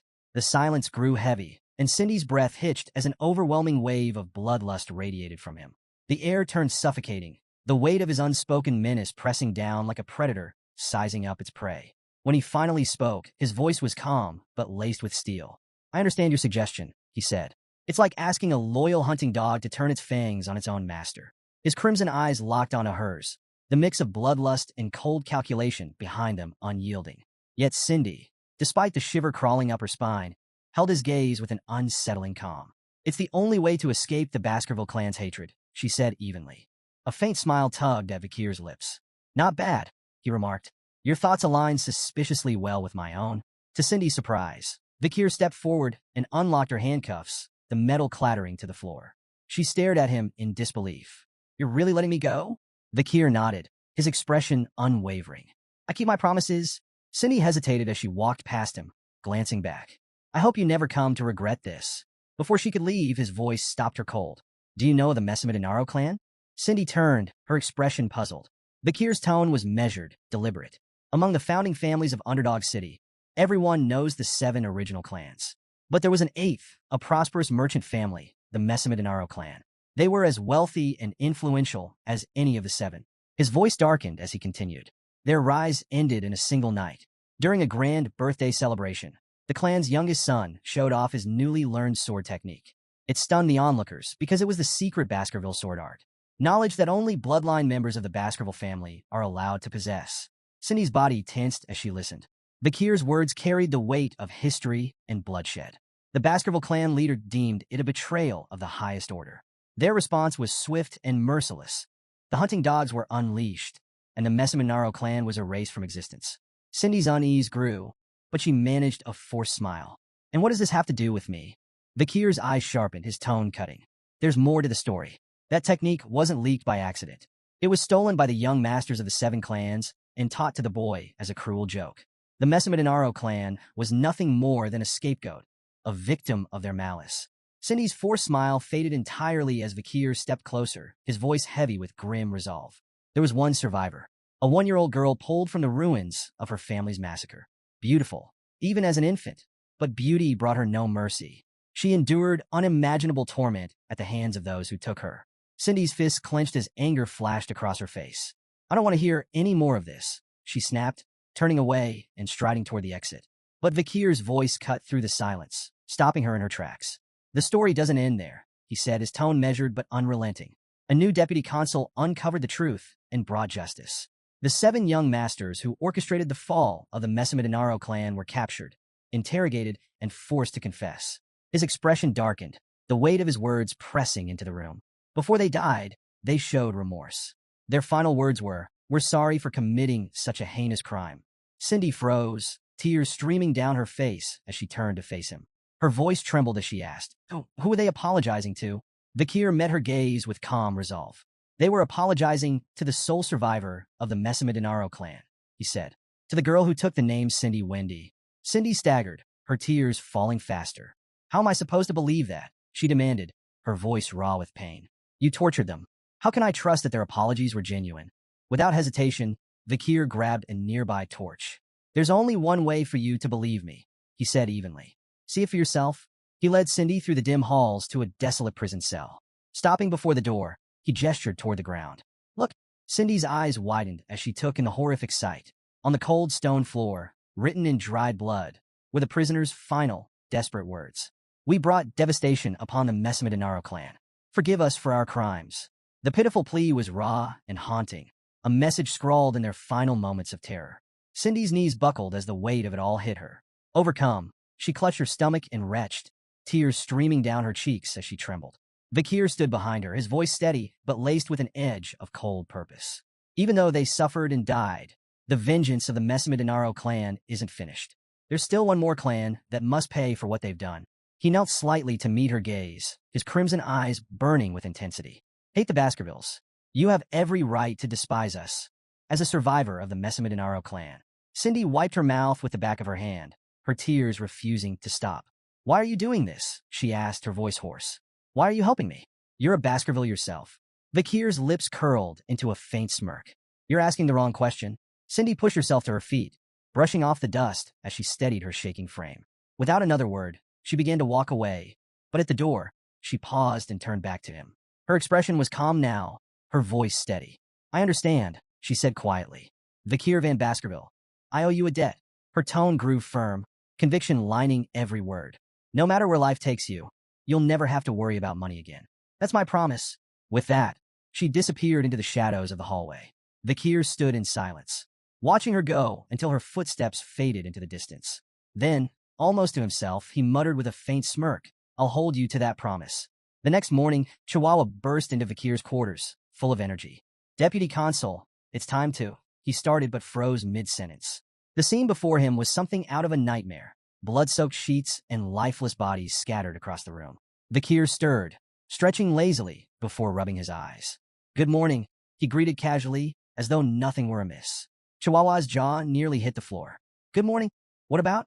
"All the corpses," he shouted, pointing wildly. Bakir glanced around at the carnage, his expression nonchalant.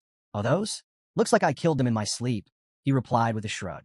Chihuahua stared, utterly horrified. Are you serious? Vikir chuckled lightly. Relax, I'm kidding. As they made their way down the hallway, Chihuahua shot him a wary look. Deputy Consul, I have to ask, what was your childhood like? Vikir smirked, amusement dancing in his crimson eyes. Didn't find my joke funny? That's not what I meant, Chihuahua muttered, exasperated. Vikir's tone turned thoughtful, almost distracted. Lately, I've had some inconveniences. Poison arrows, acid snipers, arson attacks, 2 near misses with runaway carts, the usual. Think I've caught someone's attention? Chihuahua stared at him in disbelief. You're insane. Ignoring the comment, Vikir's mind drifted to Beelzebub, the weapon fused to his arm.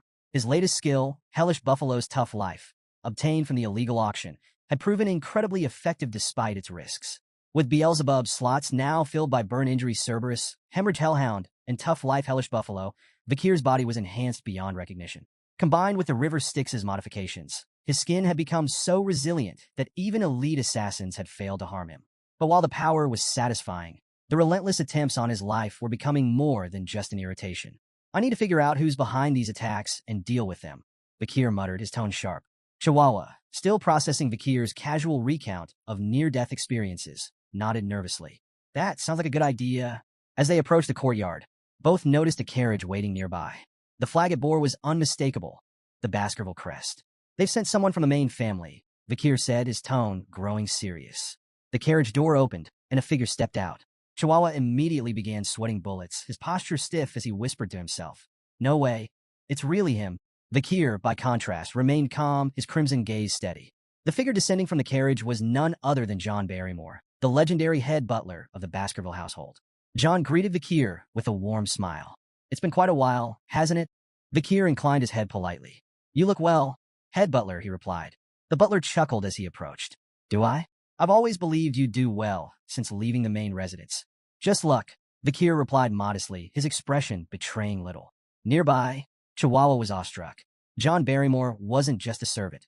He was the servant, a man who had faithfully served the fearsome Baskerville family for 4 generations. Meeting him was like standing in the presence of a myth. Breaking the moment, Vikir addressed John directly. What brings you here, head butler? John's ever-present smile didn't falter as he delivered his message.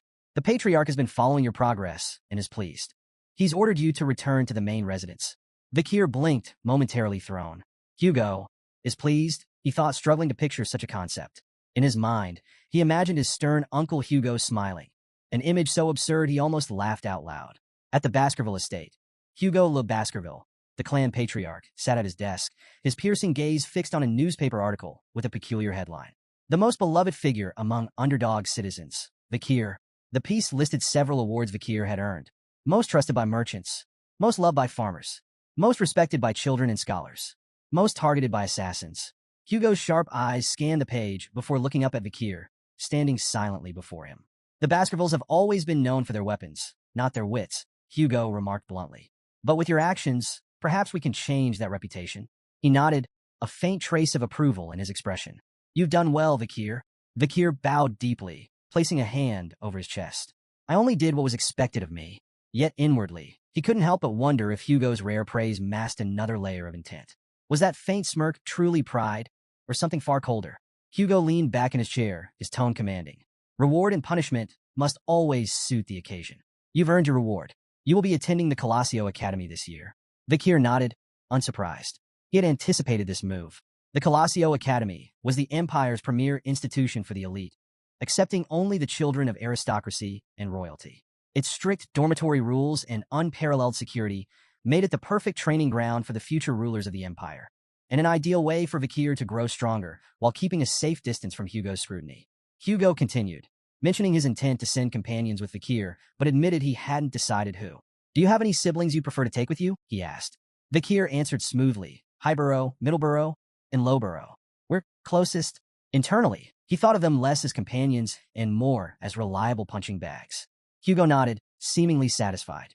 Done. He then asked Vikir if he recalled a plan they had discussed when he was just 8 years old. Vikir's mind immediately went to their joint training with the Morgs. You're referring to the plan to lend the ruby mines to the Morgs and use them to wipe out the barbarians? A smirk spread across Hugo's face.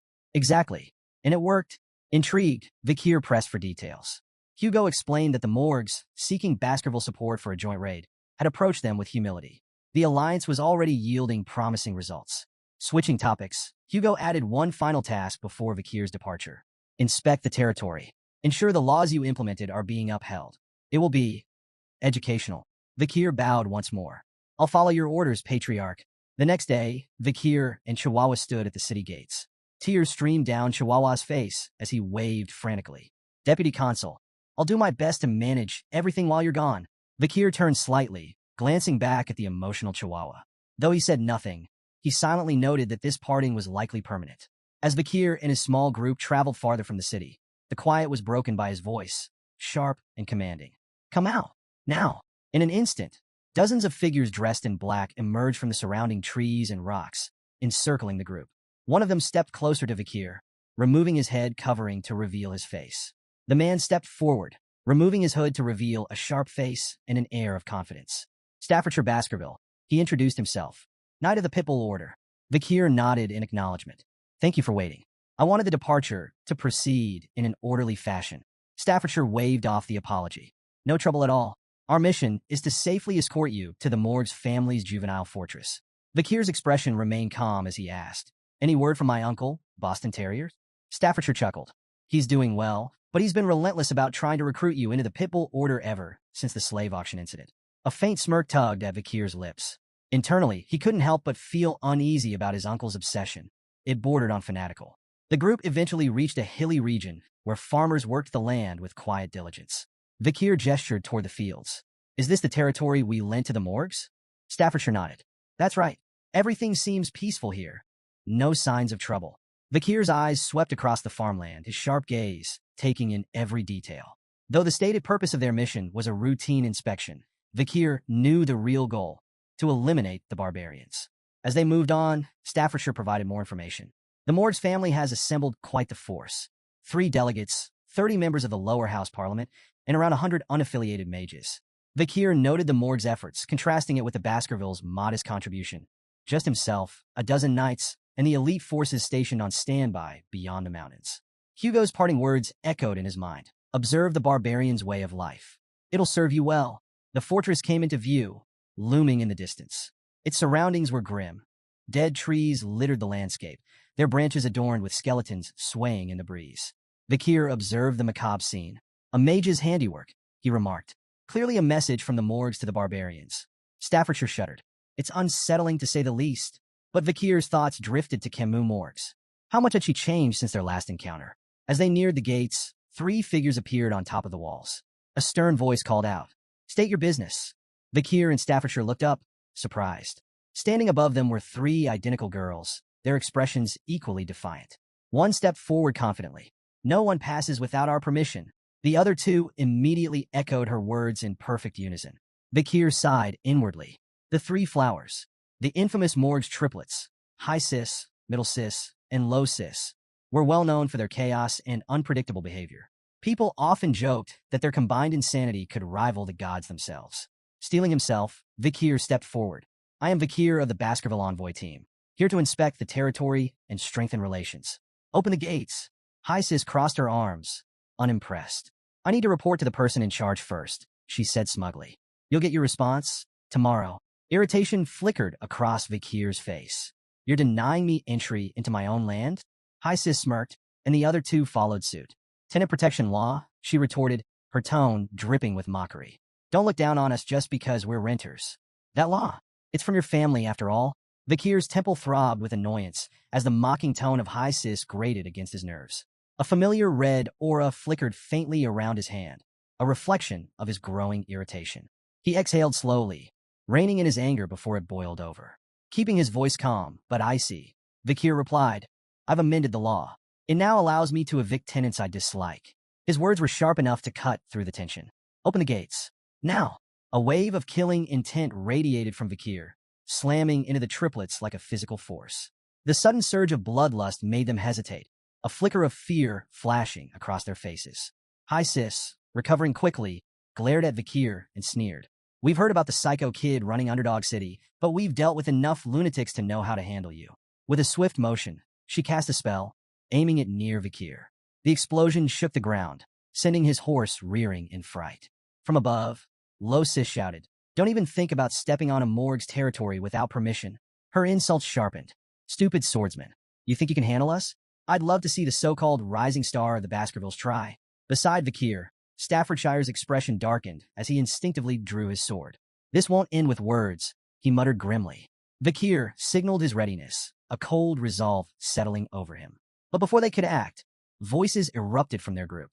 "These girls don't even know their place." One member spat angrily. Another chimed in, his voice dripping with disdain. "Their words are absurd." The familiarity of the voices caught Vakir's attention. He glanced toward the hooded figures in his group, his thoughts turning. "I've heard those voices before." The morgue's triplets exchanged amused glances, their confidence unshaken. High Sis scoffed. "Mere underlings." Middle Sis smirked. "You think you outrank us?" Low Sis sneered. "You don't even know your place." But the three hooded members of Vakir's group stepped forward, their movements deliberate. "Not us," they declared firmly. In unison, they removed their hoods, revealing their identities. Vakir's eyes narrowed. Of course, it was the Baskerville triplets, High Burrow, Middle Burrow, and Low Burrow. Standing tall and radiating confidence, the triplets pointed toward Vakir and declared in unison, "He is the symbol of Baskerville." Turning to Vakir with matching grins, they added, "Leave this to us." Vakir's expression twisted into one of exasperation. "Great," he muttered, pinching the bridge of his nose. "My annoyance has just doubled." Despite his irritation, the scene unfolded with the over-the-top theatrics only the Baskerville triplets could provide. Vakir, though thoroughly vexed, knew their motives well enough. High Burrow glanced back at Vakir, his tone brimming with gratitude. "Thanks for recommending us to the Academy. Don't worry, we've got this handled." Vakir's thoughts raced as he pieced together their intent. "So, this is about the Academy?" Typical. To him, they were glorified sandbags, clumsy, brainless, but undeniably loyal. With the right training, they could at least be molded into effective soldiers. A faint smirk crossed Vakir's lips as he decided to humor them. "Fine, I'll leave this to you, older brothers." The Baskerville triplets practically glowed with pride at Vakir's begrudging acknowledgement. They stood straighter, their confidence soaring. Meanwhile, Mord's three flowers looked on with disdain. High Sis sneered, her voice dripping with contempt. "Pathetic," clinging to each other like scared little children. The Baskerville triplets, unfazed by the insult, responded in perfect unison by flipping them off. "No, you're the fools," they retorted, their defiance as synchronized as their gestures. High Sis's face twisted with anger, joined by Middle Sis and Low Sis, who bristled at the audacity. "They need to be taught a lesson," High Sis growled, her tone promising retribution. As the tension thickened, Vakir's thoughts wandered to memories of the morgue's triplets before his regression. He remembered them as formidable mages, each with a distinct affinity, water, earth, and nature. Individually strong, their combined magic was devastating, amplifying their spells to an extraordinary level. It was this seamless synergy that earned them the title Morgue's Three Flowers. Proving their reputation, the Morgue's triplets summoned their power, combining magic to create a colossal barrier of intertwining vines and earth. The massive wall loomed over their opponents, its dense structure exuding raw magical energy. High Sis perched atop the barrier, laughing triumphantly. "Let's see you get past this," she jeered, her sisters joining in to mock the Baskervilles. Undeterred, High Burrow drew his sword with a confident smirk. "This," he said coolly, nodding toward the vine wall. "It's nothing." Without hesitation, he executed the Baskerville first technique. His blade cut through the air with precision, slicing the vine barrier apart in one devastating strike. The once imposing wall crumbled into ruin, its shattered remains scattering across the field. From a distance, Staffordshire's eyes widened in admiration. "A flawless execution of the first technique," he murmured, impressed. But High Burrow's victory was short-lived. Before he could fully recover, a vine whip lashed out with blinding speed. He managed to block the strike with his sword, but the force sent him staggering backward. High Burrow, Middle Burrow, and Low Burrow shouted in alarm, rushing forward to assist as their brother struggled to regain his footing. Perched atop the wreckage of her barrier, Low Sis smirked down at the Baskervilles. "Your pathetic swords will never reach us," she taunted, her voice brimming with confidence. The Baskerville triplets' expressions darkened, their anger flaring like hunting hounds scenting blood. The air between the two groups grew heavy with unspoken tension, the promise of further violence thick in the atmosphere. Staffordshire turned to Vakir, observing his calm demeanor amidst the chaos. "Enjoying the show?" he asked, a trace of amusement in his tone. Vakir raised an eyebrow, unimpressed. "What exactly do you mean by show?" Staffordshire gestured toward the clash. The age-old debate. Magic versus swordsmanship. Magic channels mana from the surroundings to amplify elemental power, while swordsmanship focuses a warrior's own energy for pure, explosive strength. Watching the two collide, it's fascinating, don't you think? Vakir sighed, his crimson eyes narrowing in exasperation. If you put it like that, I'm part of this debate too. Staffordshire smirked knowingly. True, but let's face it, you've already left everyone else in the dust. Vakir, however, was far from entertained. His expression hardened with frustration as he glanced at the ongoing clash. They're all wasting my time. If only they'd wipe each other out and save me the trouble. I've got more important things to deal with than refereeing a squabble between overgrown children. His thoughts drifted to his mounting responsibilities. Between managing the chaos of Underdog City and finding a capable supervisor, his patience for pointless bickering had long since worn thin.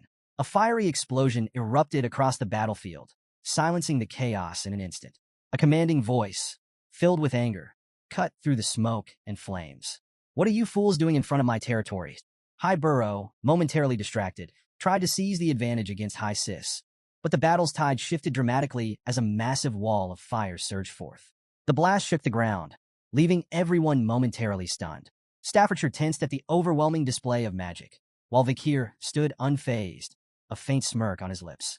If we're lucky, that might have incinerated them all, he muttered dryly.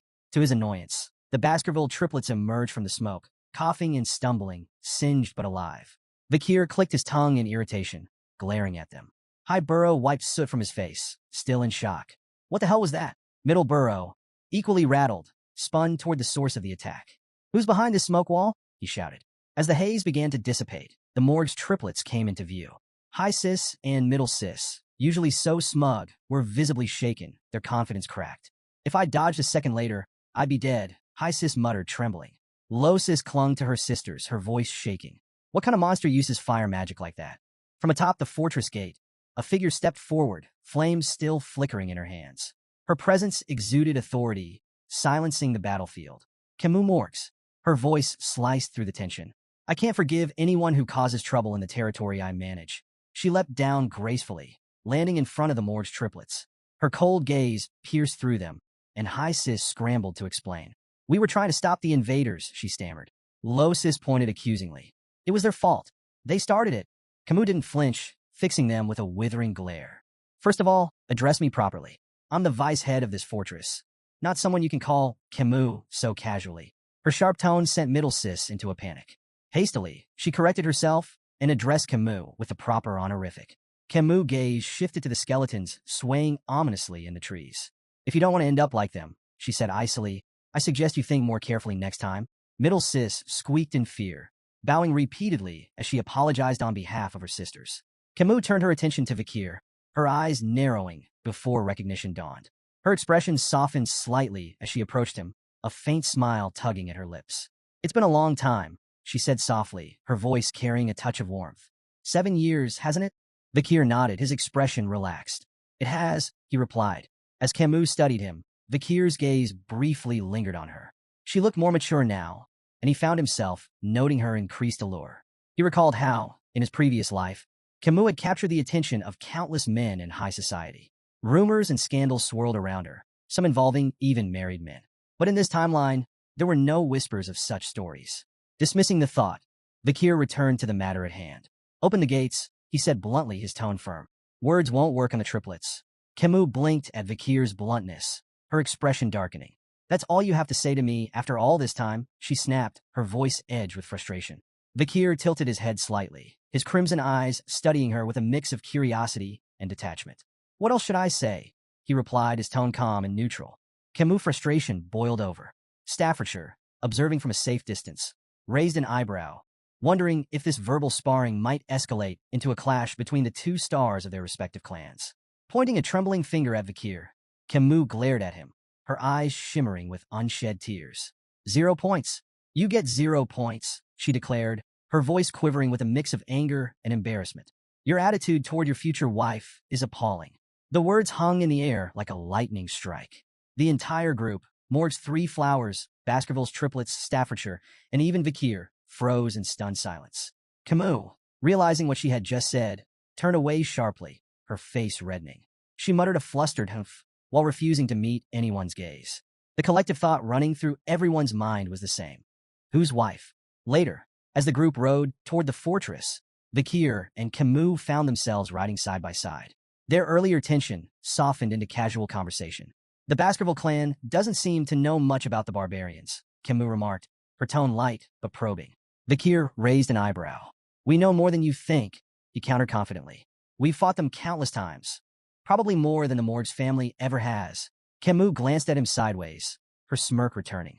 If that's true, why send those idiots? She asked, gesturing toward the Baskerville triplets in the distance, who were currently bickering over whose sword was shinier.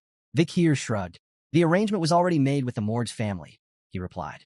The main force is stationed on the other side of the mountain range. You know that. Camus leaned slightly closer, her voice teasing. You may think you know, but I wonder if you're as informed about the barbarians as you claim. Vikir met her gaze evenly. As the leader of this delegation, it's my duty to know everything. Of course I'm well informed. Camus' expression softened into a faint smile. For someone the clan may have wanted to discard, you seem surprisingly trusted now. The conversation shifted naturally. Which of the barbaric tribes do you find the most troublesome? Camus asked, her curiosity evident. Vikir considered for a moment before answering. The Balak warrior tribe and the Rococo sorcerer tribe, he said. The Balak are unmatched archers. Their skill surpasses even the Empire's best. And no, that's not common knowledge. Camus nodded, impressed. 8 points, she said, evaluating him in her own whimsical way. 8 points? Out of what? Vikir asked, frowning slightly. Camus grinned playfully. Out of 100, of course. You answered well, so you earned points. Vikir gave her a skeptical look, but let it go. Camus continued her peculiar scoring. I don't like overly intelligent men, she declared. They're boring. A little foolishness makes them more interesting. She shifted her gaze to his horse. Your choice of horse? Awful. That massive beast doesn't suit someone of your shorter stature. Her teasing tone carried a playful jab as she deducted 6 points. Then, she critiqued his attire. Your clothes? Bland and uninspired. For points for effort. Noticing that Vikir was entirely ignoring her commentary, she smirked. 1 point for your so-called manners. Finally, her eyes softened as she studied his face. Your face? 99 points, she said, her tone quieter and more sincere. But you lose 1 for that lack of expression control. Vikir let out a heavy sigh, his patience wearing thin. Enough with these pointless evaluations, he said, his tone firm. Camus' eyes narrowed, her tone sharp as she shot back. Pointless? I'm just being stern with my future husband. Vikir froze, confusion flashing across his face. Future husband? What are you even talking about? Camus folded her arms, huffing indignantly. You passed the test, remember? My uncle's test. That duel was to determine if you were worthy to be my husband. Vikir's eyes narrowed as realization set in. She was talking about the duel he had fought 7 years ago against her uncle, a test of his abilities as her potential partner. Camus, her frustration mounting, continued venting. I never agreed to this. That duel ruined my path to marriage. But she sighed heavily, her anger fading into reluctant resignation. A promise is a promise, so I have to follow through. Not that I'm happy about it. Vikir watched her silently, acknowledging her skill as a fire mage, among the best he had ever seen. Finally, he interrupted her rant with a blunt declaration. I've forgotten all about that day. As far as I'm concerned, it never happened. Camus' face turned bright red. Without hesitation, she grabbed her jacket and threw it at him. You idiot, she shouted. You can't just pretend something like that didn't happen. Besides, I'm a genius. I never forget anything I see. Vikir caught the jacket and stared at it, recognizing it instantly. It was the same one he had given her after their duel, 7 years ago, when her clothes had been burned. Camus, still blushing furiously, turned away with a huff. Don't read too much into it, she muttered, and stop saying such nonsense. Vikir examined the jacket more closely, smirking faintly. She returned it unwashed. As they reached the outskirts of the fortress, Camus pointed toward a distant wall. The barbarians ambushed the ruby mine, she explained. They've been pillaging crops and capturing indigenous slaves to sell elsewhere. She gestured toward the massive wall, a towering structure of earth and iron. We had our mages construct that in just 1 month. Vikir studied the wall, his eyes narrowing in appraisal. Impressive. It would have taken several hundred workers over a year to build something like that.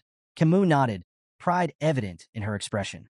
Naturally, but Vikir's gaze lingered on the wall's flaws. Several large holes gaped in the structure, their edges jagged and burned. His expression darkened.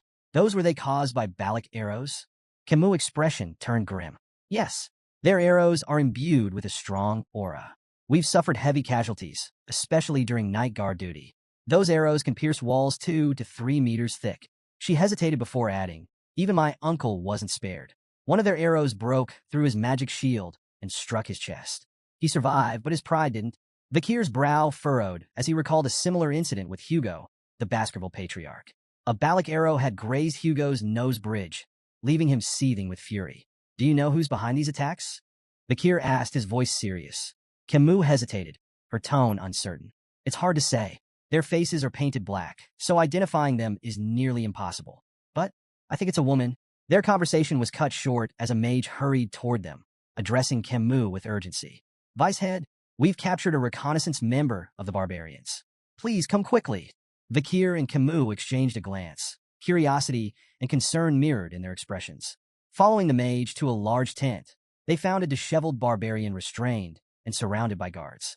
Vakir's sharp gaze swept over the captive. After a brief moment, he spoke with certainty. This one's from the Rococo sorcerer tribe. Camus turned to the mage, her expression firm. Have you been able to extract any information from him? The mage shook his head, frustration evident. He's uncooperative. His sorcery makes him resistant to psychic magic. We haven't been able to read his mind. Camus' eyes hardened as she directed her attention to the captive. Tell me about the ambush on the Mords clan's fortress. How many people did you take? The barbarian remained silent, his expression unreadable. Camus' voice sharpened with anger. Among those taken was Rose, a daughter of the Morgs. She's my sixth cousin. Tell me, what have you done with her? A twisted grin spread across the barbarian's face, and he muttered something in his native tongue. Camus frowned, turning to the mage. What did he say? Is there anyone here who can translate? The mage shook his head again. We don't have anyone available who understands his language. Vakir's calm voice broke the tension. I know a little Rococo. Camus raised an eyebrow, surprised. Is there anything you don't know? I'm not fluent, Vakir replied, his tone measured. But I understand the basics. Camus nodded, her voice steady but strained. Then ask him. Ask him where my cousin is. She's 12 years old, with red hair, red eyes, and white skin. Vakir stepped forward, his voice firm, as he questioned the barbarian in his native tongue. The barbarian's grin widened, and he replied curtly, his tone dripping with mockery. Vakir's expression turned grim. He closed his eyes for a moment before looking at Camus. Your cousin is dead, he said quietly. Camus' face contorted with fury and grief, her hands balling into fists. She straightened, her voice cold and resolute. With the senator of the audience hall recovering and the senator of the temple away, the decision falls to me. She took a deep breath and declared, I, Camus Morgs, a member of the Middle House and the vice head of this fortress, issue the verdict. Immediate execution. Without hesitation, a sharp spike shot through the barbarian's body, followed by a torrent of flames that consumed him entirely. As the fire raged, the barbarian cried out in his language, his voice weak and filled with venom. Camus' voice was icy as she dismissed his final words. After this war, your language will only be spoken in hell. The barbarian's screams faded into silence as the flames reduced him to ashes. Nearby, another restrained barbarian watched in silent terror, his wide eyes reflecting the flames. Camus, her rage still smoldering, turned abruptly to Vakir. Follow me, she ordered, her tone leaving no room for argument. As Vakir exited the tent, he spotted Camus some distance away. Her shoulders trembled, and muffled sobs escaped her as she cried openly. Despite her formidable exterior, Vakir was reminded that she was still just a 15-year-old girl. He approached her slowly, his voice soft. Were you close with your cousin? Camus nodded, her tears falling freely. Very close. She was so pure, nothing like the rest of us.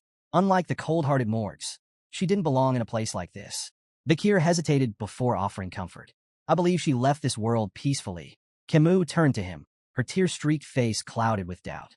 Don't lie to me, she said, her voice trembling. I'm not stupid. I'm a genius. I understood a little of what he said. Her voice cracked as she pressed him. Tell me the truth. What did he really say? Vakir froze, unsure of how to respond. He had hoped she hadn't caught the barbarian's chilling words. We ate her.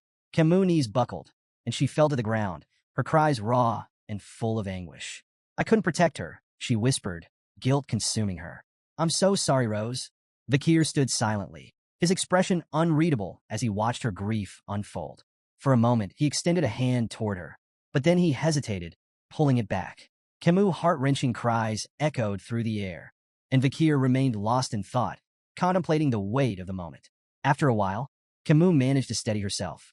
Wiping her face, she stood and took a deep breath, her composure returning. This isn't a bad thing, she said, her voice steady despite the lingering tremor. If anyone had given me half-hearted sympathy, I'd have killed them on the spot. She turned to Vikir, her tear-streaked face now filled with resolve. This isn't the time to mourn. I need to focus. I need to prepare for revenge. Vikir studied her steely determination, a faint glimmer of admiration surfacing in his mind. Heroines really are built differently, he thought. He extended his hand toward her, nodding silently in agreement. Before Camus could take his hand, a loud, bell-like sound rang across the fortress, shattering the moment. Vikir frowned. What's that? Camus stood up abruptly, her expression serious. It's the signal for a barbarian attack. Vikir smirked faintly. Seems your time for revenge has come sooner than expected. Outside the fortress, a group of barbarian girls astride massive white wolves prepared for battle. Each was armed with a bow, their leader standing at the front. The leader, her face painted black, knocked an arrow. Drawing it back, she aimed toward the guards on the fortress walls and released. The arrow struck its mark with deadly precision, detonating in a fiery explosion that sent guards scattering in disarray. She raised her voice, commanding her companions. Attack! The barbarian girls launched into battle, their wolves charging with terrifying speed. The massive beasts tore into soldiers with relentless ferocity, while the barbarians themselves struck with brutal efficiency. Ropes flew through the air, lassoing soldiers by the neck and dragging them down with startling precision. The fortress descended into chaos. Vikir arrived at the scene, his sharp eyes scanning the battlefield. The gruesome sight before him, a storm of blood, smoke, and bodies, was something he had seen countless times before. Did I get here too quickly? He wondered, assessing the chaotic scene. His focus sharpened as he prepared to enter the fray. Suddenly, a rope shot toward Vikir, wrapping tightly around his neck before he could react. His crimson eyes narrowed as he turned his gaze forward, spotting two barbarian girls expertly holding the ends of the rope. In their native tongue, one of them grinned and said, "We've caught a good one. This hunt for husbands is going well." Vikir immediately understood their intention. The barbarians were capturing men to breed stronger offspring for their tribe. Without missing a beat, Vikir grabbed the rope with one hand and yanked it forcefully, sending the two girls flying through the air. "Sorry," he said dryly, "but I'm not available. I might already be engaged." The barbarian girls crashed to the ground with a heavy thud, eliciting shocked gasps from the male barbarians nearby. "What? Who is this guy?" one of them muttered in disbelief. The others quickly readied their arrows, uncertainty flickering in their eyes as they debated whether Vikir was friend or foe. Despite the tension, Vikir remained calm. Hugo's warning rang in his mind. Avoid engaging in battle before meeting up with the main force.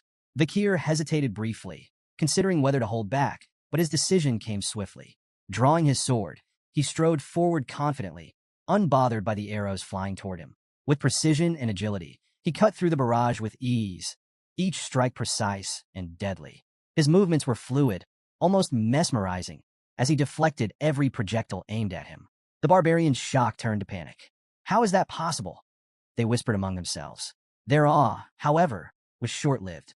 A wave of fire suddenly erupted across the battlefield, engulfing the barbarians in searing heat. Cries of pain echoed as flames consumed their surroundings. Camus stepped forward, flames crackling in her hands, her expression fierce and unyielding. "These barbarians will burn," she declared, her voice dripping with fury. Vikir turned to her in astonishment, realizing she had transformed the battlefield into an inferno. Camus glanced at him, her sharp eyes narrowing. "Are you using liquid aura?" she asked, a rare note of acknowledgement in her tone. Her words carried weight. "You're the only man I could ever recognize." Vikir responded calmly. "I received orders from the Patriarch to avoid battle until regrouping with the main force." Camus scoffed, undeterred by his explanation. As she began casting more spells, her voice rang with defiance. "An order from the Baskerville Patriarch? Do you think that will stop me?" The intensity of her flames increased as she stepped forward. "A Baskerville should refrain from intervening," she said coldly. "I'll handle this myself. Every last barbarian here will burn." Camus unleashed a series of devastating fire spells, setting the battlefield ablaze. The sheer heat distorted the air as flames roared across the terrain, consuming everything in their path. Vikir watched in astonishment, quickly recognizing her technique. "Burned," a powerful fire spell. His sharp gaze caught the details of her casting. She was using a quadra-casting method, layering 4 simultaneous fire spells to amplify their destruction exponentially. Driven by her rage and thirst for vengeance, Camus poured her all into the attack, leaving a scorched wasteland in her wake. Suddenly, from the shadows, a barbarian perched on a wolf's back raised a blowgun and fired. The poison needle struck Camus in the neck before she could react. Her body stiffened, and she winced as the poison coursed through her veins. Her legs buckled, and she collapsed to the ground, her movements sluggish and uncoordinated. Through blurred vision, she spotted her attacker, the barbarian grinning smugly as he reloaded his blowgun. Vikir observed the scene, clicking his tongue in annoyance. She's more trouble than I thought. A rope shot toward Camus, aiming to ensnare her, but Vikir's hand snapped out, catching him midair with ease. Camus, despite the poison weakening her, managed a faint smile. Nice catch, she murmured. Vikir glanced down at her, his voice blunt. We should retreat. Camus' eyes flashed with defiance. What about the farmlands? The captives? It's wiser to wait for the Baskerville main force, Vikir replied firmly, his tone leaving little room for argument. But Camus shook her head, her resolve unshaken. I won't retreat. I can't. Not after what the barbarians did to my cousin. Vikir sighed, frustration flickering across his face. You need to make a rational decision. Before he could say more, his instincts flared. Spinning on his heel, he ducked just as an arrow whizzed past his head, narrowly missing him. His sharp gaze locked onto the attacker, a barbarian girl with piercing, focused eyes, her bow poised for another shot. Could this be the destructive power Camus mentioned? Vikir wondered, noting the precision of her attack. Lost in thought, Vikir was caught off guard when another barbarian lunged forward, grabbing Camus and retreating swiftly into the chaos. Vikir! Camus cried out, her voice filled with desperation as she was pulled away. Vikir's expression darkened, frustration boiling beneath his calm exterior. Memories surged of a younger Camus Morgs, once held captive by barbarians. He recalled her fierce return, wiping out an entire group of captors and earning the title of queen. Snapping back to the present, Vikir knew he couldn't let history repeat itself. The barbarian girl he had spotted earlier lunged at him with startling agility, breaking his train of thought. Her movements were swift, deliberate, and precise. Vikir evaded her strike, his focus sharpening. To his surprise, she wielded her bow as a melee weapon, swinging it with deadly force. She followed up with a chi-infused kick, catching Vikir off guard and sending him sliding backward across the dirt. Regaining his footing, Vikir quickly assessed the situation. Her technique was far more refined than the other barbarians he'd encountered. She wasn't just another warrior. She was elite. Do I need to go all out? He wondered. Before he could act, the barbarian girl surprised him further. Attempting to speak his language, she said haltingly, We meet again. Vikir's eyes narrowed as recognition dawned. She was the same girl he had freed at the slave auction. Though he had once shown her mercy, he couldn't help but inwardly label her a troublemaker.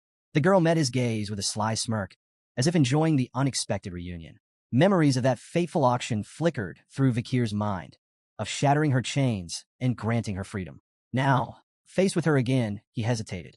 Breaking the tense silence, he asked coldly, Is this how you repay kindness? With revenge. The girl chuckled, her smirk widening. Not revenge for you, she said, her tone steady despite her broken grasp of the language. For them, the Morgs. They captured me, enslaved me. I repay them now. Her words were clear. Their paths had crossed by chance, not intent. Mounting her wolf with effortless confidence, she glanced down at him. Your girl, Camus.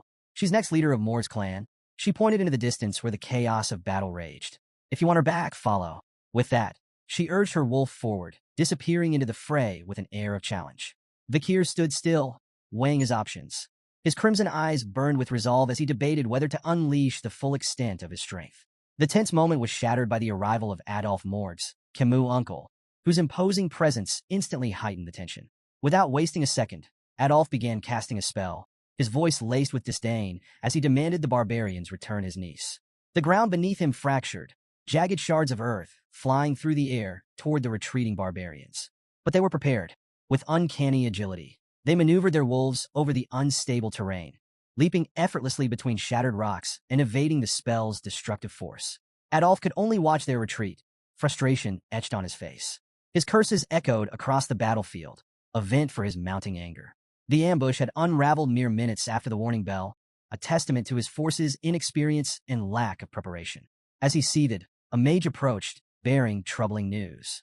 The barbarians have fled into the restricted area of life-engulfing forest, the mage reported grimly.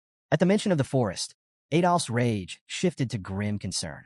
Life-engulfing forest, deep within the mountains, was infamous for its deadly ecosystem. It was a perilous region no sane person would enter at night, a place where survival was nearly impossible. Even with his niece's life at stake, Adolphe hesitated. The risks were staggering, and the thought of losing more lives weighed heavily on him. Before he could voice his uncertainty, Vikir's calm voice broke through. We can still pursue them, he stated simply, his tone steady and confident. Adolf turned to Vikir, incredulous. Are you serious? You know as well as I do that forest is a death trap after dark. Unfazed, Vikir nodded. I've navigated terrain like this since childhood. Life engulfing forest isn't as impossible as it seems. Not for someone trained. Memories of his past life flooded Vikir's mind. He recalled years spent honing his survival and reconnaissance skills in dense, hostile environments. These forests, no matter how treacherous, were his element. Adolf's gaze sharpened. Grabbing Vikir by the shoulders, he demanded, Are you truly serious about this? Do you know what you're risking? Nearby, the Mord's clan mage voiced his doubts. Sir, entering that forest at night, it's suicide. Adolf silenced him with a sharp glare. His resolve crystallized as he turned back to his forces. Anyone unwilling to join the pursuit may stand down now, he declared. There will be no judgment for those who choose safety over valor. As murmurs rippled through the group, Adolf fixed his gaze on Vikir. Reluctance flickered in his expression, but so did a grudging respect. He had known from the start that this young man was no ordinary warrior. With no other options, he had to entrust his niece's rescue to Vikir. Vikir, Adolf said, his tone heavy with resignation. I'm entrusting you with this mission. Bring my niece back. Life engulfing forest was a place that lived up to its ominous name. Nestled within Baskerville territory, it was a realm of horrors where survival was a fleeting hope. Bone-sucking mosquitoes, poisonous thorn-covered vines, silent spiders that hunted soundlessly, and countless other lethal creatures made it a graveyard for the unprepared. Few who entered lasted more than an hour. Despite its dangers, the Morgs and Baskerville troops pressed forward, closely following Vikir as he navigated the treacherous terrain with practiced ease. He moved like a shadow, leaping over obstacles and cutting through hazards with swift precision. Adolf, watching in awe, couldn't contain his curiosity any longer. Are all Baskerville boys like this? He asked, his voice tinged with disbelief. Staffordshire Baskerville chuckled, shaking his head. No, not all of them. But young Master Vikir? He's different. Their conversation was cut short when two enormous, venomous bees emerged, buzzing aggressively as they blocked the group's path. Before anyone could react, Vikir dispatched them in a single fluid motion, his blade slicing through the air with effortless grace. The bees fell, lifeless, before they could even pose a threat. The onlookers froze, stunned by the display. He's so cool, the Baskerville triplets whispered in unison, their admiration practically glowing. Suddenly, Vikir stopped behind a large tree and raised a hand, motioning for the group to halt. He pointed ahead, where faint flickers of light pierced through the dense canopy. They're close, Vikir said, his voice low. The barbarians haven't gone far. He added a warning, his tone grave. Balak hunters scatter dry leaves around their camps to detect pursuers. From here on, every step needs to be taken with extreme caution. Before the group could react, Adolf stepped forward, casting a spell. Silence. He intoned, the magic targeting Vikir. Vikir shot him a questioning look, but Adolf quickly explained. This spell ensures you make no sound as you move. Adolf smiled, a hint of his confidence restored. I'll take it from here. Thank you for your help, nephew-in-law. Vikir's brow furrowed. Nephew-in-law? He thought, puzzled. What is he talking about? Not far ahead, the barbarians had set up camp in a clearing. A fire crackled at its center, casting flickering shadows on the surrounding trees. Camus was tied tightly to a tree, her wrists and ankles bound with thick ropes. Her fiery spirit, however, remained unbroken. You're all going to burn to ash the moment I get out of here, she shouted, her voice filled with fury. I'll make you regret capturing me with my special fireball. Her captors paid her no mind, likely unable to understand her language. Nearby, two barbarian girls chatted casually. One spoke of her interest in the man they had encountered earlier, while the other lamented her lack of success in husband hunting. Camus gritted her teeth, her frustration mounting. They're not even listening to me, she thought bitterly. She caught snippets of their conversation and pieced it together. Husband hunting? Wife hunting? Realization dawned. Is that why they've been ambushing us this whole time? Her thoughts were interrupted as the male barbarian who had captured her approached. Smirking, he addressed Camus in his native tongue. An excellent catch like you. Every male in our tribe will want you. Camus glared at him, her fiery spirit undiminished. You perverted bastard, she shouted. If that's your plan, just kill me now. The barbarian scratched his ear lazily, feigning confusion. I don't understand what you're saying, he said with a mocking grin. Then, with unsettling cruelty, he grabbed her chin, forcing her to meet his gaze. But I can tell you're talking back just by looking into your eyes, he sneered. Camus struggled, her anger boiling over as she spat. Touch me again, and I'll burn you alive. Ignoring her, The barbarian raised an arrowhead in his hand. Slowly, deliberately, he licked its tip, his intentions clear. This arrogant slave needs to be disciplined, he said menacingly, his voice dripping with malice. Before things could escalate further, another barbarian strode into the clearing, a figure Vikir immediately recognized. It was the barbarian girl he had freed during the slave auction. "Stay away from my slave," she commanded sharply, her piercing gaze fixed on the male barbarian, Ahan. Ahan hesitated, his bravado faltering. "Commander Ian," he stammered. Then, regaining a shred of pride, he added, "But I was the one who captured her." Commander Ian shot him a cold glare. "Lower your voice," she ordered, her tone sharp enough to make him flinch. Defensive, Ahan tried to justify himself. "I shot the paralyzing arrow. I set the trap." Ian cut him off without missing a beat. "If I hadn't stepped in, you'd be a corpse. That boy with the sword would have taken your head in seconds." Ahan froze, her words sinking in. After a moment, he muttered weakly, "So, this woman, she's your prize now?"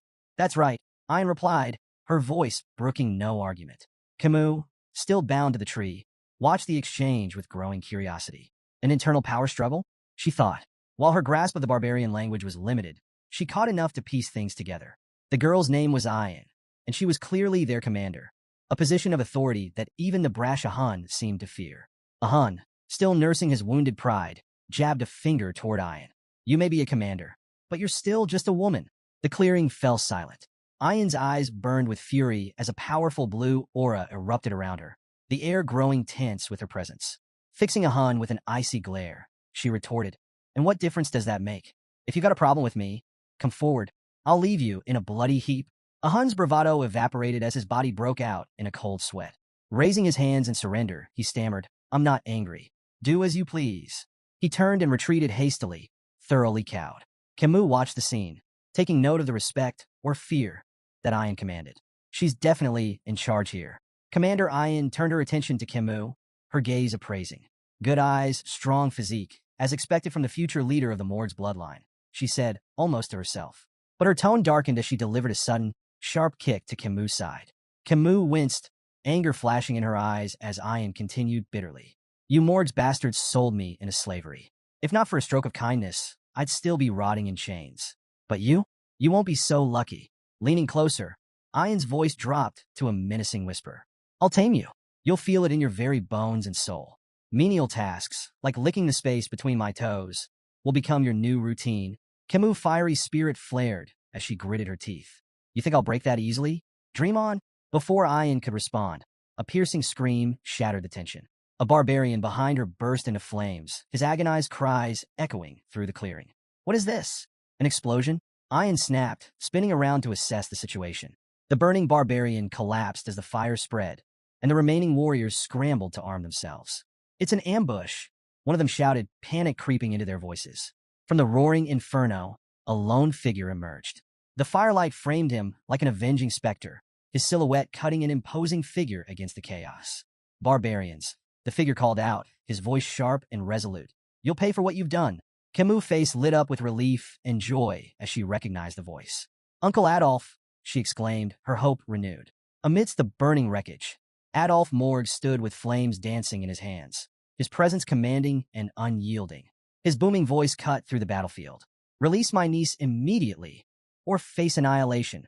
The barbarians froze, startled by the overwhelming force of the Baskerville and Morg's troops who were now hunting them down with ruthless efficiency. Perched on a tree branch above the chaos, Vikir surveyed the scene. His sharp eyes scanned the battlefield, narrowing in thought. Something felt off. The Balak hunters, renowned for their precision and tactical ambushes, were now scattered and in complete disarray. Below, barbarian girls astride their wolves voiced their frustration, barking orders to one another as they struggled to regroup against the relentless onslaught of the Morgs and Baskerville forces. Adolf's voice thundered once more as he spotted several barbarians attempting to flee. "No one escapes. Eliminate every last one of them." Camus, still tied to a tree, watched the pandemonium unfold with a smug grin. They deserve this, she thought, satisfaction gleaming in her eyes. But her moment of amusement was cut short. A rustling sound behind her caught her attention, and she turned her head sharply, her eyes widening in surprise. "Vikir," she exclaimed, her voice far too loud for the circumstances. Emerging from the shadows behind her, Vikir placed a finger to his lips, signaling for silence. Her loud reaction prompted a sigh of exasperation. With a swift motion, Vikir cut the ropes binding her to the tree and helped her to her feet. You came to save me. Camus beamed, her happiness radiant. Vakir, slightly irritated, replied curtly, do you not understand the meaning of silence? Before they could retreat further, Commander Ian stepped out from the shadows, blocking their path. Her sharp eyes gleamed with anticipation as she regarded Vakir. I expected you to come, Ian said, her voice calm yet brimming with authority. She studied him intently, her words carrying a weight that demanded attention. Your speed, your composure, your determination to save her. Impressive. I won't ask about your past, but you've passed. Vakir frowned at her cryptic remark. Past what? Ian offered no explanation, her attention shifting to Camus. The two locked eyes, their gazes sharp and unyielding. Though no words were exchanged, the intensity of their silent battle spoke volumes. Vakir's grip on Camus tightened, a subtle signal that he was ready for action. Concealing my abilities may no longer be an option, he thought grimly. As he studied Ian more closely, a flicker of recognition stirred in his memory. Could she be related to the one who scarred Hugo's nose? The infamous Balak archer, Night Fox, came to mind. But after observing Ian's movements, Vakir dismissed the thought. No, she's too young and inexperienced. Perhaps she shares the same bloodline. Suddenly, a dart flew through the air, aimed directly at Vakir. Without hesitation, he raised his hand, effortlessly intercepting the projectile. It shattered upon impact, harmlessly falling to the ground. Emerging from the chaos, the barbarian who had kidnapped Camus stepped forward, his eyes wide with disbelief. He had underestimated Vakir, failing to predict his uncanny reflexes. Vakir wasted no time. Sweeping Camus into his arms, he said firmly, things have gotten troublesome. I'll take you to your uncle. Camus' face turned bright red as she stammered. All right. Her embarrassment deepened as she noted his unusually formal tone. Is it the poison making her act like this? She wondered. Vakir moved swiftly through the dense forest, carrying Camus effortlessly toward Adolph's position. Behind them, Commander Ian watched with a conflicted expression. A mix of disappointment and determination etched across her face. Will you come to me willingly one day? She murmured to herself, her voice barely audible over the rustling leaves. As they pressed forward, Vakir glanced down at Camus. Are you sure the poison isn't too severe? He asked, his voice calm but concerned. Camus hesitated, unsure of her condition. I think, maybe it is, she replied uncertainly, her tone betraying her unease. Their exchange was cut short as two barbarians emerged from the shadows, firing arrows in quick succession. Vakir deflected both projectiles with precision, his movements swift and efficient. From a distance, Ian silently raised her bow, her expression cold and resolute. Her sharp eyes locked onto Camus as she knocked an arrow imbued with a bluish aura. Should I eliminate the girl from Morgs? She mused aloud, her voice devoid of emotion. Without hesitation, she released the arrow, its path streaking through the air with deadly accuracy. Vakir's glowing red eyes tracked the arrow as it sped toward them, its trajectory unerringly aimed at Camus. Reacting instinctively, he twisted his body to shield her. Camus, sensing his sudden movement, turned her head just in time to see the arrow close in, only 2 inches from her eye. But the arrow never struck. A shimmering ice wall materialized between them, stopping the projectile in its tracks. Are you hurt, my dear niece? Adolph's voice rang out, laden with worry. He approached quickly, flame still flickering faintly in his hands, the ice spell dissipating as he stepped forward.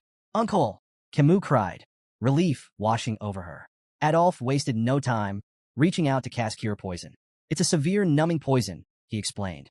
I've slowed its effects, but we'll need to visit Divine Quo Vadis for complete treatment once we return. But before the spell could fully take effect, Camus pushed his hands away. Let go for a moment, she demanded, surprising Adolph. He stepped back, confused, only to watch in shock as Camus ran toward Vakir, throwing her arms around him in a tight embrace. Thank you for saving me again, she said, her voice earnest and filled with gratitude. Adolph stood frozen, his eyes wide in disbelief. Tears welled up as he shouted, Camus, I did my best too. Camus turned to him, her expression indignant.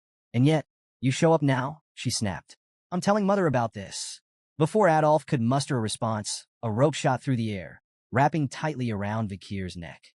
Commander Ian stepped forward, holding the rope firmly. Come with me willingly, she demanded, pulling with all her strength. It'll be easier for both of us. I don't have much time. Despite her efforts, Vakir remained unyielding, his feet firmly planted. Ian's frustration grew as she struggled to comprehend how he could resist so effortlessly. Camus gasped, her recognition immediate. It's you again, she exclaimed, her disbelief evident. Vakir remained calm, his focus unwavering. Gripping the rope with one hand, he broke it effortlessly, snapping it like a twig. Ayan flinched at his strength, but held her ground. Her words, however, lingered in Vikir's mind. No, Tom, what does she mean by that? He wondered, sensing a deeper urgency behind her actions. A sudden, overwhelming wave of killing intent swept through the forest, suffocating the air. Birds burst from the treetops in panicked flight, their cries fading as an oppressive sense of dread settled over the area. Ayan's face turned deathly pale as her eyes darted upward, horror etched across her features. Her trembling voice cut through the eerie silence. "It's noticed us," she whispered, each word quivering with fear. Vikir frowned, confused, until a sharp, buzzing sensation radiated from his hand. He glanced down to see the red lines etched into his skin, glowing ominously. Beelzebub, the hidden blade coursing through his arteries, was issuing an intense and unmistakable warning. "She's coming," Ayan murmured, her voice barely audible, yet heavy with dread. Vikir's expression hardened. "She? Who's she?" he asked, his instincts sharpening. Ayan's cold sweat betrayed her terror as she uttered a single name, her voice barely a whisper. "Madam Eight Legs." From the heart of the forest, a towering pillar-like structure emerged, its form cloaked in darkness and pulsating with an eerie purple aura.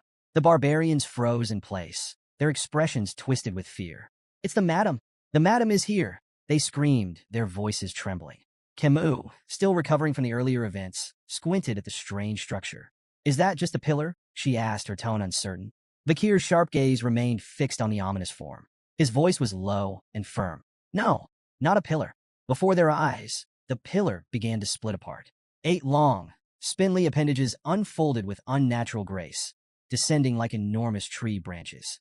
The massive legs anchored themselves into the ground, creating an unholy silhouette that towered over the forest. Adolf, his usual composure shattered, muttered in disbelief. How could something so monstrous have been hidden here all this time? Vikir's face turned grim as the pieces clicked into place. This was Madam Eight Legs, a name that carried weight and terror. A creature ranked as an S-tier threat, capable of leveling entire cities in mere hours. The spider stood on its 8 grotesque legs, its massive frame casting a shadow over the trembling group. It let out a piercing scream, an ear-splitting wail that sent shivers down every spine and rooted the onlookers in place. Camus opened her mouth to speak, but Vikir was faster. Placing a hand firmly over her mouth, he leaned in and whispered urgently, "Stay quiet. Madam Eight Legs has poor sight, but heightened touch and hearing." Vikir's mind raced as fragments of an old native legend surfaced. He had once dismissed it as a terrifying campfire story, a tale of the Madam of Eight Legs, a monstrous entity that haunted the depths of forbidden forests. But now, standing face to face with the legend, it felt all too real. He recalled the Empire's monster dictionary, its several revisions still failing to fully account for this nightmare. Madam Eight Legs, a name that struck fear into even the bravest warriors. The creature screamed again, louder this time, before spewing a stream of greenish liquid from its gaping maw. The acidic substance rained down in a deadly cascade, hissing and crackling as it melted through trees and rocks alike. Vikir moved swiftly, dodging the falling poison with calculated precision.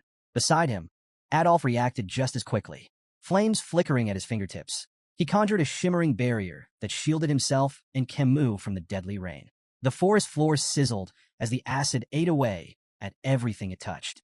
Not far away, a Hun screamed in terror as drops of the green poison landed on his hair. Panicking, he grabbed a knife and hacked off the affected strands, collapsing to his knees as he panted in fear.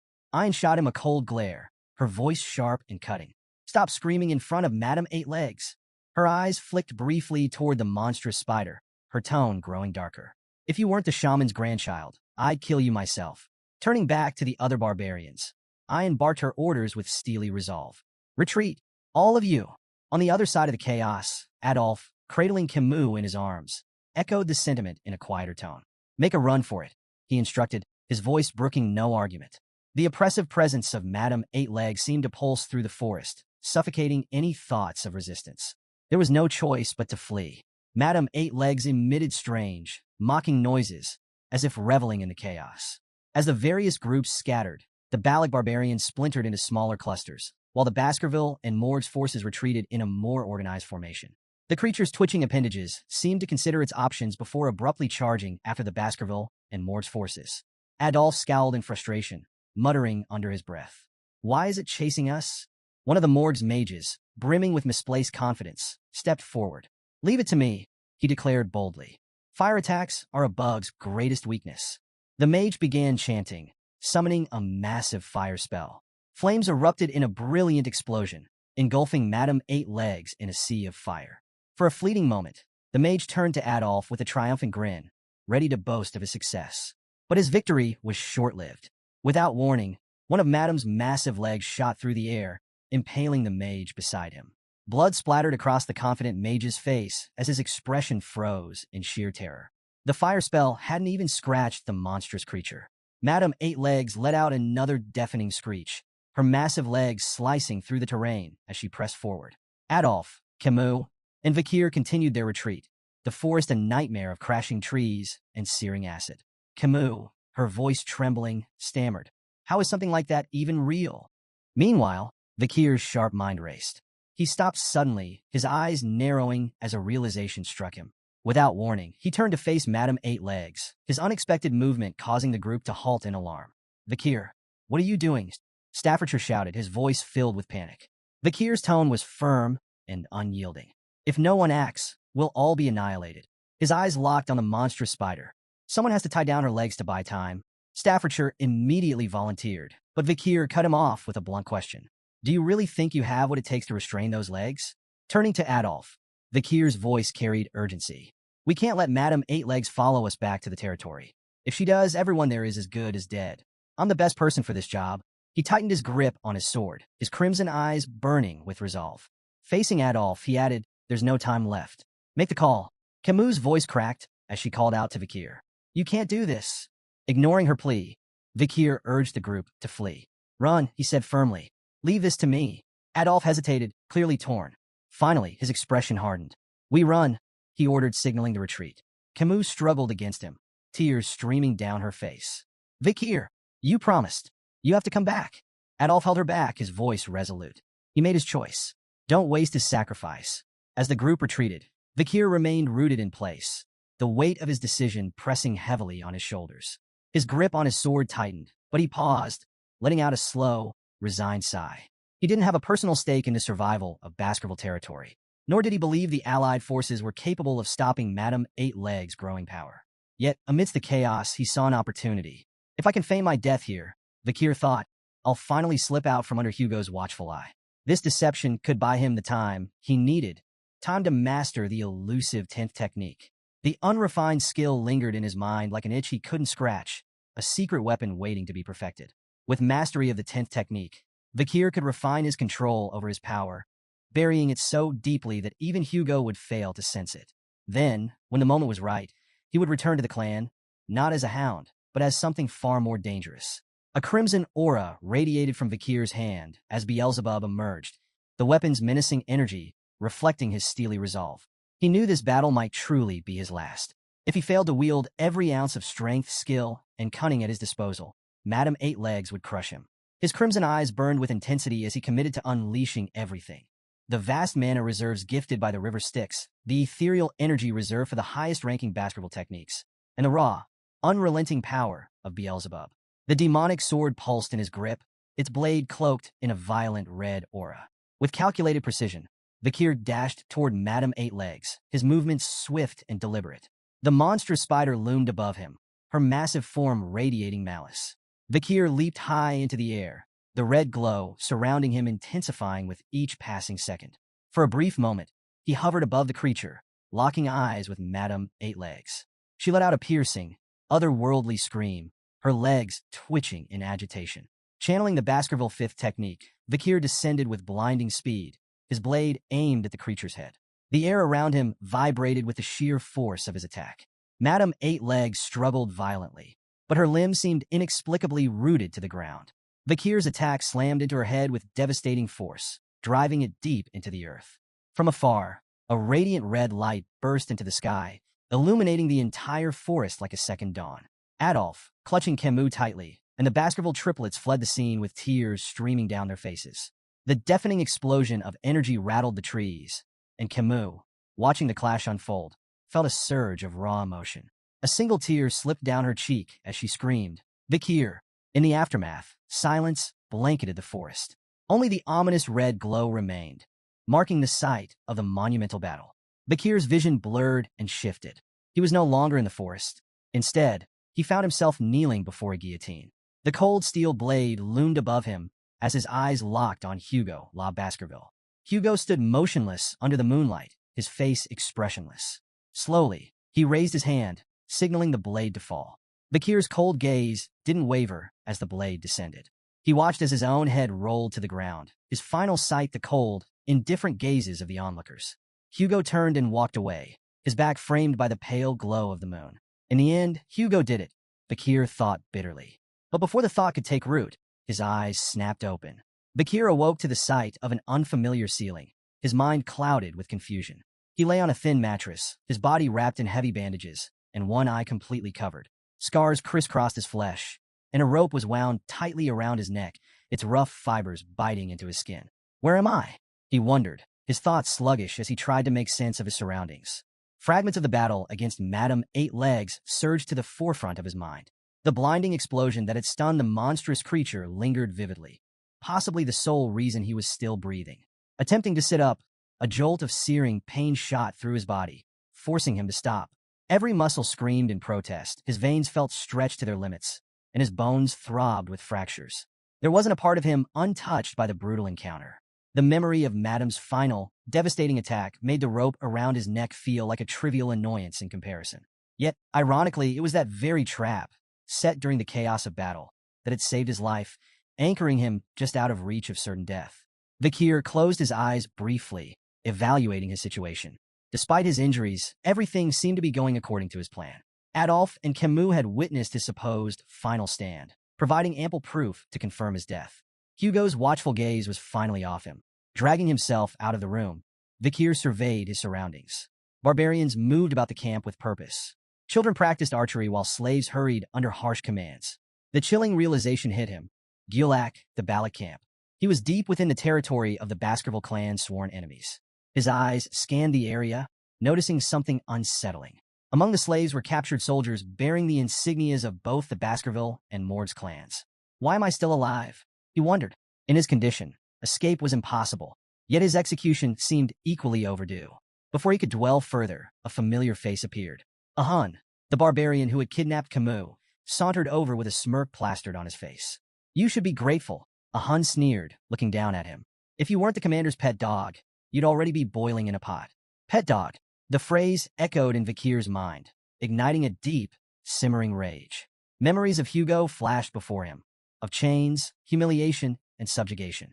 A surge of killing intent radiated from Bakir, catching a Hun off guard. Startled but defensive, a Hun lashed out, his fist connecting with Bakir's already battered body and knocking him to the ground. Arrogant bastard, a Hun spat, his frustration evident. With a dismissive glare, he added, Follow the rope, dog. Your owner's waiting.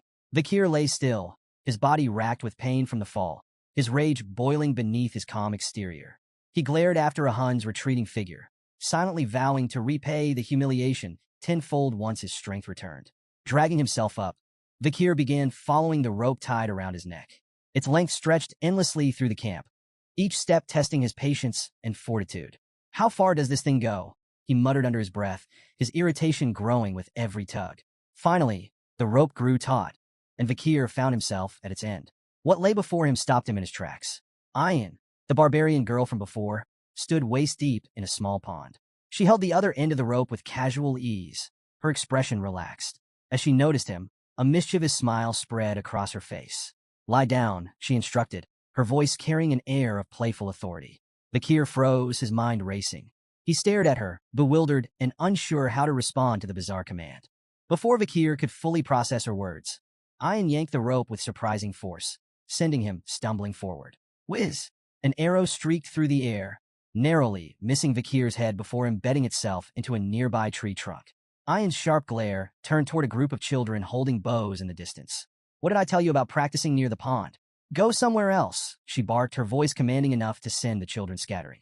As Bakir lay on the ground, recovering from the unexpected tumble, Ayan turned her attention back to him, a sly smirk playing on her lips. I never properly thanked you for the auction, she began, her tone light but calculated. Pointing at him, she continued, in Balak culture, kindness is repaid twofold and revenge tenfold. Since you saved me once, I've saved you twice. Bakir's brows furrowed in confusion. Twice. he asked, his tone skeptical. Ayan crossed her arms, clearly enjoying herself. After that explosion, who do you think dragged your sorry self out of the forest? If I hadn't gone back for you, you'd be spider food by now. So yes, twice. Her smug response only deepened Vikir's unease. He sat up slowly, the rope around his neck pulling uncomfortably. If you've repaid the debt, why keep me alive? He asked bluntly, gesturing toward the rope. Ayan's grin widened, her mischief on full display. Because you're valuable. I have no doubt your party will pay a hefty price for you. You're not some ordinary soldier, are you? Vikir froze at the implication, his mind racing.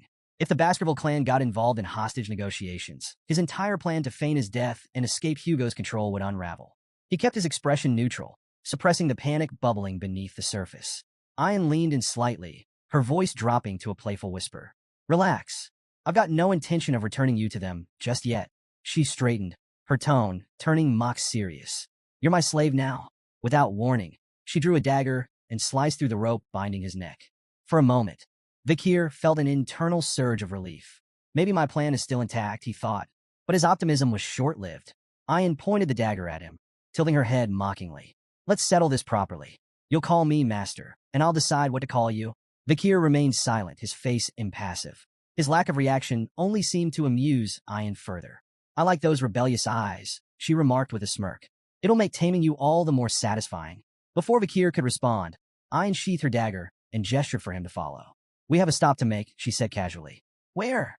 Vikir asked, his voice low. She shot him a glance over her shoulder, her tone teasing. Don't tell me you don't know. In the Balak way, we always pay respects when stepping onto someone else's land. Her grin widened. We're going to meet the matriarch. The matriarch's tent loomed ahead, its entrance adorned with intricate carvings. Inside, a throne made from the skulls of predators dominated the room. Bears, jaguars, alligators, and other deadly creatures stared down at visitors, their heads mounted with precision. Each skull bore an arrow firmly lodged between its eyes, a testament to the matriarch's unparalleled skill. As they approached, Ayan glanced at Vikir and began explaining the Balak way of life. If you don't have a place to sleep, borrow a friend's hammock. If you're hungry, someone wealthier will share their food. That's how we survive. Her voice softened slightly, a touch of pride in her words. It's why we're strong. Everyone here is bound by the same rules, tight-knit, homely, and united. Vikir noted something intriguing about the Balak camp. Private assets seemed to hold little importance to them. Everything functioned on a communal system, a stark contrast to the rigid hierarchies he was used to. Ayan led the way to the grand tent without hesitation, her pace confident. Stopping outside, she gestured toward the imposing structure and declared, We've arrived. She entered first, her voice ringing out with authority.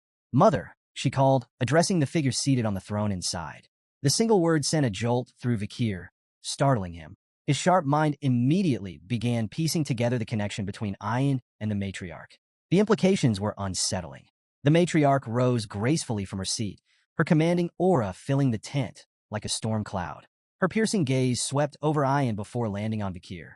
So this is the boy we've heard so much about, she said, her tone calm but laced with curiosity. Ayan blinked, taken aback. Mother, I haven't said anything about him, she retorted, her confusion plain. Vikir's eyes narrowed as he silently assessed the situation. The pieces began to fall into place.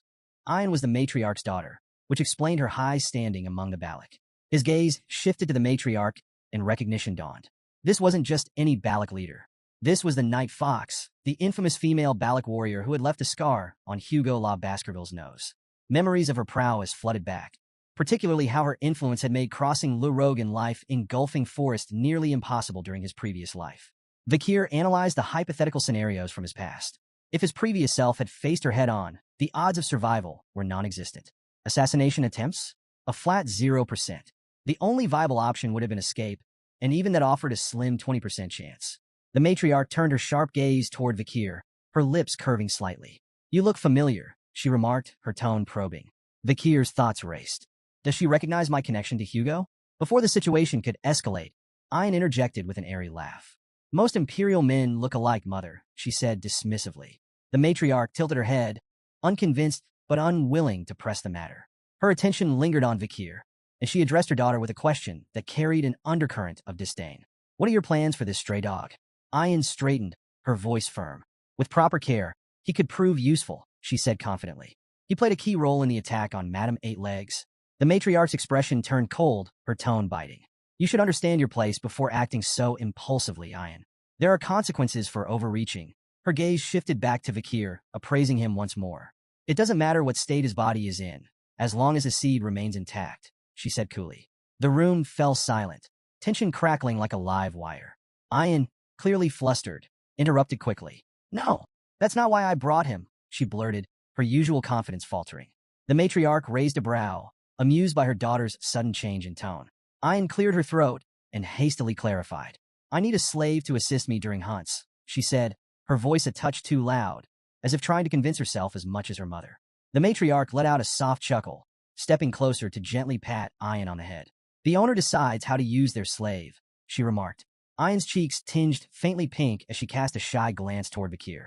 Standing at the center of the tent, Vakir maintained a calm exterior, though his mind remained razor-sharp.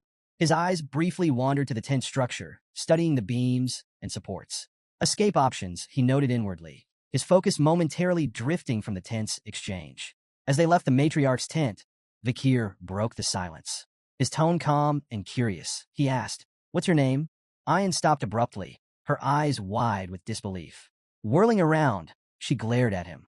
How dare you ask such a question, slave? She snapped, her voice brimming with indignation. Vakir, unfazed by her outburst, explained evenly, I don't intend to call you master. I asked for your name, so I can address you properly. His straightforwardness caught Ayan off guard. A faint blush crept up her cheeks, and after a moment of flustered silence, she huffed. It's Ayan, she muttered reluctantly. Vakir, he replied with equal composure, introducing himself. Now, what's your first order? Ayan's face reddened further, and she stomped her foot. You're not supposed to call me by my name, she shouted, though a smirk soon curved her lips. She took a step closer and declared her command with mock seriousness. Build a house. That'll be your new home, slave. She couldn't hide the satisfaction in her voice. Let's see this imperial swordsman figure out something so far removed from his training, she thought smugly. To her surprise, Vakir smiled. Sounds enjoyable, he said simply. Hours passed, and Ayan stood staring at the results of Vakir's labor, her jaw practically hitting the ground. Before her stood a perfectly constructed tent, its structure seamless and sturdy. Her disbelief grew as she glanced at the crude tools she had provided him, tools that now seemed laughably unnecessary in his skilled hands. Vakir worked quietly nearby, adding finishing touches with calm efficiency. Ayan finally blurted, How did you do this? Vakir didn't look up, his tone even as he replied. During difficult times, relying solely on swordsmanship is a death sentence. To survive, you learn other skills. Ayan's gaze shifted to the expertly crafted drains surrounding the tent. They were flawless, designed to redirect water effectively. Even the drains are perfect, she muttered, more to herself than to him. Vakir, however, shifted the conversation. The matriarch's tent, he began, has a structural issue. Ayan blinked, taken aback. What are you talking about? Vakir explained, the central pillar isn't stable. During the rainy season, the ground beneath it will shift, leading to water leakage. Ayan narrowed her eyes. And you have a solution, I assume? Mix lime-rich dirt with gravel from the nearby hill to make bricks, Vakir said matter-of-factly. Reinforce the bricks with oil and fire them. They'll stabilize the structure. Ayan crossed her arms, trying to mask her growing admiration. Fine, she said curtly. Do it. Methodically, Vakir gathered materials, shaping bricks with precision and drying them over a fire. Ayan accompanied him to the matriarch's tent once the repairs were ready, explaining the plan to her mother. The matriarch watched with skepticism as the repairs were made. But when the work was completed, she examined the tent with astonishment. All these years, she muttered, her voice tinged with frustration. So many failed attempts, and it was the central pillar all along.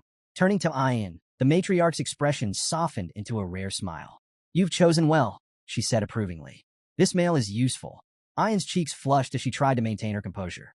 He's my slave, she mumbled, though her tone lacked its usual edge. The matriarch addressed Vakir directly, her voice commanding. From now on, you're responsible for handling all such tedious matters in the barracks. By the water's edge, Vakir rinsed clothes methodically, his movements calm and deliberate. Ayan approached, her tone casual, as she struck up a conversation. Doesn't all this slaving away exhaust you? She asked, gesturing at the laundry. You could always consider becoming an official member of the tribe. You know, without missing a beat, Vakir replied, it's not so bad.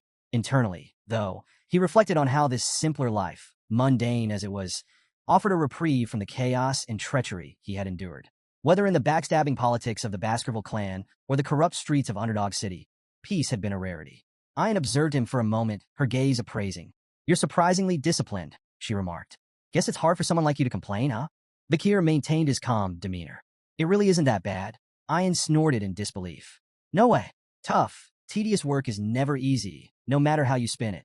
As they walked back toward the camp, Ayan nudged him lightly. You should stop with this complacent attitude, she said. Follow my lead. I'll help you figure out how to survive among the Balak people.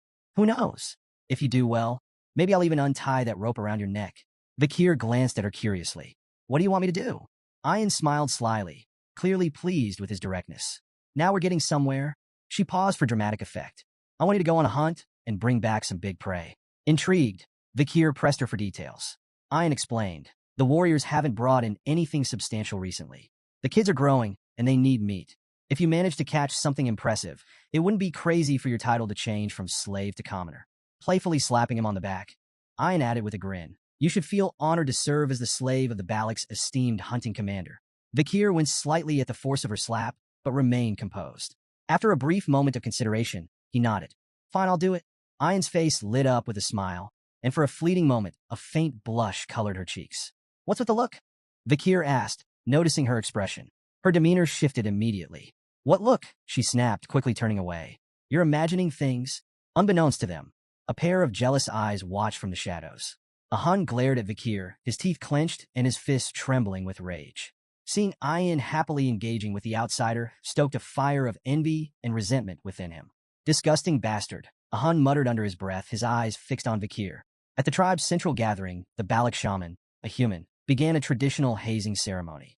Standing before a pot of glowing charcoal, he withdrew his hands slowly, his face solemn.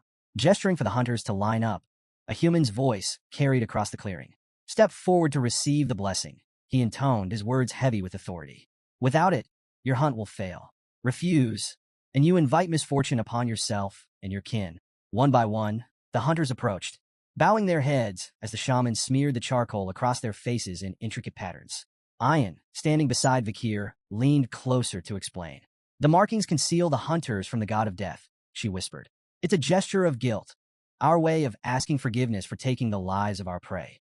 Vakir observed the ritual in silence, noting the presence of a shaman even among the fiercely independent Balak warriors.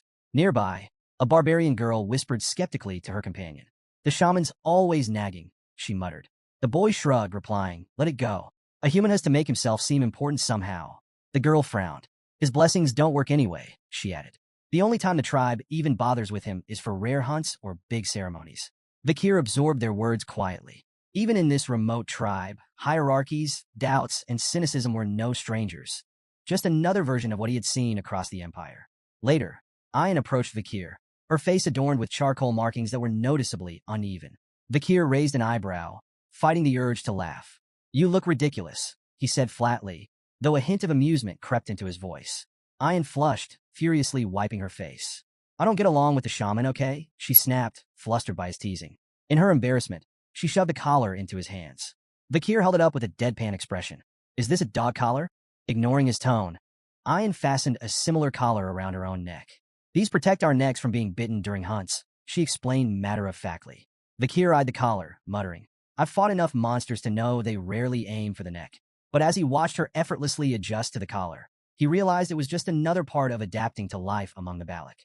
Ayan and Vakir rode together on a wolf, the large beast moving swiftly through the forest. Ayan glanced back over her shoulder. Hold on to my waist if you don't want to fall off, she instructed. Vakir, stubborn as ever, refused to follow her advice. Moments later, a sharp bump sent him tumbling to the ground. Ayan pulled the wolf to a stop, watching him dust himself off with a smirk. See what happens when you don't listen, she teased.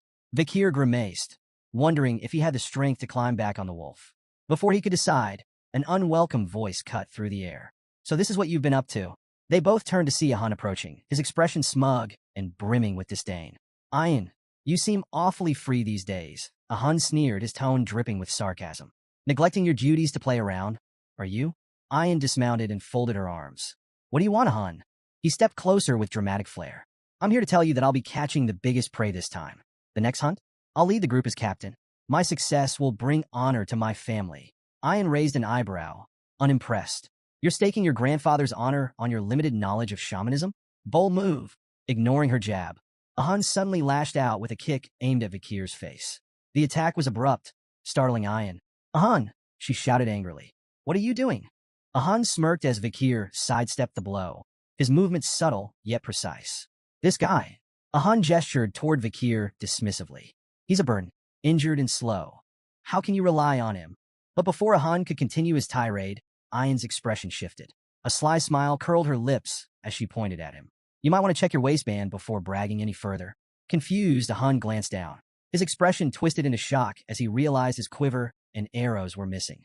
Still seated on the ground, Vikir wiped the blood from his lip and held up Ahan's quiver, a smug smile tugging at the corners of his mouth. You should hold onto your weapons as you would your lover, he remarked dryly. Ahan's expression twisted in rage as he realized he'd been outmaneuvered. Before he could fully process the humiliation, Ayan doubled over in laughter, clearly enjoying the spectacle. Seething, Ahan lunged at Vikir. Arrogant slave bastard, he roared, throwing a punch with all his strength. But before the blow could land, Ayan intervened. With a single, swift motion, she used her bow to block the attack. Her voice turned icy as she stared him down. Whose slave do you think you're punishing without permission? She demanded. Ahan, his face flushed with anger and embarrassment, shouted back. He insulted a Balak warrior. That demands punishment. Ayan's expression didn't waver. Pathetic, she muttered, her tone dripping with disdain. Desperate to salvage his pride, Ahan's voice took on a mocking edge. What's this, Ayan? Have you fallen for the slave? Ayan placed a hand on her head, sighing in exasperation. Her irritation was palpable. Vikir is my slave, she admitted coolly. If he's done something wrong, I'll punish him. But you? You have no right to lay a hand on him. The tension in the air was palpable as Ayan turned toward Vikir, who watched the exchange silently, his expression unreadable. Without warning, Ayan's fist shot out, connecting with Vikir's face. The impact sent him sprawling, blood spraying onto the green grass. Ahan stumbled back in shock, his jaw slack as he watched the scene unfold. Ayan turned to Ahan, fixing him with a cold stare. Are you satisfied now? She asked sharply. Ahan opened his mouth to speak, but Ayan cut him off. I get it, you're frustrated. You haven't managed to capture a maiden, and it's eating you up. But touch my slave again, her voice dropped, and I'll make sure you regret it. Ahan, cowed by her words and her sheer presence, nodded reluctantly. His bravado extinguished, he turned and retreated, muttering under his breath. Later, as Ayan and Vikir rode the wolf back toward the camp, Ayan kept sneaking glances at him. Her expression was conflicted, an uncharacteristic mix of guilt and concern. After several minutes of silence, she broke the ice. Does it hurt? She asked cautiously. Vikir didn't reply. She tried again. Are you angry? Still nothing. Frustrated by his silence, Ayan finally spoke up. Look, it was necessary, she began defensively. Ahan's stubborn and petty. If I didn't deal with him like that, he'd keep looking for excuses to retaliate. When Vikir remained unresponsive, Ayan sighed heavily. Why aren't you saying anything? Finally, Vikir spoke, his voice calm, but tinged with a hint of dry humor. It hurts? Ayan froze. Then, with surprising agility, she twisted in midair, landing backward on the wolf to face him. Her hands cupped his face as her eyes filled with worry. Does it hurt a lot? Is it bad? Are you in danger? She asked anxiously, her words tumbling out in rapid succession. Vikir remained stoic. It hurts to talk, he replied plainly. But it's not the first time. Before he could finish, Ayan leaned forward, her lips suddenly meeting his. Time seemed to freeze as Ayan pulled away, her face flushed a deep crimson. She pressed her fingers to her lips, as if only now realizing what she had done. Turning forward hastily to avoid his gaze, she muttered, I knew I was right. You show promise. Even for an imperial bastard. Vikir blinked, wiping his face as he tried to process the moment. His mind wandered briefly. Do barbarians usually lick each other's injuries? He wondered. The thought of spreading infection crossed his mind, though it seemed a trivial concern compared to his confusion. Ayan glanced back, her tone suddenly more composed. So, is there anything you want from me? If it's within my ability, I'll make it happen, she offered. Vikir raised an eyebrow, intrigued. Anything? Her body tensed at his question, and she stiffened visibly. Trembling slightly, she nodded. A Balak warrior never goes back on their word. Vikir's expression turned serious as he considered her offer, leaving Ayan's mind to spiral. Her cheeks grew redder as she assumed he was plotting something inappropriate. Finally, Vikir broke the silence. Teach me how to shoot arrows, he said plainly. Ayan's hopeful expression fell flat, disappointment etched into her face. She quickly recovered, though, and nodded. Fine, she said curtly. As they continued onward, she added, we'll start your special training tomorrow. Vikir nodded in agreement, unaware of her lingering irritation. The next morning, Vakir took aim at a tree trunk, releasing an arrow under Ayan's watchful eye. The arrow missed its mark, landing far from the embedded target. Ayan sighed, her tone tinged with exasperation and amusement. No. Aim for the arrow already stuck in the trunk, she instructed. Vakir raised an eyebrow. Are you sure you're qualified to teach? Ayan smirked. You're the one who asked for lessons, she retorted. You'll learn properly, or you'll learn nothing at all. She reminded him of the importance of mastering the bow, especially since his injuries prevented him from wielding a sword effectively. If you want to capture prey and stop being a slave, you'll do this right, she emphasized. To correct his stance, Ayan pressed firmly against his back, adjusting his posture. Vakir winced, feeling the strain on his battered body. Suddenly, Vakira, Ayan's wolf, appeared behind them, startling her slightly. Without realizing it, Ayan applied more pressure to Vakir's back, eliciting a loud crack. Vakir crumpled to the ground, groaning in pain. Ayan, unfazed, turned to Vakira and asked, Did you find it? The wolf howled in response, and Ayan's lips curled into a confident smile. Good boy. Turning back to Vakir, she clapped her hands impatiently. Get up. We're moving now. They arrived at a serene stream where the river met the ocean, a tranquil location teeming with life. Ayan gestured at the unique surroundings. This place is special, she explained. It's where the ocean and river meet, so you'll find animals from both habitats. It's a prime hunting spot. She paused, sharing a story her grandmother used to tell. The salmon here fight their way up the waterfalls, dreaming they'll become something greater, massive, legendary beasts. Most fail, though. They fall onto sharp rocks and become food for the ox bears. Vakir's gaze shifted to the massive bear prowling nearby. Is that one of them? He asked, noting its impressive stature. It looks a lot tougher than the ox bears I've seen before. Ayan nodded, her tone reverent. That's no ordinary ox bear. It's a superior specimen, born from a powerful bloodline and a survivor of countless battles. It's the kind of prey only the best hunters can take down. When Vakir questioned if their task was to take down the colossal ox bear, Ayan shook her head with a smirk. We're not here for the dominant female, she explained. Our target is the smaller male trying to court her. As they watched from a distance, several male bears approached the towering female, each attempting to win her favor. One by one, she rebuffed them with brutal swipes, sending them fleeing into the forest. Intrigued by the display, Vakir asked what kind of mate the female was searching for. Ayan chuckled. Strength isn't the answer, she corrected. To Vakir's surprise, a much smaller male approached the female. This time, instead of rejecting him, she greeted him with gentle nudges and playful gestures.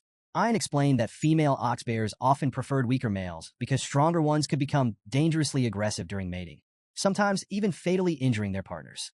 It's not about brute force, Ayan added. It's about survival and raising healthy cubs. Drawing a parallel, Ayan noted that the Balak tribe had a similar philosophy. They often sought partners with excellent genes, especially if those partners were weakened from injury or fatigue, as it indicated resilience. Vakir observed the pair of bears wandering off together. Ayan instructed him to wait. The female will completely drain his strength, she explained. Once he's exhausted, we'll strike. For days later, Vakir stood outside a cave, listening to the deep roars and moans of the ox bears echoing through the forest. He reflected on their strategy, leaving food for the bears to facilitate their courtship and encourage their mating ritual. Ayan approached, holding a small fruit in her hand. This fruit boosts strength temporarily, she explained, but it shortens lifespan. The clever female will avoid it. The male? He'll eat it without a second thought to keep up with her. The strategy clicked in Vakir's mind. The male's desperate attempt to impress his mate would leave him depleted, making him the perfect target. Ayan handed Vakir a bowl of soup, urging him to eat and regain his strength.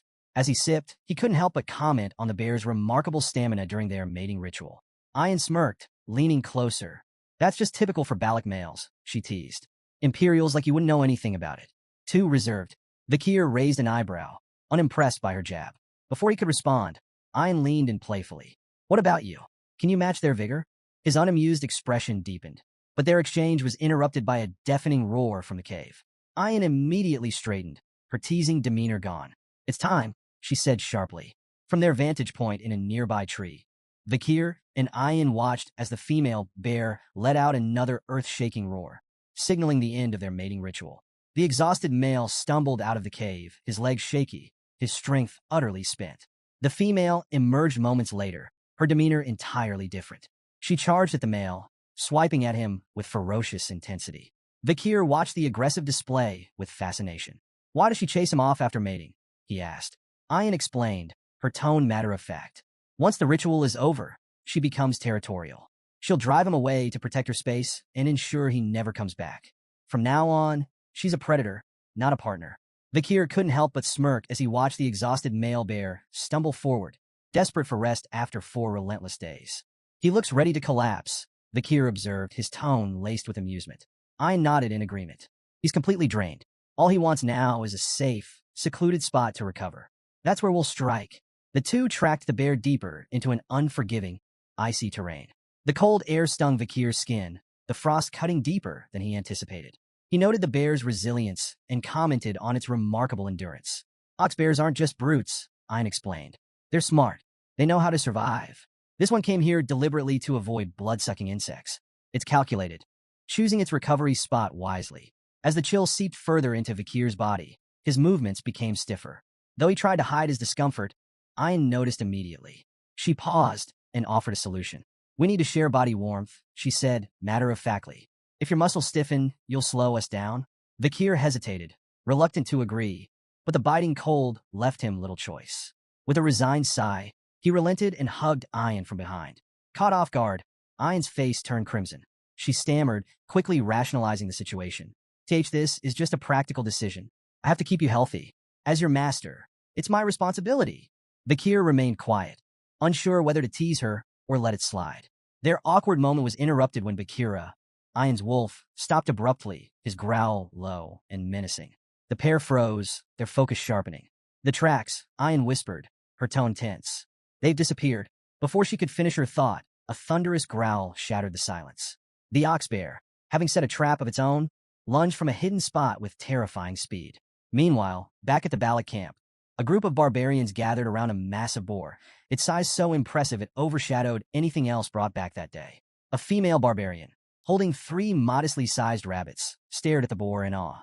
I thought these would be enough, she said, glancing down at her catch. But compared to that, a male barbarian stepped forward, addressing a Hun with visible admiration. This is incredible, he said, gesturing toward the boar. You've outdone yourself, a Hun. Another chimed in, suggesting that a Hun should be made the tribe's new hunting commander. Even Ein can't handle every Hun alone, he added. The group's attention shifted briefly as someone mentioned Ein's current hunt. She brought a slave with her, a female barbarian noted, her tone skeptical. I doubt they'll catch anything worthwhile. A Hun, basking in the praise, dismissed Ein's efforts entirely. That so-called slave is nothing but dead weight, he scoffed.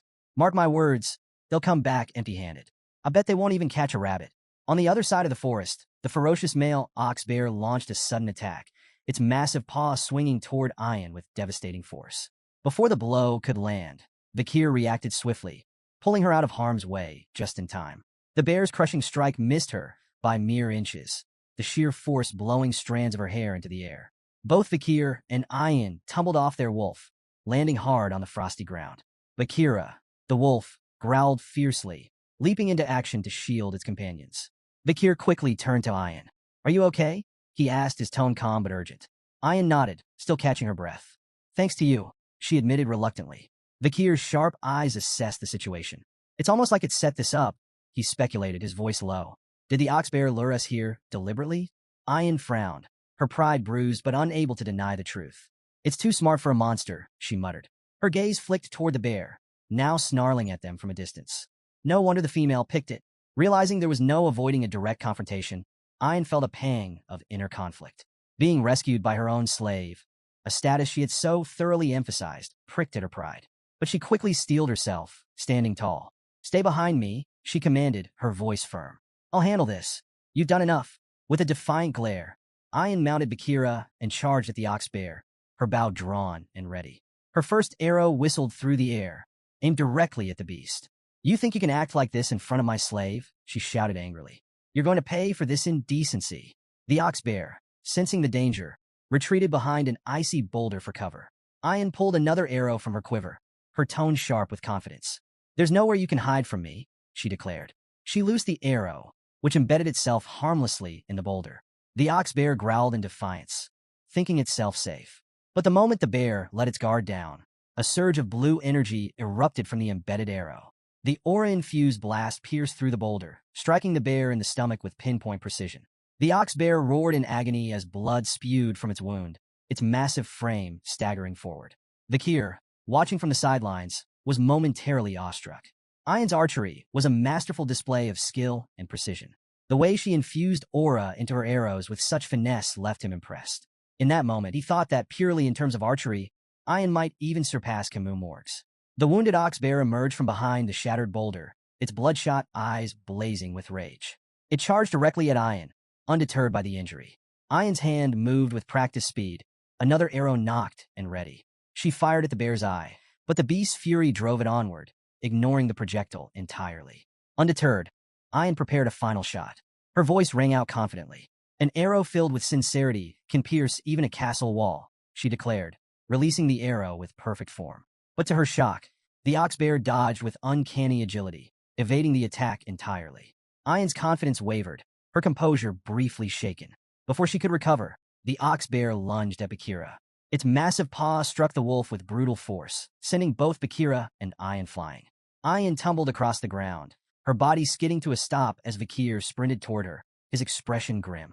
As Ayan lay dazed, fragments of her mother's teachings surfaced in her mind. Her mother had once told her that beasts on the brink of death could sense the killing intent of a predator, often becoming most dangerous in their final moments. Ayan now realized, too late, that she had gravely underestimated the ox bear. Confidence, bolstered by her righteous intentions, had blinded her to the peril. The ox bear, now a towering menace, advanced with drool dripping from its massive jaws. Its mouth opened wide, ready to deliver a fatal bite.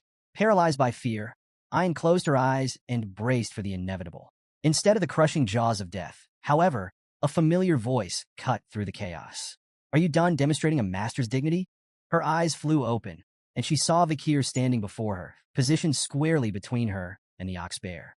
His calm yet commanding presence sent a shiver down her spine. With a deliberate step forward, Vakir spoke with quiet confidence. "It's my turn now."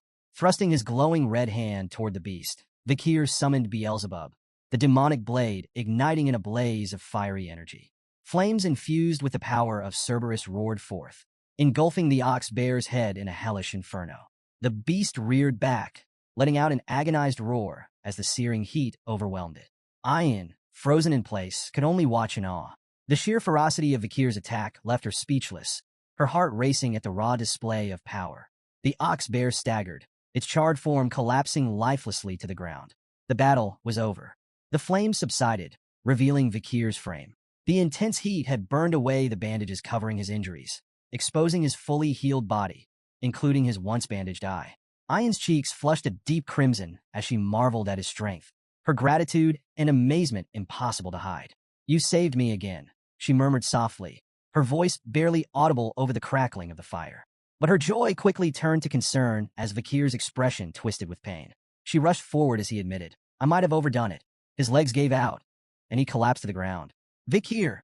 Ayan cried, her earlier awe replaced by panic. She knelt by his side, frantically calling his name and trying to rouse him. The memory of his unwavering determination lingered in her mind as she desperately sought a way to help him. Later that night, the Balak tribe gathered around a roaring bonfire, celebrating the success of the hunt. The tantalizing aroma of roasted meat filled the air, and a massive pot of stew bubbled cheerfully over the flames. The villagers danced and sang, their jubilant cries echoing into the night. Off to the side, Ayan and Vakir sat together, each wearing traditional Balak hats. Ayan's voice carried a mix of pride and excitement as she explained the significance of their victory. "The ox bear wasn't just any prey," she said, her chest puffed with pride. "It was both strong and intelligent, a worthy opponent. Catching it has made us the stars of this pillaging ceremony." Vakir, stoic as ever, didn't seem particularly moved by the festivities. His indifferent expression earned him a sharp glare from Ayan. "You could at least pretend to care," she huffed, crossing her arms. Her gaze shifted to the other side of the gathering, where a Hun sat glumly next to the small, sluggish boar he'd caught.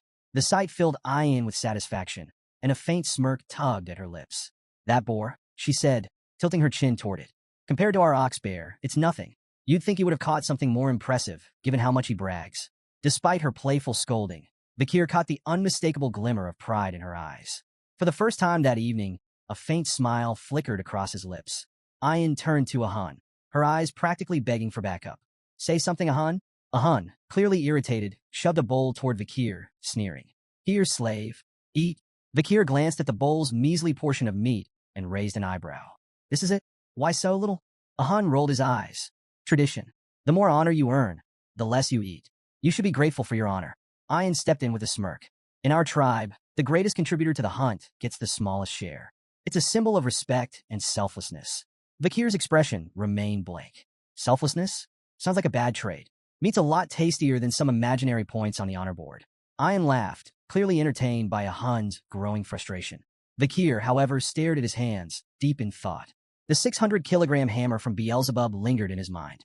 Could he actually increase his weight by 600 kilograms while holding his breath? It seemed absurd. Then again, so did most of his life lately. Taking a casual sip of his soup, Vakir reflected on his recovery. Beelzebub's absorption of the ox bear hadn't just granted him new powers. It had patched him up like magic glue. Noticing Vakir's nearly empty bowl, Ian grabbed another, heaping with meat, and thrust it toward him. Here, eat. Vakir shook his head. I already had my share. A bit of meat, some blood, intestines, standard barbarian meal. I'm good. Ian pushed the bowl closer. You should eat more. Every part of the animal has a purpose. Weak eyes? Eat the eyes. Bad heart? Eat the heart. Weak limbs? The legs. That's how we grow stronger. Vakir squinted at the bowl, particularly at the coiled piece of meat bobbing in the broth. So, you're saying my insides need work? His tone dripped with sarcasm. Before Ian could answer, 3 barbarian girls approached, their presence as subtle as a thunderstorm. Commander, the first one huffed, glaring at Ian. Why are you bothering with him? The second chimed in. It's so obvious what you're doing. And the third? Why waste food on a slave? Vakir ignored the peanut gallery and took a bite. The meat was tougher than he expected, but he chewed through it. Ian's eyes lit up with excitement. Good. Now you'll be ready to fulfill your duty. Vakir stopped mid-bite. Duty? What now? I already played my part in the hunt. At dawn, Vakir found himself near a massive tree trunk, its top sliced clean off. He noticed faint scorch marks at the edges and recalled something Ian had mentioned last night. While standing at this very spot, he'd seen slabs of prime meat laid on the trunk. He questioned Ian about wasting such quality food, especially during a shortage. It's an offering, she had explained, her tone reverent. To Madam Eight Legs. It's how we ask for permission to live here. Ah yes, the village's 8-legged landlord.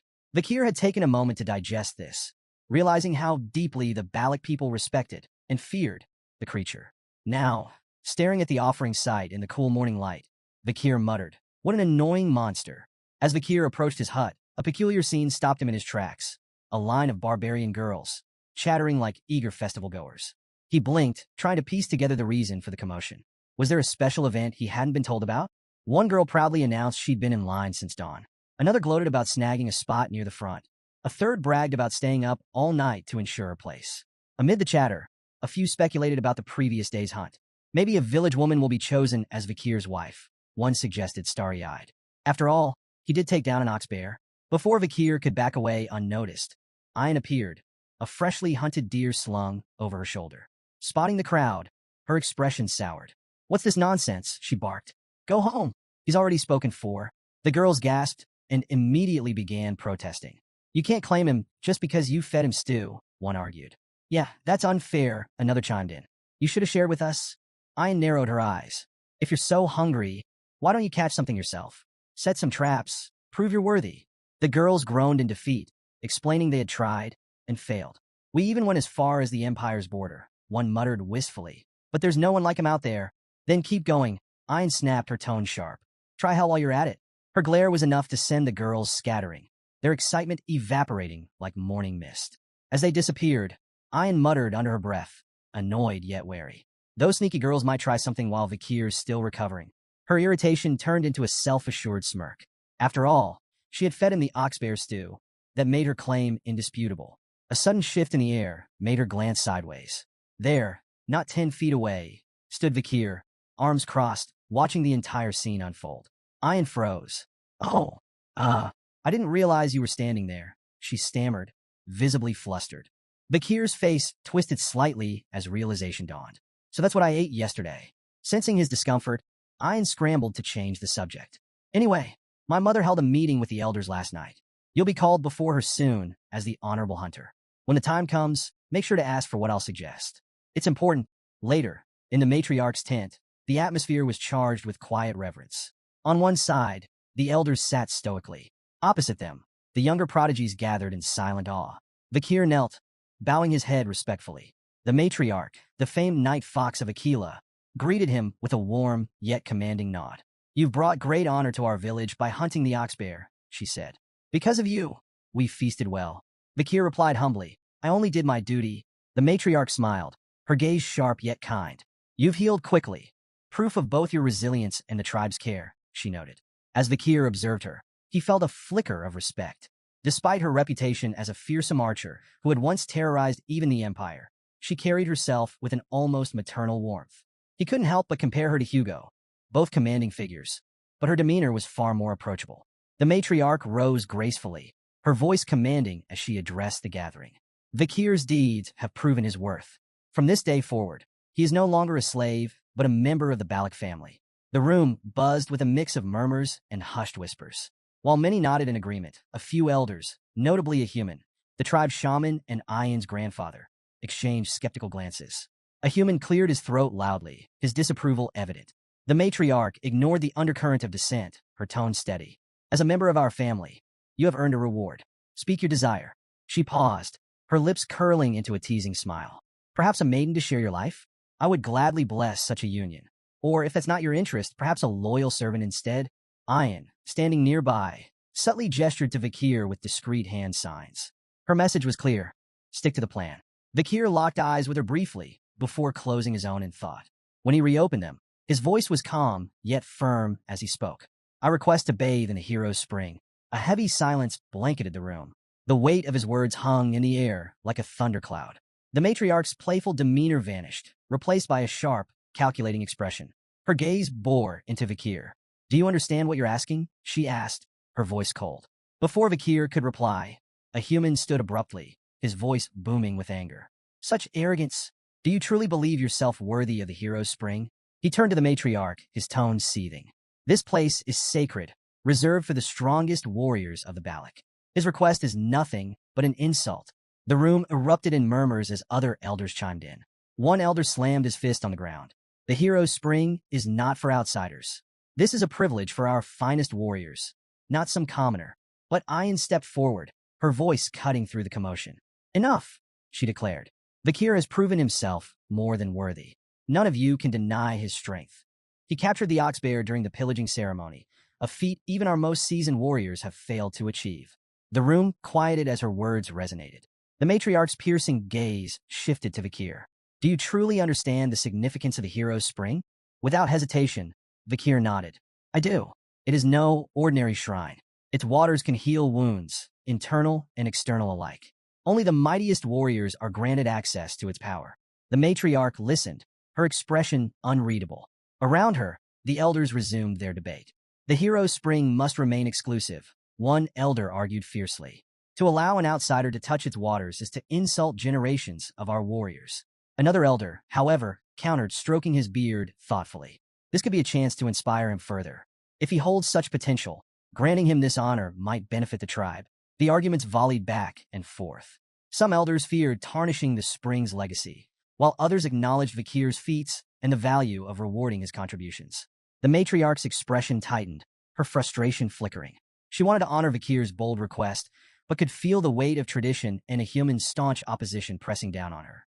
Just then, a sudden bell rang out, cutting through the tense atmosphere like a blade.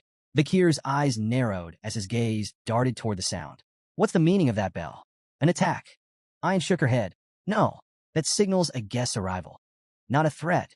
The matriarch seized the opportunity to end the heated debate. "This meeting is adjourned. Return to your duties," she commanded, rising gracefully and exiting the tent. As the elders filed out, a human lingered, his expression dark and brooding. His disapproval was palpable, the faint click of his tongue like thunder in the quiet. Watching the matriarch leave, his unease simmered beneath the surface, a storm waiting to break.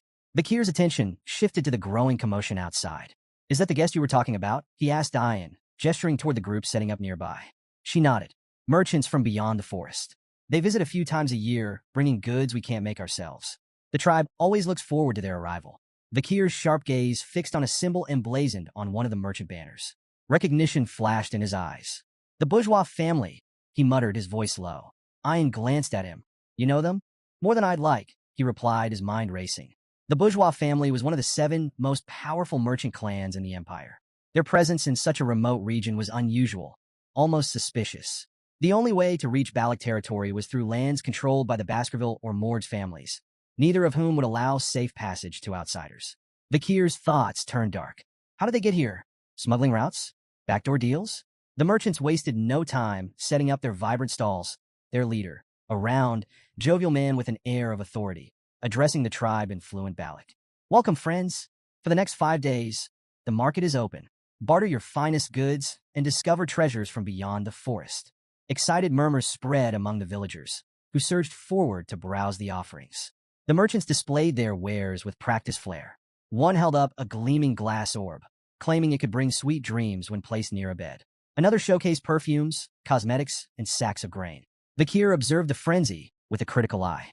The goods on display were mundane by imperial standards, but the merchants bartered them for rare forest treasures of far greater value. The imbalance was glaring, and Vakir's jaw tightened. The bourgeois are bleeding them dry. A commotion nearby drew his attention. Ian's voice rang out, laced with frustration. A diamond for corn? Are you serious? For a brief moment, Vakir felt a flicker of relief. At least someone here recognized the absurdity of the trades. But then, to his horror, Ian's expression shifted. She grinned triumphantly, handing over a diamond for 2 ears of corn. Clutching her prize like a trophy, she beamed with pride, clearly convinced she had struck an incredible deal. Vakir pinched the bridge of his nose, exhaling sharply. Hopeless, he muttered, watching her celebrate her victory. Elsewhere in the market, 3 Balak warriors were locked in intense negotiations with the merchant leader. I'll trade this pearl clam for 2 radishes, one of them demanded, his tone suggesting he genuinely believed it was a steal. Another inspected a cabbage with a critical eye, scrutinizing its quality before eventually bartering a prized deer antler for it. Their persistence wore down the merchant leader, who, with exaggerated reluctance, tossed in extra items to seal the deals. The warriors left with wide grins, proudly celebrating their victories. The merchant leader, meanwhile, smirked as he watched them walk away, amused by how easily they'd given up treasures worth far more than the goods they'd received. In a quieter corner of the market, a young Balak girl timidly approached the merchant leader. Her wide eyes sparkled with hope as she pointed at one of the glowing glass orbs on display. "Excuse me, sir," she said softly. "May I trade for that orb?" The merchant leader crouched down, his smile dripping with condescension. "Well now, little one, what do you have to offer?" Beaming with pride, she reached in her pouch and pulled out a small, wriggling sun larva. It's very rare, and it's nutritious too." The merchant leader's face twisted with disgust. "Ugh, disgusting," he barked, slapping the larva from her hand. The tiny creature hit the ground with a wet thud, and the girl froze, her face crumpling as tears welled up in her eyes. Sneering, the merchant leader turned to leave, muttering under his breath, "For a primitive barbarian, she's quite pretty. She'd fetch a decent price as a slave." The girl knelt, clutching the rejected larva in trembling hands, tears streaming silently down her cheeks. Suddenly, a shadow loomed over her, and a gentle hand rested on her head. She looked up to see Vakir standing beside her. His expression was calm, but the fire in his eyes burned with quiet fury. "This trade is invalid," Vakir declared, his voice steady but sharp enough to cut through the market's noise. The merchant leader stopped mid-stride and turned back, his feigned confidence masking unease. "And what do you know about valid trades?" he asked mockingly. "Surely a savage like you wouldn't understand the intricacies of imperial customs." "Perhaps there's been a misunderstanding." Vakir's gaze locked onto the merchant with chilling precision. "A misunderstanding?" he asked, his tone colder than ice. "Do you mean your intention to sell a Balak child as a slave?" The merchant leader flinched but quickly recovered, waving his hand dismissively. Now, no need to be dramatic. These trades are sanctioned by the Balak shaman, a servant of the forest god, no less. It's not your place, boy, to question their sacred authority." Vakir ignored the merchant's bluster, taking a deliberate step forward. His voice, though calm, carried an undeniable weight. "I demand the cancellation of every trade conducted today. They are blatantly unfair." The merchant leader furrowed his brow in feigned confusion, his voice dripping with mockery. "Unfair, you say? And who made you the arbiter of fairness?" Vakir's expression remained cold, his tone sharper than steel.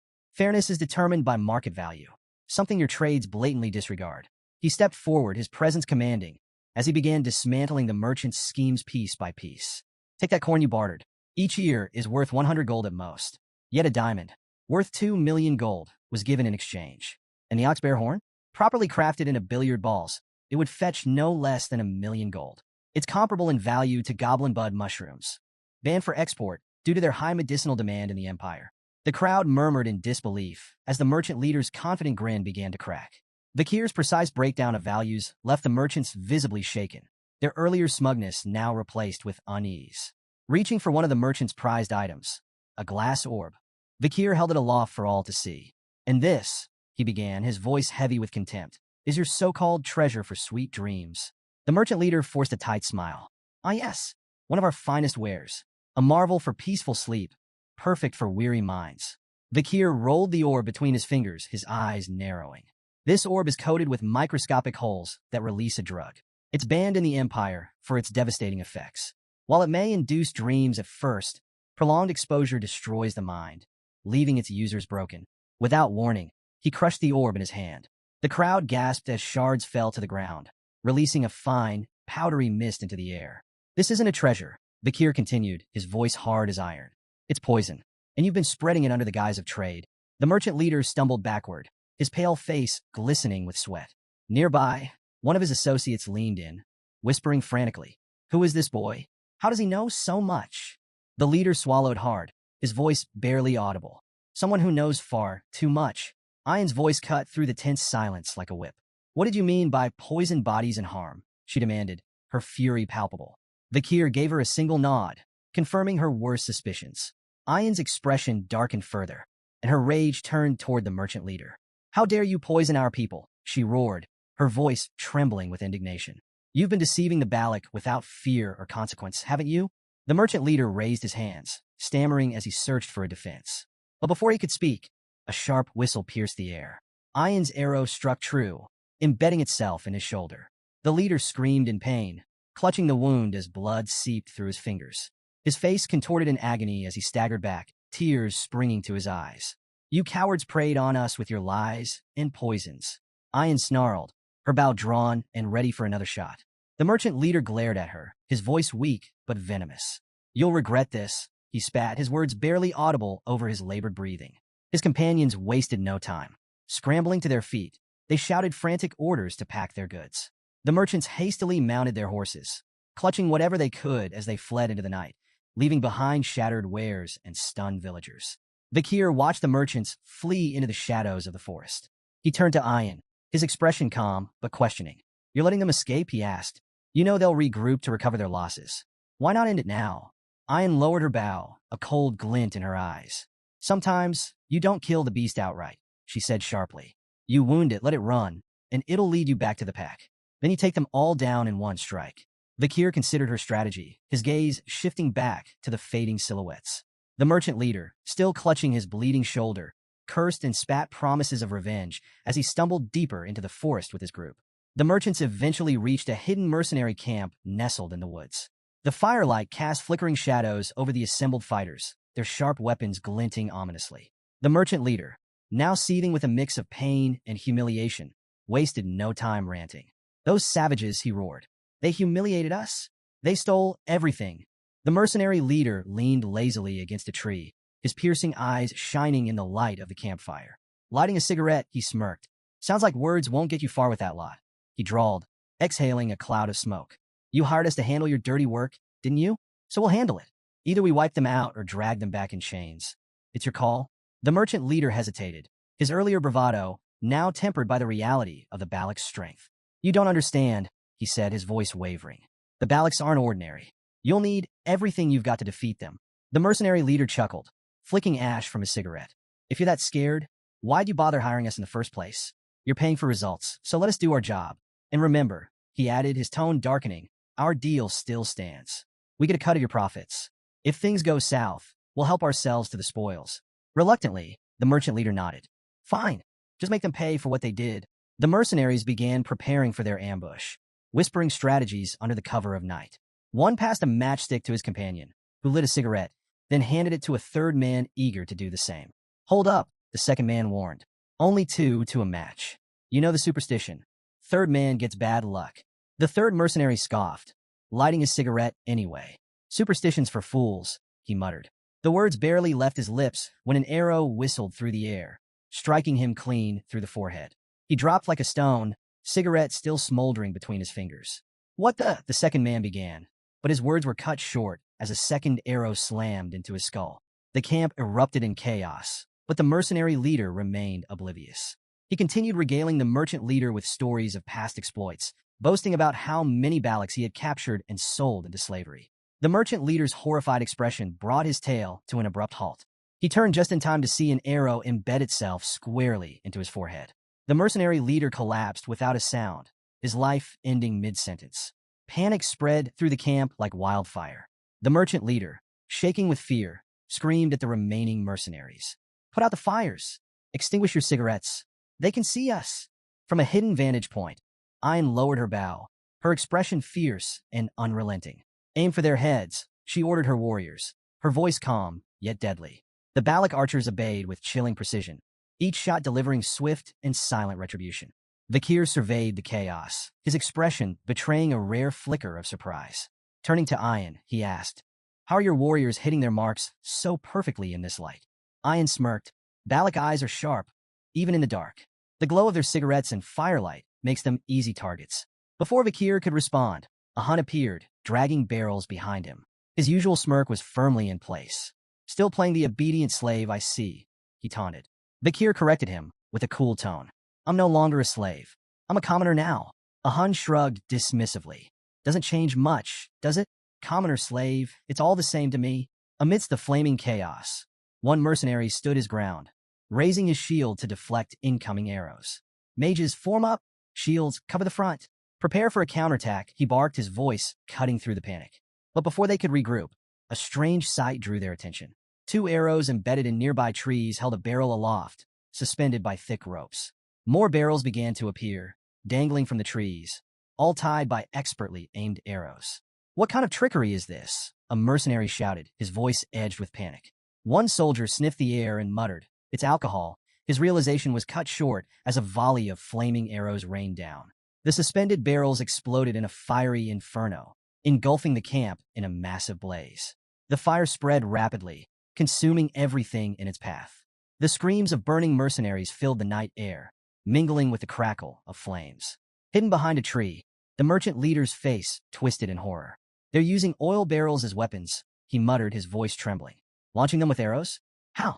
A rustling noise behind him made him freeze. Turning slowly, he saw a shadowy figure emerging from the darkness. His heart raced as he recognized the crimson glow of Balak eyes. "Wait, don't kill me," he pleaded desperately. Fumbling, the merchant leader pulled a document from his bag, the official seal gleaming faintly in the firelight. "This is an exploration permit," he stammered, "stamped by the deputy consul of Underdog City. If you kill me, the Baskerville family will have their revenge." Vakir stepped into the light, his red eyes gleaming coldly. "This deputy consul," he said softly, "was his name Vakir by chance?" The merchant leader nodded eagerly, sensing a lifeline. "Yes, Vakir, the infamous Vakir." A faint smirk tugged at Vakir's lips. "Strange," he replied icily. "I don't recall granting any such permit." The merchant leader's face paled as recognition dawned. "You're—" His words were cut short by Vakir's arrow, which struck him cleanly in the chest, silencing him forever. "Those who forged the Baskerville seal," Vakir stated, his voice steady and unforgiving, "are executed without exception." Moments later, Ayn arrived astride her wolf, urgency in her voice. "We need to move, slave. Hurry." Vakir's brow twitched as he corrected her, his tone firm. "Not a slave. Remember that." The surviving mercenaries, emboldened by the sudden cessation of Balak arrows, regrouped. "They're retreating," one shouted. "Pursue them. Make them pay." Before they could advance, the forest seemed to shift. A monstrous presence descended upon their position, a suffocating aura that struck terror into even the bravest.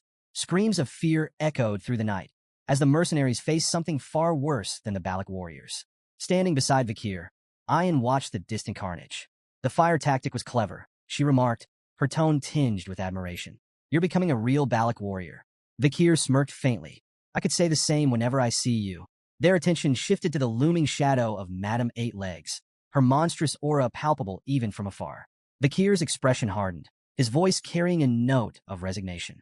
"This night just keeps getting better." Back in the village, the matriarch addressed the gathered Balak warriors with a warm smile. Placing a hand on Vakir's shoulder, she declared, "For your many achievements, resolving our food shortage, minimizing casualties with clever tactics, uncovering the truth behind the warriors' ailments, and exposing the merchant's deceit, I grant you permission to enter the hero's spring." The crowd murmured in approval as she added, Tonight's full moon marks a sacred time. Ayan, guide Vikir to the spring. Ayan stood with a cheerful, yes, mother, and led Vikir toward the sacred site. As they walked, she looped her arm around his casually, her tone light, but pointed. Did you notice a human stayed quiet back there?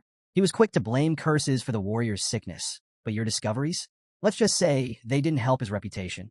Vikir's gaze drifted toward the shaman, recalling the merchant leader's words about a human being a supposed proxy of the forest god. He couldn't help but wonder how much truth there was in those claims, or how much the shaman might be hiding. That night, Vikir submerged himself in the hero's spring, letting its warmth seep into his battered body. He closed his eyes as relief washed over him. The spring's magical properties soothed his muscles, mended his bones, and purified his mana. It was leagues beyond the river Styx back in Baskerville, free of its limiting conditions. He was so absorbed in the spring's restorative effects that he almost missed Ayan slipping into the water beside him. Opening one eye, he raised a brow. The matriarch said I should bathe alone. If you're here, the spring's effect might diminish. Ayan waved off his concerns with a grin. Details.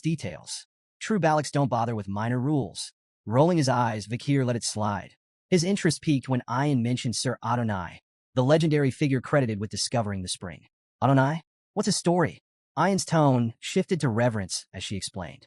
He's the only warrior in Balac history who dared to face Madame Eightlegs head-on. The most powerful man in our legends. You should show him respect. Vikir nodded, acknowledging her words. If he stood up to that monster, he deserves honor. Ayan frowned, catching the faint trace of skepticism in his tone. I'm being serious.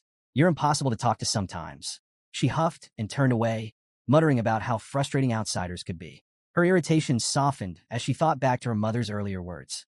The matriarch had spoken of Vikir's transformation, from a slave to a respected commoner with a growing reputation. With the hero's spring aiding his recovery, her mother had said, he might become the man he's destined to be. He wouldn't make a bad husband. Ayan's face flushed as she stole a glance at Vikir, her resolve strengthening. Today, I'm going to make him mine, she thought with determination. Breaking the silence, Ayan shifted the conversation, trying to mask her embarrassment. You know, I was aware of those merchants' shady profits, she said confidently. If you hadn't stepped in, I would have handled it myself.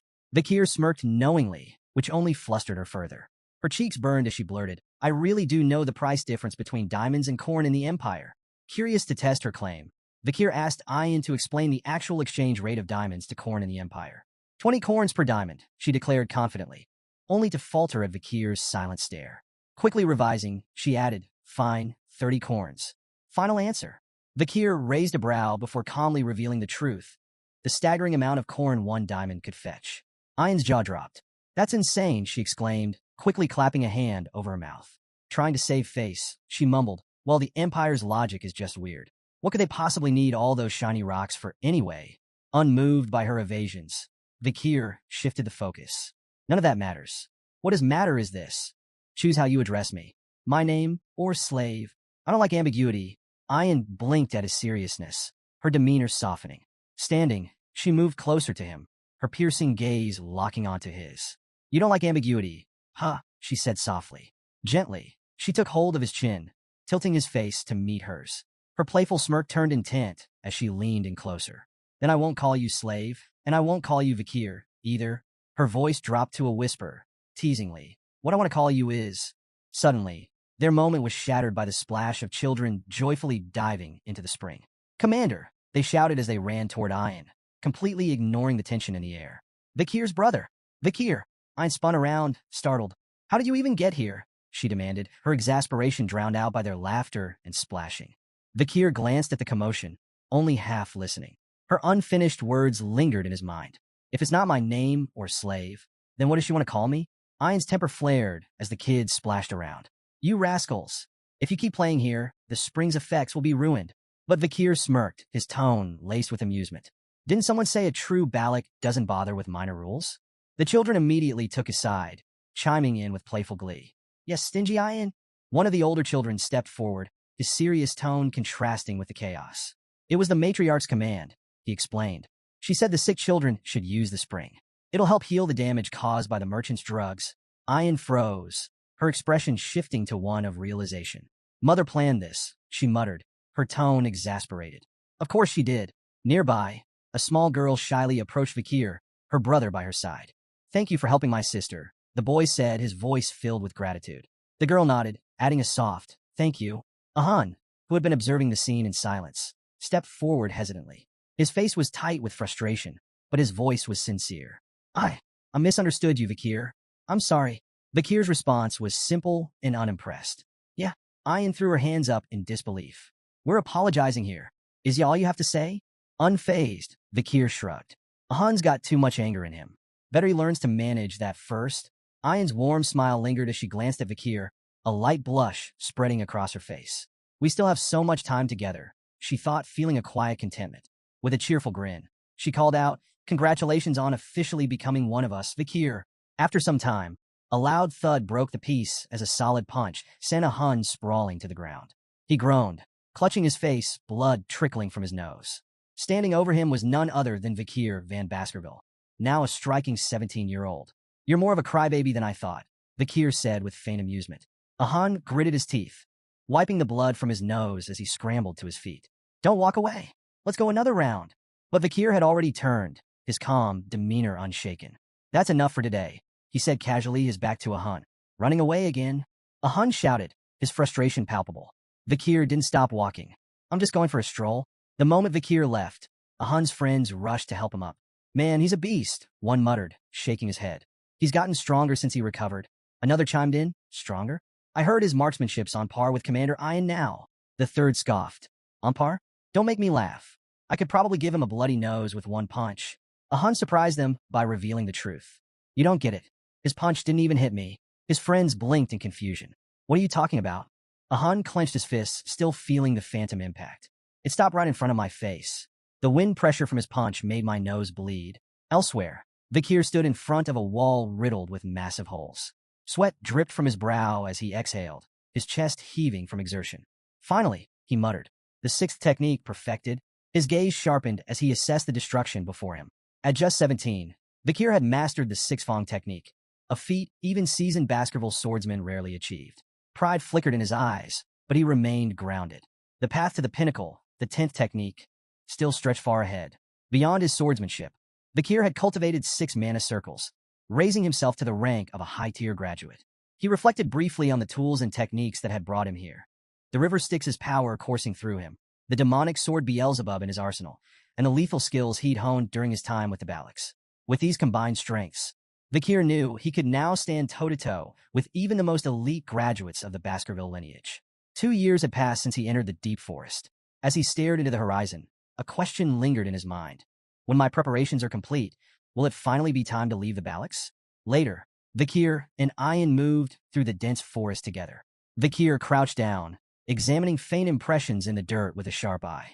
These tracks, he said, his voice steady, are from a deep forest snake Masasu. An old, massive one. Ayan nodded, her expression momentarily serious. If we catch it, Vikir continued, it'll feed the village for 4 days. As he stood and turned to her, he noticed something was off. Ayan's gaze was distant, her face clouded with thought. You seem distracted, Vikir remarked, narrowing his eyes. Something on your mind other than the hunt? Caught off guard by Vikir's question, Ayan's face flushed crimson, and she stumbled over her words. Of course not, she blurted, though her tone was anything but convincing. Desperate to change the subject, she quickly pulled a knife from her belt. Anyway, she said hastily, another hunting group wanted me to ask you about something. Vikir's brow arched, suspicion flickering in his eyes. It was clear she was dodging the conversation. Ayan held up the blade for him to inspect. They found this on an imperialist who trespassed into the forest, she explained. Do you recognize the emblem? Vikir leaned closer, his sharp gaze scanning the intricate design on the blade's hilt. His expression darkened as he nodded. I do. That emblem belongs to the Leviathan clan, one of the 7 imperial clans, alongside Baskerville. Ayan's face fell as she processed the information. We thought it might have belonged to someone from the mercenary group we took down 2 years ago, she admitted. But it looks like this is something bigger. Her tone grew heavier as she continued. There's something off about all of this. We've been finding traces of a red liquid at random locations around the headquarters. Glass bottles, shattered and discarded, always left behind by intruders who disappear before we can catch them. Vikir's eyes narrowed. What kind of red liquid? Ayan sighed. We're not sure, but it's deliberate. The hunting group did manage to capture someone once, but she hesitated, her frustration evident. They swallowed poison before we could question them. This dagger is all they left behind. She paused, studying Vikir intently. Her demeanor shifted, her voice lowering. Vikir, she asked softly, do you want to go back to your hometown? The question stopped him cold. He turned to meet her gaze, his brows furrowed. "Why are you asking me this now?" he asked, his tone steady but edged with caution. Ayan's frustration broke through as she stepped closer, her voice rising slightly. "I don't like secrets or lies, Vakir. Just tell me the truth." Before he could respond, her next words struck like a bolt of lightning. "Another imperialist entered the deep forest recently," she said, her tone grave.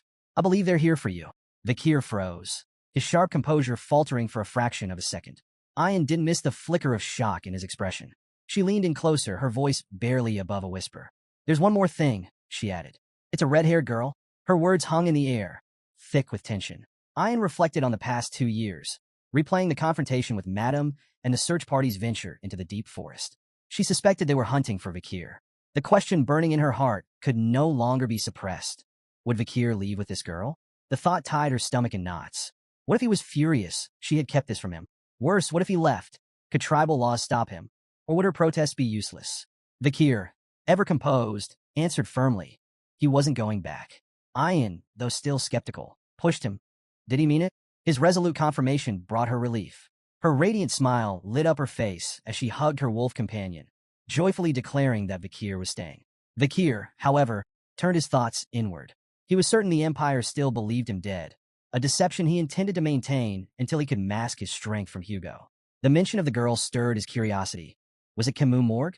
Did she remember he had saved her? Or was this purely a political maneuver? Watching the Baskerville clan aid the Morgue's search efforts hinted at their unshaken alliance. He wondered if his death had further cemented that bond. Regardless, it reinforced his resolve to one day venture beyond the forest and uncover the truths awaiting him. Later, as Vakir and Ayan stood by the river, their peace shattered when a massive lungfish erupted from the water, flopping violently onto the shore before falling still. Ayan identified it and remarked that its leap likely heralded the rainy season. Judging by the fish's size, she predicted this year's rains could be unusually long. Vakir's sharp eyes caught an anomaly, an arrow embedded in the fish. Cutting it open, they were shocked to find a human skeleton clutching the arrow inside. Ayan, after a closer look, deduced it might belong to someone from the Loco tribe. Signs of resistance hinted at a struggle, even in the fish's belly. This confused her. Lungfish typically scavenged only the dead.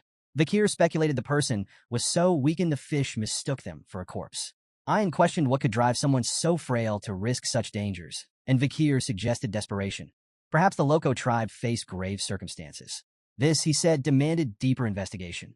Their trek into the forest uncovered a chilling sight, a clearing strewn with corpses. Ayan gasped, horrified. "Are all the Loco warriors dead?" she whispered, her voice trembling. Struggling to process the carnage, she watched as Vakir crouched to inspect the remains. His keen observation revealed grim signs: vomiting, diarrhea, and red spots on the bodies. The horrifying possibility struck him. This could be a deadly disease. The implications were staggering, and both Vakir and Ayan felt the oppressive weight of a tragedy unfolding within the forest depths.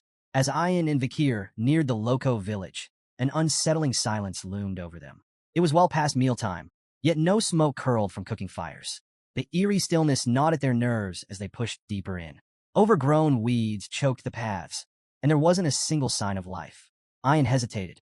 Maybe they relocated, she suggested, though her voice lacked conviction. But before Vakir could respond, she yanked back the curtain of a tent and immediately recoiled. A swarm of flies buzzed out, revealing a lifeless, rotting corpse inside. "Vakir!" she shouted, alarmed.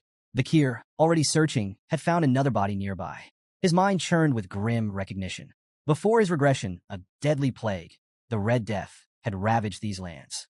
Victims suffered red blotches, violent vomiting, and agonizing pain before succumbing to a slow, excruciating demise. The disease had spread so viciously it even reached the Empire, leaving devastation in its wake. Ayan's face paled. "We need to leave. This village is cursed." Vakir, unfazed, corrected her. "It's not a curse. It's an infectious disease." "That's even worse," she snapped. He reassured her that it wasn't highly contagious, though she didn't look convinced. Hesitantly, she asked, "Are you sure it's not a curse?" "If you're scared, leave," he replied, his tone indifferent. Ayan's expression darkened. "What if you die?" Vakir shrugged. "Then I die." She gaped at him. "How can you say that so casually?" Vakir ignored her outrage, analyzing the scene instead. Not all the Loco people were dead. The village looked abandoned rather than exterminated. It seemed the survivors had fled, leaving behind the sick and dying. He decided to check the barracks for supplies. Find a safer spot and wait, he advised. Fuming at his cold attitude, Ayan turned to leave, only to freeze mid-step. Her eyes widened in horror, her face drained of color. Then she screamed. Vikir spun around, alarmed, and saw her on the ground, shaking violently. Ayan, she pointed ahead, her voice breaking. TT the curse. Run, Vikir. Now! A small figure stood in the distance. Ayan, paralyzed with fear, begged him to flee. If you run, I'll follow. I swear. Just don't go near it. But as she tried to stand, she cried out again, clutching her leg in pain. A cramp. Vikir ignored her panic and approached the figure. It was a little girl, no older than 5. She wasn't loco, that much was clear. She stood near a small pile of stones, a wilted flower resting atop them, a grave. She had been mourning someone. Kneeling, Vikir met her eyes. Who are you? The child hesitated before responding with 3 chilling words. Loco slave. Kitchen maid? Ayan gasped audibly, but Vikir remained calm, studying her. She had been a servant, enslaved by the Loco tribe. What's your name, he asked. The girl hesitated again before softly replying. Pomerian. Vikir's eyes narrowed. The name sounded imperial. Was she a kidnapped noble? Then she completed her introduction, words that sent a shock through his entire body. Pomerian Le Baskerville. Vikir froze. Within the Baskerville clan, middle names carried immense weight. The extended family bore Van, but Lum was exclusive to those of direct lineage, reserved for male heirs. In the rare case of female descendants, they too carried the name Le. That meant Pomerian was a direct descendant of Hugo Baskerville. Ayan's voice cut through his spiraling thoughts. She pointed at the pendant hanging from Pomerian's neck, its etching unmistakable, the Baskerville crest. Vikir seized the pendant, startling the girl, who clutched it protectively. Ignoring her reaction, he flipped it open. His blood boiled. Inside was a portrait of Hugo. A storm of emotions surged through him. Rage, confusion, disbelief. His grip on the pendant tightened as he turned to the trembling child. Where did you get this? His voice was sharp, demanding. Pomerian flinched, holding the pendant closer to her chest.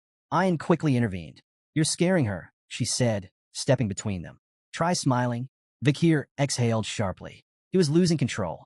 After a deep breath, he forced a smile. The result was so unnatural that Ayan actually looked impressed. Kneeling, he spoke again, this time softer. Who are they? He asked, pointing to the images inside the pendant. Pomerian hesitated before responding.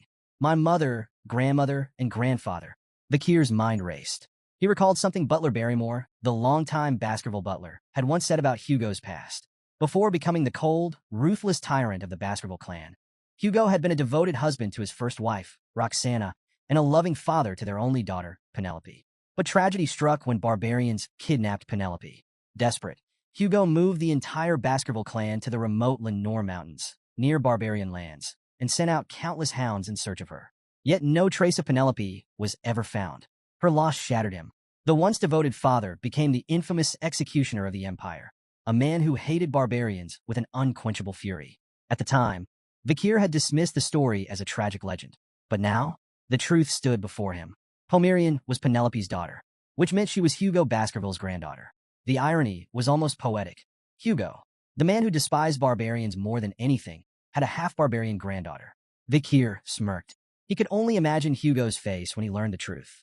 But that was a problem for later. For now, he ruffled Pomerian's hair. You've been through a lot, haven't you? He said gently. The girl studied him, uncertain. Then, with quiet fascination, she whispered, Your hair and eyes, they look like my mother's. Vikir chuckled. All Baskerville hounds tend to look alike. He smirked and added, Guess that makes me your uncle. Pomerian's eyes widened. Uncle, a memory flickered in her mind. Mother told me, if I ever saw someone with red eyes, I should follow them. Vikir arched a brow. Oh, and what do you think? Pomerian hesitated. Then, with sudden determination, she clung to him. I'll go with you. And just like that, 2 stragglers of the iron-blooded sword clan crossed paths, bound by fate. The next morning, Pomerian peeked out from the tent, rubbing her sleepy eyes. Spotting Vikir preparing to leave, she immediately trotted over. Where are you going? Vikir slung his weapon over his back. A meeting. The clan's matriarch called for it. Without hesitation, Pomerian ran up to him, arms outstretched. I'm coming too. Before he could refuse, she climbed into his arms, clinging to him like a stubborn little monkey. Vikir sighed, realizing there was no point in arguing. She wasn't afraid of much, except being left behind. As he carried her on his back, his thoughts drifted to the road ahead. The Balak village wasn't a place for a child. She needed safety, civilization, A home far from Hugo's grasp. This wasn't just his fight anymore. He had someone to protect. His resolve hardened. He needed help. First, he'd see the matriarch. Then, he'd find Chihuahua and make arrangements to leave the forest for good. Inside the matriarch's tent, the atmosphere was tense. The matriarch's weary eyes scanned the gathered elders and shamans as she addressed the growing crisis. The disease is spreading, she said gravely. If the rainy season begins while it persists, the consequences will be catastrophic. The shaman scoffed. This is no disease. It's a curse. He declared that the spirits of their ancestors were furious, and the only solution was a grand ritual to appease them. Ian immediately objected. This isn't a curse. If we don't act fast, more will die. We need to move the village. The elders pushed back. Their ancestors' ashes were buried here. The land was sacred. Leaving was unthinkable. Ian's group refused to back down. The children are dying, one of them argued. What's the point of honoring the dead if we let the living perish? The shaman supporters held firm.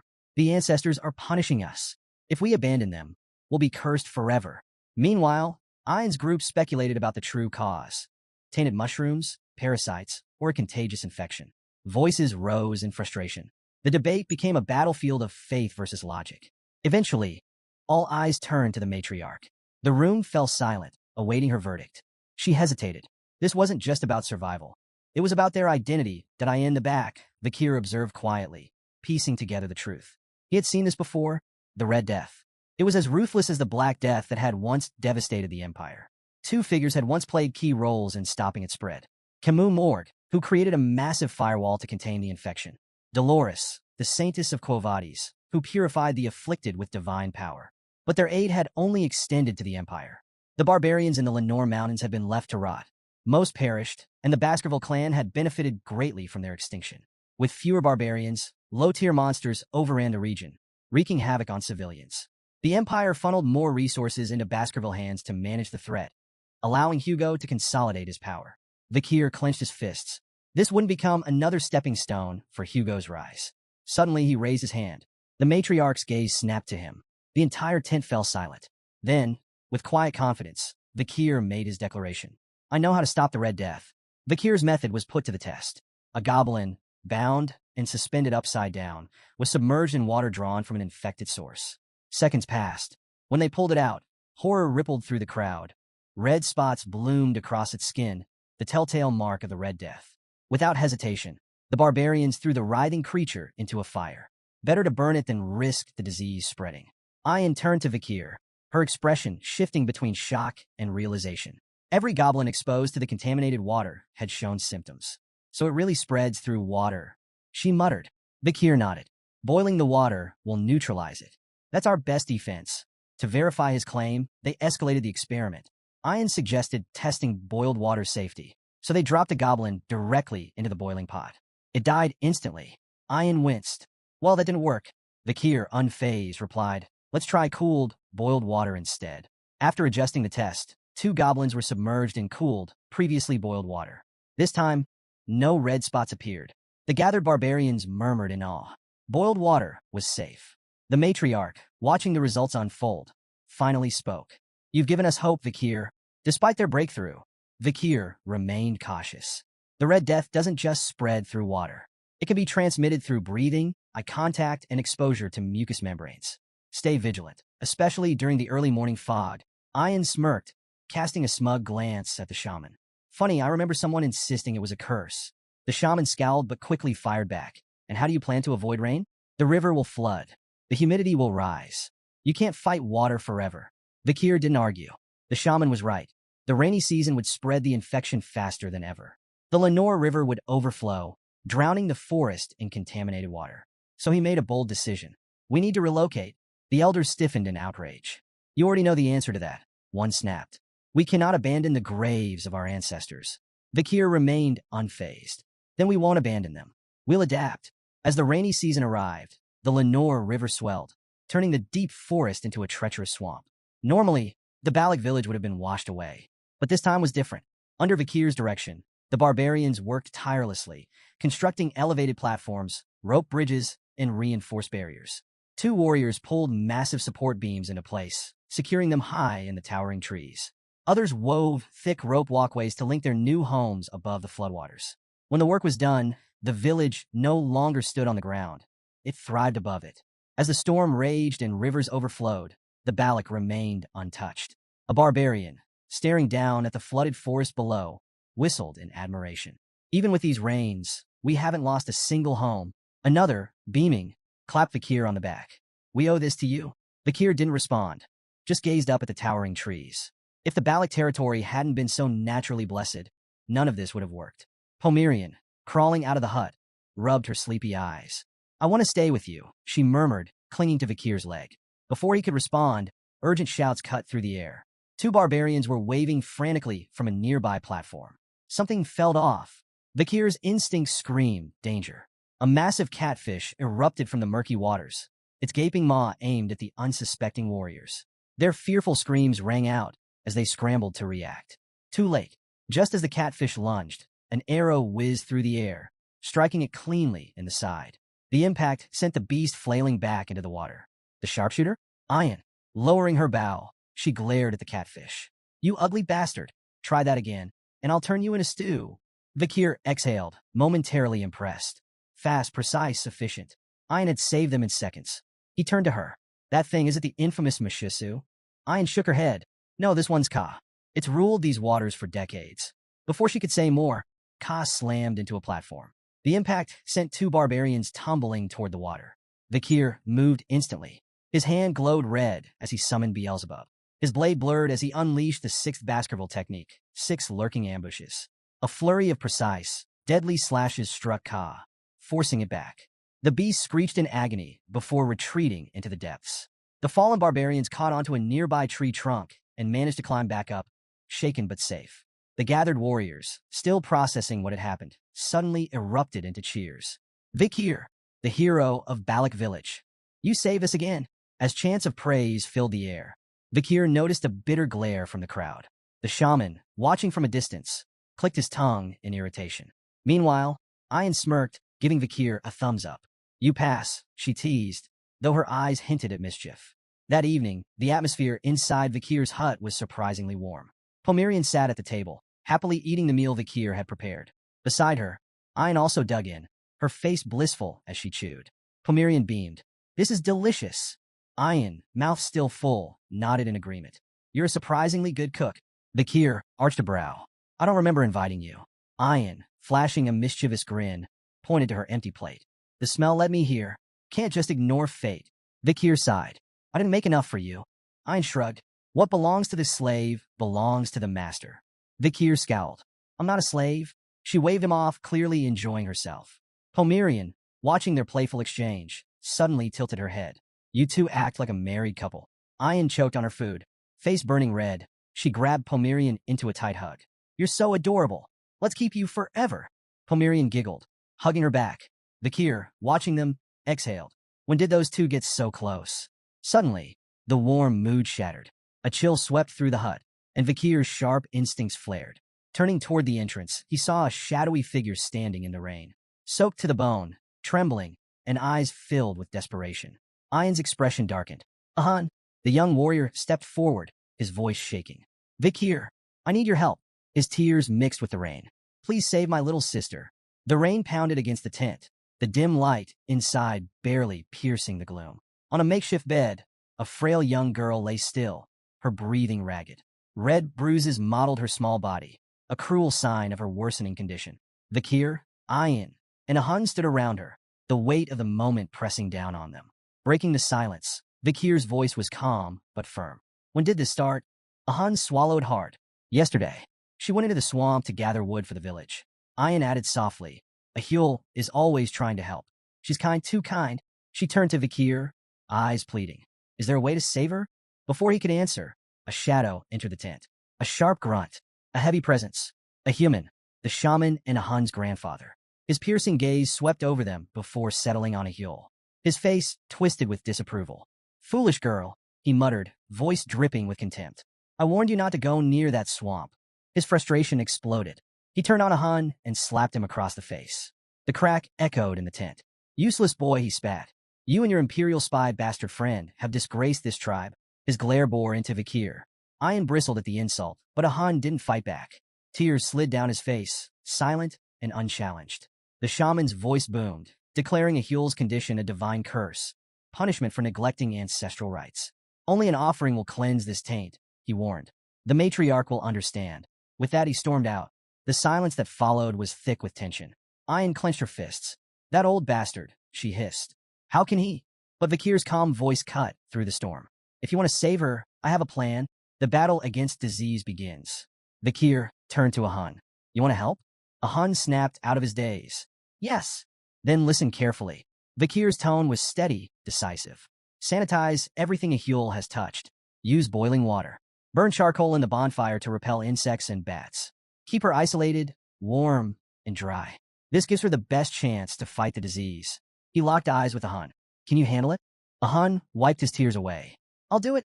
Without hesitation, he rushed out to begin preparations. Ayan stepped closer, worry clear in her voice. You really think you can save her? Vakir didn't hesitate. I can, but I need your help. She straightened. What do you need? Vakir's answer shocked her. I have to leave the forest. I need medicine. Ayan stiffened. You know that's impossible. Though Vakir had earned a place in Balak, leaving the territory was strictly forbidden. The matriarch, Ayan's mother, would never allow it. Vakir nodded. I know. That's why I won't ask her. Ayan's breath hitched. If you and the others keep this secret, I can leave and return before anyone realizes. His red eyes met hers. Will you let me go? Ayan froze. Caught off guard. She struggled for words, but none came. The rain poured harder, flooding the forest, washing over everything in its path.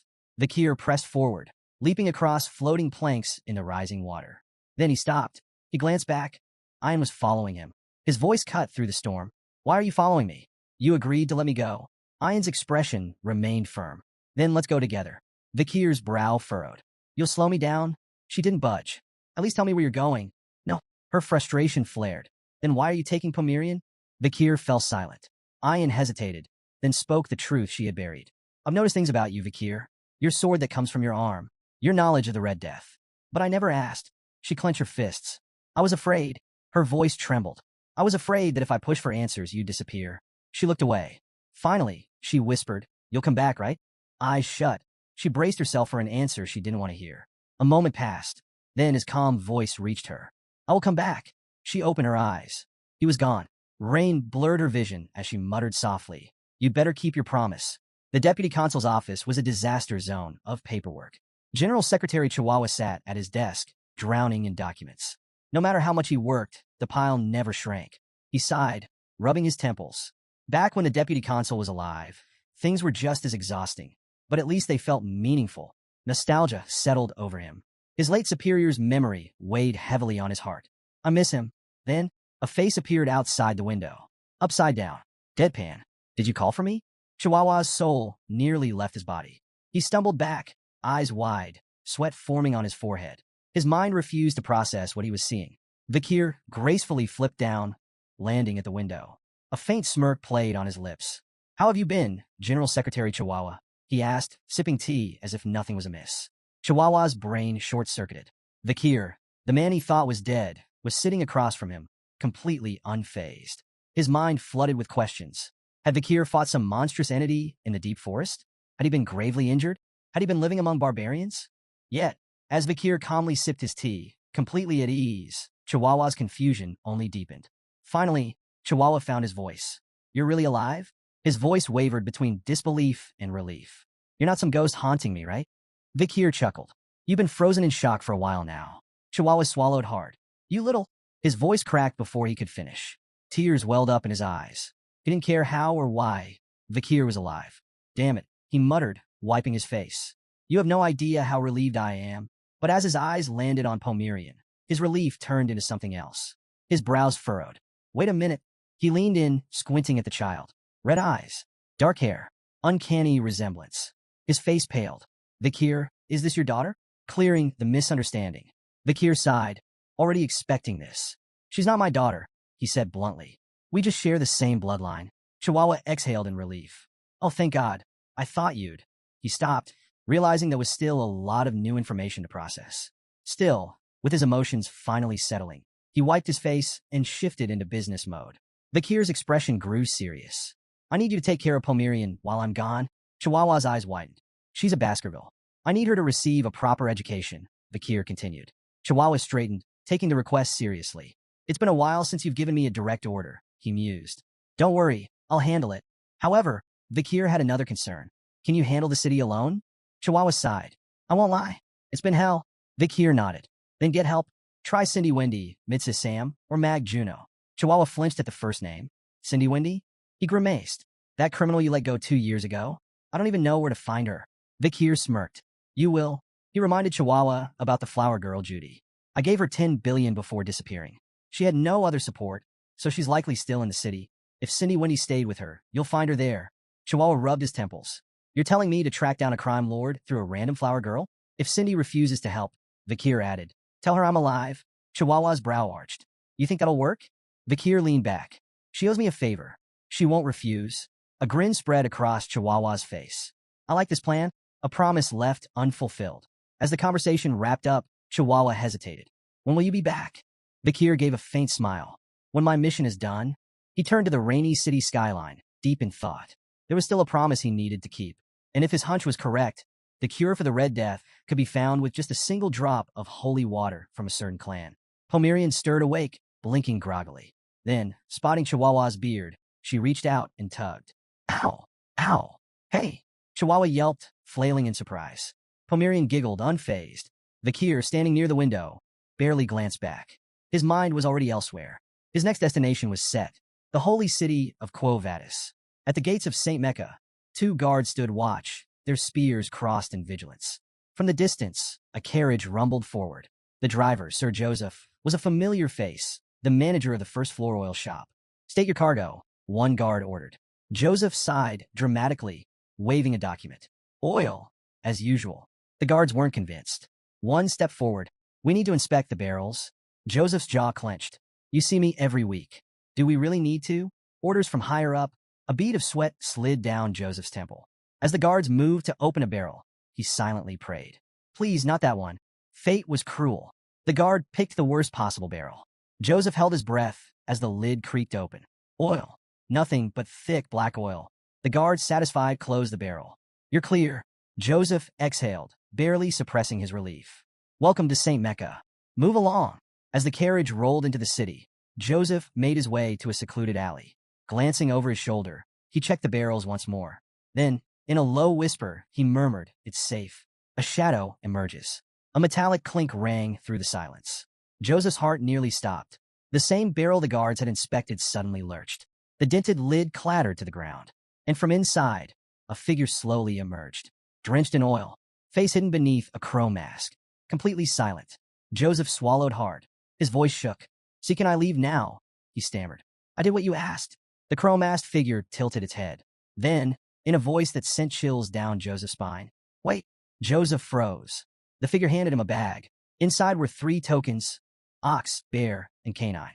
Joseph's relief was immediate. Thank you, he stuttered. But the mysterious figure was already gone, disappearing into the alley shadows. Joseph stood there, still gripping the bag. Then, a thought crept into his mind. This man had stayed submerged in oil for 2 hours. His expression twisted into unease. Was that guy even human? Under the dim glow of the crescent moon, the masked crowman stood atop a towering spire, observing the city teeming with life below. Pulling off the mask, he revealed himself as none other than Vikir. The memory of his unorthodox infiltration lingered, immersing himself in oil for hours to mask his scent. It had been a trial, reminding him of the river Styx, though far less grim. Despite the discomfort, his plan was successful. He was now within the heart of the Quo Vadis clan stronghold. St. Mecca, the sanctum of the Quo Vadis clan, housed 160,000 devout souls. Bound by stringent religious laws, its citizens renounced material desires and maintained an eerie discipline. Even if gold littered the streets, they would pass by without a glance. This facade of harmony, rooted in rigid control, struck Vikir as oppressive. The solemn toll of a bell shattered his musings. High above, the bell tower stood as a silent sentinel. At its signal, the bustling city froze. Citizens halted mid-stride, bowed their heads, and shut their eyes in unison, uttering prayers as the air grew heavy with reverence. Their white garments seemed to glow in the evening light, a sea of purity that hid any individual expression. Weaving through the immobile crowd, Vikir felt like a shadow slipping between statues, his mind preoccupied with the suffocating devotion that gripped this city. As darkness fell, he approached a secluded well. From his jacket, He produced a small glass vial, its contents ominously swirling under the moonlight. Tipping it into the well, he released the bacteria responsible for the Red Death. It was a calculated gamble. In a city as devout and disciplined as St. Mecca, the outbreak would force authorities into swift containment, avoiding a catastrophic death toll. The Red Death's chaos, however, would sow the seeds of distrust and division. The sound of soft footsteps jolted him from his task. 3 children stood a short distance away, their wide eyes fixed on him. Whispering among themselves, they debated whether to approach or run. Vakir's sharp gaze pinned them in place, and a cold fear crept over them. "Stay away from the well," he commanded, his voice low and foreboding. "It's cursed. Anyone who drinks from it will be claimed by death." The children's faces turned pale, and with a shared scream, they bolted into the night, convinced they'd encountered a ghostly specter. Satisfied they wouldn't return, Vakir added a theatrical touch. He hurled a dagger near the well, murmuring that it bore the marks of the Leviathan clan, known for their mastery of poisons and treachery. As the blade lodged into the ground, Vakir's mind raced. The Leviathan clan's presence in the spread of the Red Death was plausible. Their enmity with the Kovades clan made them prime suspects, and the resulting blame could ignite tensions into a full-blown war. A slow grin crept across his face. The board was set, and the first pieces were moving. With his groundwork laid, Vakir turned his attention to his next objective. The hour was near for the city's sacred ritual involving holy water. His destination? A meeting with Saintess Dolores herself. Under the pale moonlight, a grand mansion shimmered like a beacon, drawing hopeful souls to its gates. A restless crowd gathered, their voices a chorus of desperation and reverence. Rumors swirled. Within these walls resided the Saintess, a healer of miracles. The sick, the wounded, and the desperate all yearned for her divine touch. Suddenly, a calm yet commanding voice echoed from within. "Why have you come at this hour?" The crowd hushed instantly, recognizing the voice of the Saintess. A ripple of excitement spread as nobles and merchants pushed forward, each eager to flaunt their wealth and influence, hoping to secure an audience. A young noble from the Dortsmile region, heir to the Jonathan clan, boasted of his family's military prowess and ties to the Alphonse clan. Another man, an overseer of the Ibsen Guild, flaunted his control over lucrative trade routes, proudly name-dropping Count Boston Le Baskerville. But the grandest offer came from an aging noble who, in desperation, promised a granary, a beachfront villa, and even an exclusive fleet of carriages, all in exchange for her blessings. But the Saintess remained unmoved. Her voice, unwavering, dismissed them. "Wealth and status do not grant you the right to disturb me." Disheartened but obedient, the crowd gradually dispersed into the night. Yet one figure remained. Vakir. The glow of his crow mask shimmered under the moonlight as he stood in quiet contemplation. Memories resurfaced, visions of the Saintess in his past life. On a battlefield soaked in blood, she had walked among the wounded, her pristine white robes stained crimson, yet her divine light never wavered. Unlike the nobles who sought her favor now, she had always despised wealth and power, standing apart from the corruption that plagued the elite. Then, her voice broke through his thoughts once more. "You, who are you?"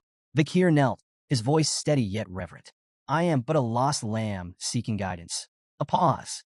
Then, with a slow creak, the door opened, and golden light poured out, illuminating the darkness. "Enter," she commanded. Stepping inside, Vakir was met with a breathtaking sight. The grand hall glowed with a warm, celestial radiance. At its center, an ornate fountain stood, adorned with an angelic statue, its water shimmering like liquid gold. The Saintess's voice resonated from the fountain itself. "Tell me, lost one, how did you lose your way?" For a brief moment, Vakir considered the possibility that the Saintess would refuse to meet him in person. Given his masked appearance, it wasn't an unreasonable assumption. Still, he remained composed and carefully placed a leather pouch on the fountain's edge. "The slums are plagued by an epidemic," he stated plainly. "This water, it's tainted with a dark energy." He stepped back, waiting. If the Saintess truly possessed divine power, she would sense the malevolence within. But the chamber remained eerily silent. Then her voice cut through the air like a blade. "You lie." The accusation barely settled before the chamber filled with the sound of approaching footsteps. Knights emerged from the upper level, positioning themselves like sentinels above him. The atmosphere turned heavy, their leader stepping forward with an air of cold authority. "Your words are far too bold for someone claiming to be a lost lamb," he remarked, his gaze sharp. "Who are you really?" Vakir remained silent, but recognition flickered in his eyes. Pietro Kovades, an old comrade from his past life, known for his unshakable sense of justice and ruthlessness in pursuit of it. Pietro had mastered interrogation techniques so brutal that demons might have taken notes. Vakir himself had learned a thing or two from him, enough to break the infamous 7 young masters of Underdog City. Finally, Vakir spoke. I didn't expect to see you here. Pietro's eyes narrowed, but he showed no sign of familiarity. Instead, he acknowledged the epidemic report with skepticism. And yet, here you stand, masked like a thief in the night, he countered. Remove it. Show your face. That is the proper way to meet the Saintess. Vakir ignored the demand and turned toward the exit. My task is done, he said, moving to leave. A blur. Something sliced past him, grazing his mask before embedding into the ground. Vakir halted, his eyes flicking to Pietro, who now held an open book in his hand. His voice was calm, but firm. I can't let someone so suspicious walk away. Vakir's mind raced. The attack, it wasn't just paper. Pietro had infused the scripture itself with divine energy, turning sacred verses into weapons. The ingenuity of it intrigued him. Holy pages as projectiles? Now that's creative. Before he could dwell on it further, Pietro moved. In one fluid motion, he leapt from the upper floor, landing directly in Vakir's path. These pouches of tainted water, Pietro said, eyes locked onto him. You could be the one spreading the disease. Vakir let out a low chuckle. If that were true, why would I report it? Pietro remained unfazed. A smokescreen, a way to lure the Saintess out. Vakir kept his face unreadable, but inwardly, he had to admit, Pietro wasn't wrong. Without warning, another flurry of scripture-infused pages shot toward him. Vakir moved instantly, twisting through the assault with precise, calculated steps. Pages cut through the air, glowing with divine radiance, yet not a single one touched him. He landed lightly on the opposite side of the chamber, his eyes assessing Pietro. Fast, tactical, as sharp as ever. He considered activating his aura to shift the battle in his favor. But the moment he did, the truth would be undeniable. He was a Baskerville. And that wasn't a secret he was willing to reveal. Not yet. Vakir saw an opening and took it. Launching off the wall, he propelled himself forward, his foot swinging in a powerful kick aimed straight at Pietro. The knight barely had time to raise his arm guard, reinforced with his holy book as a shield. The impact sent a shockwave through the floor, cracking the stone beneath him. Pietro staggered, his eyes widening in disbelief. That strength! How does he have such monstrous power in such a small frame? But Vakir wasn't done. Using the rebound, he pushed off Pietro's guard and flipped backward, landing gracefully. He smirked. 600 kilogram stability. A technique he had developed 2 years ago after taking down the legendary Oxbear. This was its first real test in battle, and judging by the cracked floor and Pietro's shaken stance, it worked beautifully. Not giving Pietro a chance to recover, Vakir shot forward, unleashing a relentless barrage of punches. Pietro blocked with his book, deflecting the blows, but the sheer speed and force behind them made it impossible to counter. Pietro clenched his jaw. This lost lamb isn't weak at all. Then, Vakir raised a hand, and with a flick of his wrist, Cerberus flame ignited. A surge of fire erupted toward Pietro, consuming his book in an instant. Flames licked at his hands, searing his skin. With a pained grunt, Pietro flung the burning tome aside and plunged his hands into the fountain, desperately trying to cool the blistering heat. Vakir remained composed. Do you want to keep going? Pietro, despite his obvious pain, wasn't ready to back down. Gritting his teeth, he lunged forward. You use sorcery. You stand against the divine. Vakir sighed. Then, without hesitation, he kicked the burning book straight at Pietro's face. The knight recoiled, momentarily blinded. That was the opening. Vakir moved like a shadow, closing the distance instantly. His fist slammed into Pietro's chest with devastating force. A sickening crack echoed through the room as Pietro's armor shattered.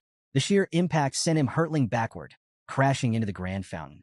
The angelic statue collapsed in a spray of water and stone before Pietro slammed into the far wall, blood spilling from his mouth. Silence. The knights above stared in frozen disbelief. One whispered, "Is this a dream?" Another stammered, "Pietro lost?" The fallen knight lay crumpled amidst the rubble, his breath ragged. Slowly, his comrades moved, forming a defensive formation with shields raised and swords drawn, ready to face Vakir. Vakir exhaled, adjusting his stance. "If you want to continue, A voice cut through the tension like a blade. Enough! The air in the room shifted. The knights immediately stepped aside, bowing as she entered. Vakir turned his gaze to her. Saintess Dolores. She took in the scene, the shattered fountain, the wounded Pietro, the knights bristling with tension. Then, her sharp eyes settled on Vakir. So, she mused, her voice laced with amusement. You're the lost young lamb? Vakir met her gaze. That's what I said. A small smile played on her lips. You look more like a puppy than a lamb. A small, stubborn puppy, covered in bruises. One night flared with anger. He's no puppy. He's a bloodthirsty wolf. The saintess waved off the remark with a chuckle. Be a dear and fetch some tea. What? Tea. The knight hesitated, but ultimately obeyed, clearly confused. Meanwhile, Dolores turned and began walking away. She glanced back at Vikir, her expression unreadable. Come, she said. We need to talk. Vikir sat across from the saintess at an ornately set tea table, his posture relaxed, but his senses alert. Behind her, Pietro stood like a sentinel, his sharp gaze locked onto Vikir, ever watchful. Vikir studied Saintess Dolores Quo Vadis. Despite appearing no older than 16, her name carried immense weight. During the war against demons, she had worked tirelessly on the front lines, healing the wounded when all seemed lost. To soldiers and marshals alike, she was a beacon of hope, a symbol of compassion in an age of despair. Even Vikir, hardened by battle, had once regarded her with a degree of reverence. Then, unexpectedly, she sighed. I've been really stressed lately. Vikir blinked. That was not what he expected. The saintess continued, seemingly unfazed by his silence. I just got back from the Imperial Academy of Colosso. I'm on break, but family matters have kept me busy. Vikir narrowed his eyes. What was she playing at? Why shift the conversation to something so mundane? She turned her gaze to the window, watching the moonlit city below. Nobles and merchants are relentless. They demand my presence at all hours, but most of their problems are self-inflicted. She swirled her tea absent-mindedly. Narcotics, personal misadventures, things they call urgent, but are really just the consequences of their own indulgence. Very few of them are actually suffering from serious illnesses. Taking a slow sip of her tea, she exhaled softly. People rarely care about justice, righteousness, or equality. They only focus on their immediate needs. Her words hung in the air, an unspoken challenge for Vikir to reflect on them. Vikir, ever composed, responded evenly. Theology is essentially the process of understanding humans, so such things are inevitable. The saintess's eyes flickered with intrigue. Asmo's Old Testament, chapter 6, verse 9.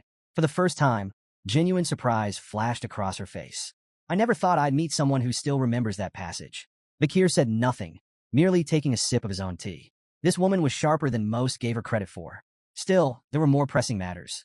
He placed a pouch of contaminated water on the table. There's an epidemic in the slums of St. Mecca, he stated. It's spreading fast.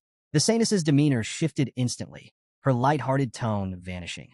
Are you certain? Vikir nodded. See for yourself.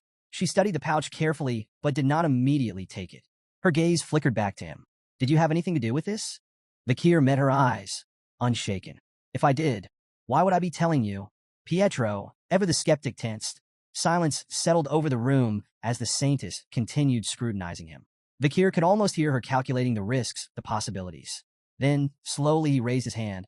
Pietro moved instantly. In a blur, he stepped between them, reaching for his weapon. Saintess stepped back, but there was no attack. Instead, a radiant golden glow enveloped Vikir's hand. I dislike harming innocent people, he said simply. Especially in my hometown. Pietro froze. The saintess stared, her previous composure breaking in a genuine astonishment. The power radiating from Vikir, it was unmistakable. Are you? She hesitated, her voice tinged with disbelief. A believer of Lewin? Vikir remained unfazed. He met the saintess's gaze and spoke with calm precision. Now, will you hear me out? With no objections, he began recounting his findings. He detailed how he had witnessed suspicious individuals pouring liquid from glass bottles into the slum's water supply. These figures, he asserted, were the real culprits behind the epidemic. The saintess's eyes darkened. And their motive? Wordlessly, Vikir unfolded a map, laying it on the table. He pointed to two key locations, his tone measured as he explained his deductions. The Leviathan clan, the bourgeois family, two factions with everything to gain from a crisis. The Leviathan clan thrives on poison, Vikir began. They would see this epidemic as an experiment, an opportunity to collect samples and refine their methods. If the Quo Vadis clan collapses, their influence will spread unchecked. The saintess's lips pressed into a thin line. She knew of the Leviathan clan's long-standing enmity with her own. But Vikir wasn't finished. He tapped another point on the map. The bourgeois family. They don't need poison. They profit from disaster. His voice was sharp, cutting through the tension. When an epidemic sweeps through, the poor die first. Landowners go bankrupt. Factories shut down. Stores close. That's when the bourgeois family steps in, buying up land, seizing assets, expanding their empire. The saintess and Pietro exchanged stunned glances. It all made too much sense. Bakir leaned back. The Leviathan clan sets the fire. The bourgeois family waits for the ashes to settle. And to mask their scheme, they blame the native tribes of the deep forest. Silence. Pietro looked like he'd just swallowed glass. The saintess, normally composed, found herself genuinely shaken. Bakir had pieced together an insidious conspiracy with alarming clarity. Finally, she exhaled. Just who on earth are you? Bakir smirked. Call me Night Bloodhound. Pietro scoffed. Blasphemous. His gaze flicked to Bakir's dark attire, his torn cloak, the faint traces of blood still staining his boots. That name suits you far too well. The saintess, however, remained thoughtful. Even if your name is ominous, your words hold weight. She stood. Pietro, we're going to the slums? Pietro straightened. Understood. They would investigate the epidemic firsthand and report their findings to the Quo Vadis leadership. Bakir observed the saintess in silence. She acted swiftly and decisively, a rare trait among nobles. Meeting her had been fortunate. With her involved, the truth wouldn't stay buried for long. As she prepared to leave, the saintess glanced back at him. There was something about him that unsettled her. His small frame, battered from battle, seemed at odds with the sheer power he had displayed. His presence carried a storm of emotions: blood, oil, steel, violence, and fury. Yet beneath it all, there was sadness. A sadness so deep, so ancient, that she found herself wondering, who was this man before he became the Night Bloodhound? When they arrived at a small church deep in the slums, the air was thick with desperation. The moment the saintess stepped inside, the sisters rushed to her, their faces streaked with tears. Saintess, please, save them. The sight that met her eyes was devastating. Rows of infected lay writhing in agony, their bodies marked by the telltale signs of the disease. Their groans of suffering filled the sacred space, mixing with the scent of damp straw and fevered sweat. The saintess's hands trembled. Night Bloodhound was right. The epidemic was real, and it was spreading. Bakir stood beside her, his expression unreadable. Guilt gnawed at him. He had set this chain of events in motion, knowing innocent people would suffer. It was a calculated risk, but it didn't make it any easier to watch. Still, one thing brought him relief. There were no children among the afflicted. His earlier deception, the cursed well, had worked. The children had stayed away. At least some lives had been spared. But this was no longer his battle. Now, it was her turn. The saintess stepped forward, her presence radiating warmth and sorrow. My people, she whispered, her voice heavy with emotion. God's love is boundless. His light will heal you. She knelt, clasping her hands together, and began to pray. Her voice wavered, raw with emotion, calling upon the divine. Her life, her fire, her soul. She pleaded for the suffering to end. A single tear slipped from her cheek, striking the cold stone floor. And then, light, a golden radiance erupted from the tear, spreading like wildfire. It poured through the room, seeping through every crack, flooding the church with an ethereal glow. The windows shimmered. The wooden pews hummed with divine energy. Then, the miracle unfolded. An elderly man, once gasping for breath, suddenly stilled. His ragged breathing steadied. The red lesions on his skin faded, disappearing like a bad dream.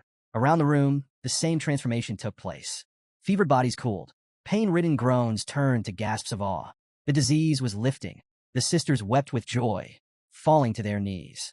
Their prayers of desperation became prayers of gratitude. Bakir watched in silence. Even after all he had seen, the wars, the bloodshed, the horrors, this was something different. The saintess truly was a miracle incarnate. And if her power could do this, it could change the fate of the deep forest. Late into the night, Saintess Dolores sat alone in her study, her face illuminated by the flickering candlelight. Before her, a map lay open, marked with precise notations. Her thoughts were razor-sharp. Her divine power had stabilized the afflicted, but it wasn't a cure. More cases would surface unless the true source of the epidemic was eradicated. Her gaze shifted to a glass tube filled with an infected patient's bodily fluids. A nightmare in liquid form. Short incubation. Slow, agonizing death. A disease designed not just to kill, but to prolong suffering. Her grip tightened. This wasn't natural.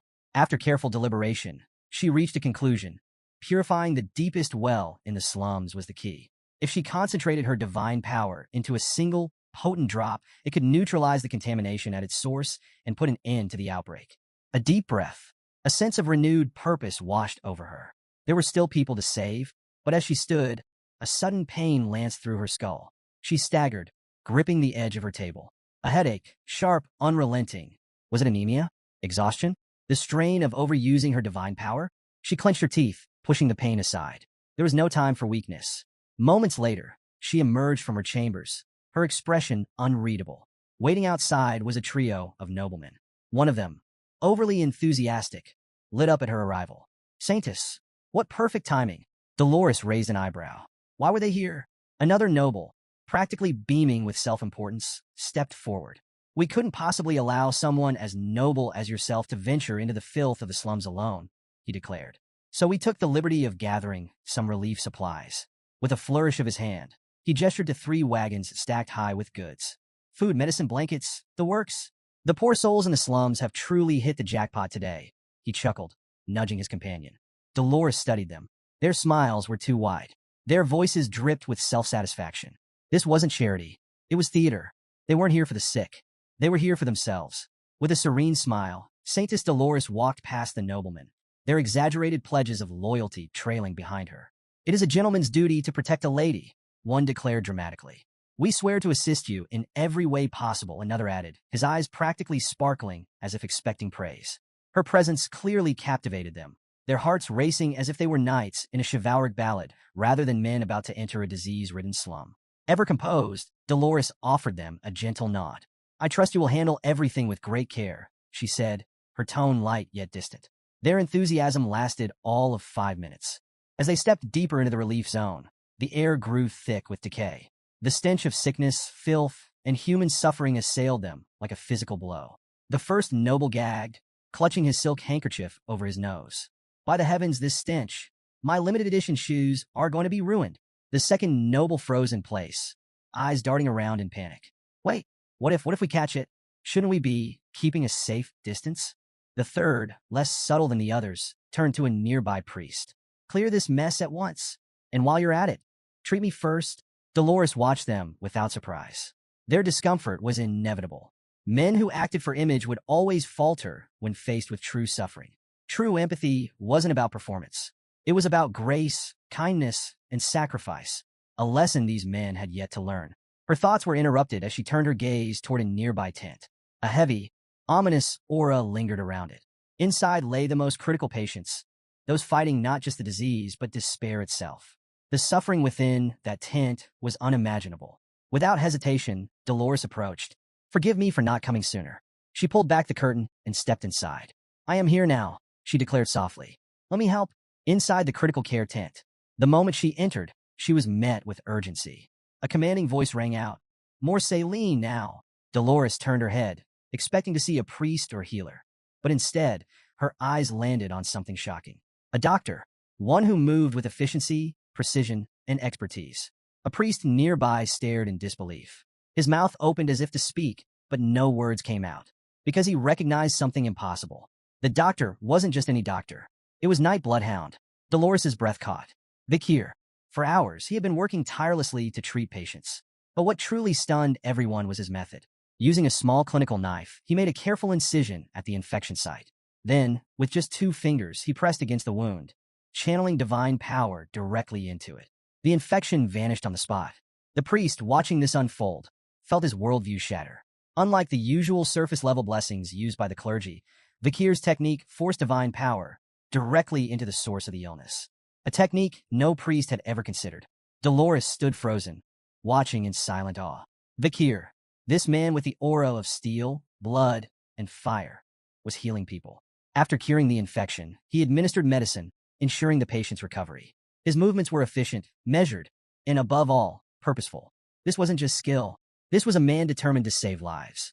Vikir placed both hands on the patient's chest, channeling divine power into their body. He understood the mechanics behind divine power well. It was typically granted through prayers to a god.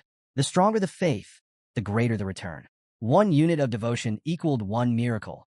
10 units equaled 10. But Vikir knew better.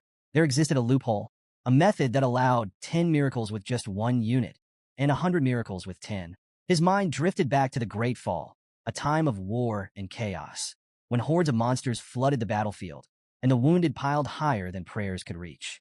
The clerics, their power reserves rapidly depleting, faced a grim realization. They didn't have enough divine energy to save everyone. So, the rules were rewritten. A divine decree altered the system. Miracles first, consequences later.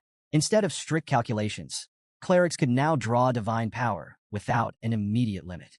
The catch: the excess power came with an invisible cost, an interest to be paid later.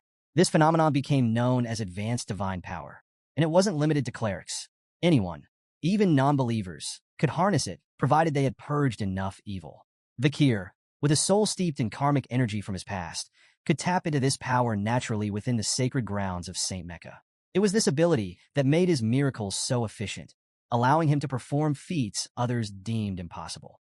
Just then, a child's sobs broke through the silence. A young girl knelt beside her unconscious mother, shaking her weak form. "Mama, wake up, please." Vakir, having finished his previous treatment, approached her with calm assurance. "She'll wake up soon," he said softly. He reached into his pocket, pulling out a gold coin. Pressing it into the girl's small hand, he instructed her, "Use this for food, firewood, whatever she needs to recover." Before the girl could respond, a priest quickly intervened. "Wait, we cannot give material assistance," he objected, his tone firm. "Monetary demands never end. If you start now, you'll give away everything before you realize it." Vakir, still composed, tilted his head slightly. "If demands are endless, then what defines their limit?" The priest blinked. Vakir's voice was even as he continued. "What truly is limitless?" Silence. The priest had no answer. Meanwhile, the little girl's quiet sobs softened. She clutched the coin tightly, her small fingers wrapped around it as if it were the first bit of hope she had ever held. Vakir watched her, his eyes unreadable. Then he spoke again, this time more softly. "I could give away all the money in my pocket right now. That much is true." His gaze fell upon the sick mother, her frail form barely moving. Then he apologized. "I'm sorry," Saintess Dolores observes. Dolores, watching from a distance, felt something shift within her. Why? Why would someone as calculating as Vakir, as strong, as composed, apologize? She turned his earlier words over in her mind. Theology is the pursuit of understanding humans. Then it clicked. He wasn't apologizing for what he had done. He was apologizing for what he couldn't do. For all his knowledge, all his power, he still couldn't save everyone. And she understood that feeling better than anyone. Her heartbeat quickened. At 16, she had seen miracles, had performed them herself. But this man who fought like a beast, carried the scent of steel and blood, and yet held divine power in his hands. He wasn't just a mystery. He was a contradiction, and he unsettled her in a way she couldn't explain. After hours of tirelessly treating the sick, Vakir finally stepped outside, seeking a moment of respite. He sat down with a quiet sigh, momentarily lifting his mask just enough to take a sip of water. The night air was cool, the city still heavy with the remnants of suffering. But his break didn't last long. From the corner of his eye, he noticed Saintess Dolores approaching. Quickly, he lowered his mask and greeted her. "Are you all right?" She settled beside him, her usual composure tinged with something more contemplative. "I just wanted to talk." Vakir nodded without hesitation. For a moment, neither spoke. Then, Dolores offered a quiet thanks. "With your help, we saved them," she said, sincerity in her voice. "The epidemic, we managed to stop it." Vakir, ever modest, simply shook his head. "I only did what had to be done." Dolores smiled softly, as if she had expected that answer. Then, silence settled between them. She clutched the fabric of her robes tightly, the tension in her fingers betraying the storm of emotions within. Finally, she spoke her doubts aloud. "Someone as strong as you should have been born with divine power," she murmured. She glanced down, hesitating before continuing. "I was given a gift, but I don't feel worthy of it. My faith is weak, my body frail, my mind uncertain." Her voice wavered. "Why would a higher power choose someone like me, when there are others, far more deserving?" Vakir's response caught her off guard. He smiled, calm assured. "Because of that doubt," he said simply. She looked at him confused. "The world doesn't need unshakable perfection," he continued. "It needs a light that can shine even in the darkest places." Dolores's breath hitched. His words, so unexpected, so certain, struck something deep within her. Tears welled in her eyes, but she blinked them back. "Do you really think I can become that person?" she asked, her voice small and certain. Vakir's reply was steady, unwavering.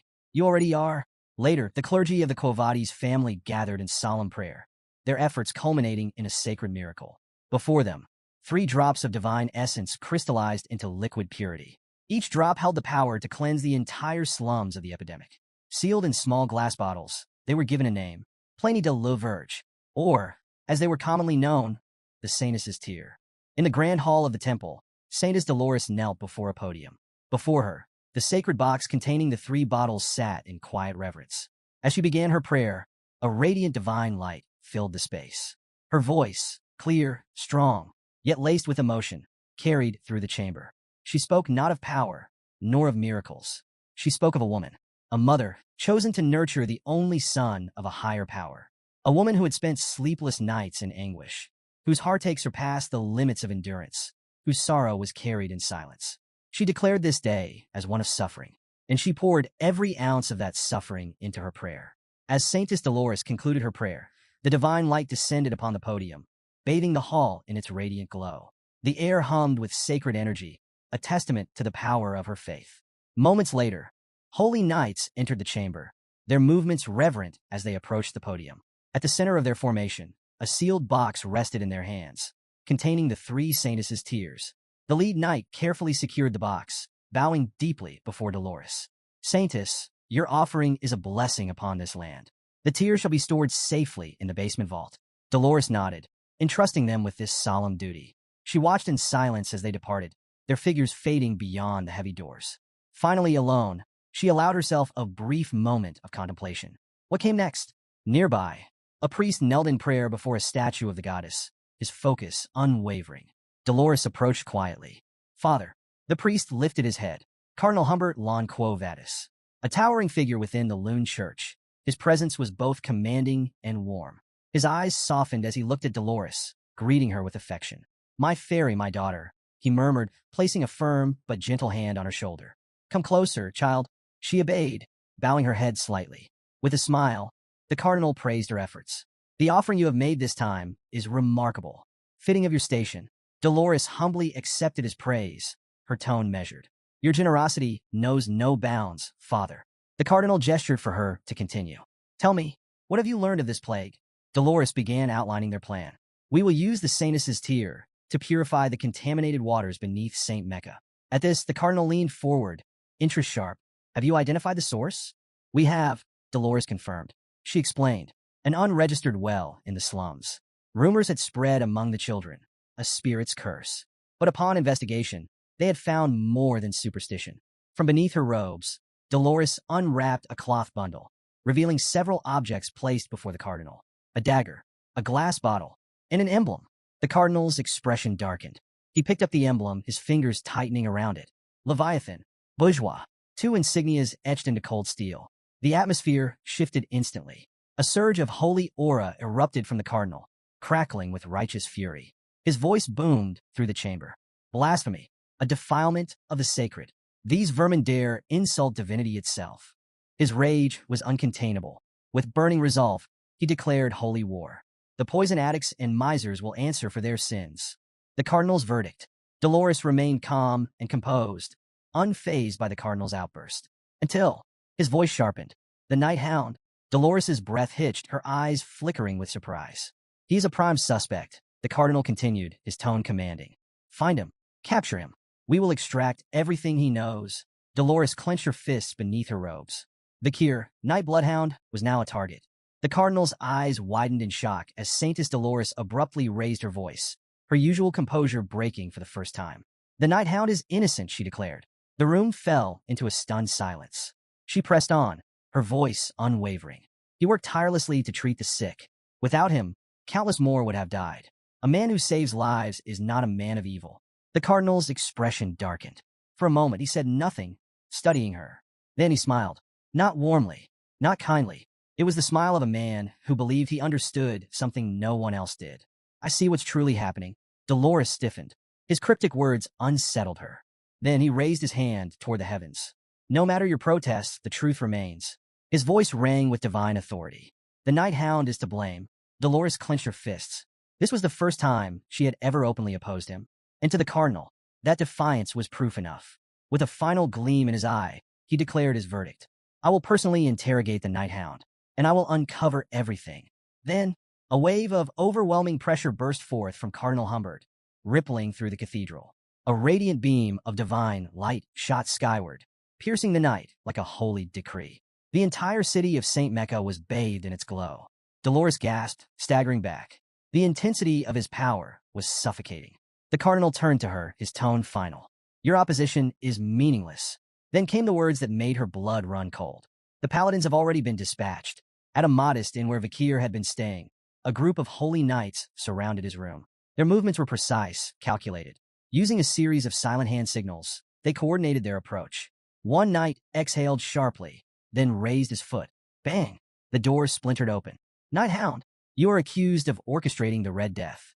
Their declaration rang through the room, but there was no response. No shadow moved. No figure stirred. The knights exchanged looks. The room was empty. The cure was gone. The stolen Sainus' tear. Back at the cathedral, a priest rushed in, breathless. The cardinal turned, unshaken. Speak. The priest hesitated, then delivered the news. One of the Sainus' tears is missing. Dolores felt a bead of sweat trickle down her temple. Had this been the real reason for the Night Hound's presence in St. Mecca? Had he been after the tear all along? Far above the city, atop a watchtower overlooking St. Mecca, a lone figure stood beneath the moonlight. Vikir. In his gloved hand, the missing Saintus' tears shimmered under the pale glow. A faint smirk crossed his lips. Tucking the bottle securely into his pouch, he murmured a quiet, amused thanks. A generous gift. Then he vanished into the shadows. Ayan stood perched on the edge of a jagged cliff, her bow drawn tight as she faced off against a monstrous Cerberus. The beast, its hide already bristling with embedded arrows, snarled menacingly. Each of its 3 heads locked onto her with unnerving precision. Nearby, a barbarian attempted to draw its attention with a thunderous shout, but the Cerberus remained fixated on Ayan, forcing her into a desperate retreat. Step by step, she edged backward, the rocky ground beneath her feet crumbling precariously. Then, in an instant, the cliff betrayed her footing. She plunged downward, smashing through tree branches during her chaotic descent. The brittle limbs offered no salvation, snapping one by one as she hurtled toward the forest floor. With a bone-jarring crash, she landed, her body racked with pain. Moments later, she stirred, her consciousness returning in a haze. Faint voices reached her ears, muffled and unintelligible, as her vision slowly adjusted. 2 figures stood nearby, men who appeared to be traveling merchants. One of them regarded her injured form with indifference, while the other bore a predatory smile, his eyes betraying a dangerous curiosity. Time passed, and Ayan awoke to find herself in a far grimmer scenario. Her trembling hands clutched a sword, the rough wood of a barricade pressing against her back. There was no way out. Encircling her was an unruly crowd of masked spectators, their jeering voices merging into a thunderous chorus. Their energy fed the suffocating tension in the air as her opponent stepped into the fray, a towering figure, his body marked by scars that told of countless battles. His sinister grin promised a fight that would end badly for her. With a chilling crack of his knuckles, he signaled the beginning of their brutal confrontation. The man charged at Ayan with a roar, his movements fueled by overconfidence. Though fear gripped her, Ayan's instincts kicked in. She dodged his initial assault with a nimble leap and struck back, the edge of her blade slicing into his shoulder. Her brief success, however, was met with indifference. Barely registering the wound, her opponent retaliated with raw, overwhelming strength. He seized her by the leg midair and hurled her like a rag doll against the unforgiving wooden wall. The impact left her gasping as a spray of blood escaped her lips, pain radiating through her battered frame. The crowd roared with delight, their masked faces lit with cruel amusement.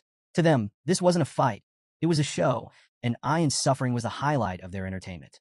Her body crumpled to the cold, unforgiving ground, her tears mixing with the dirt as humiliation and despair consumed her. Her opponent's triumphant shout echoed through the arena, stoking the crowd's frenzy.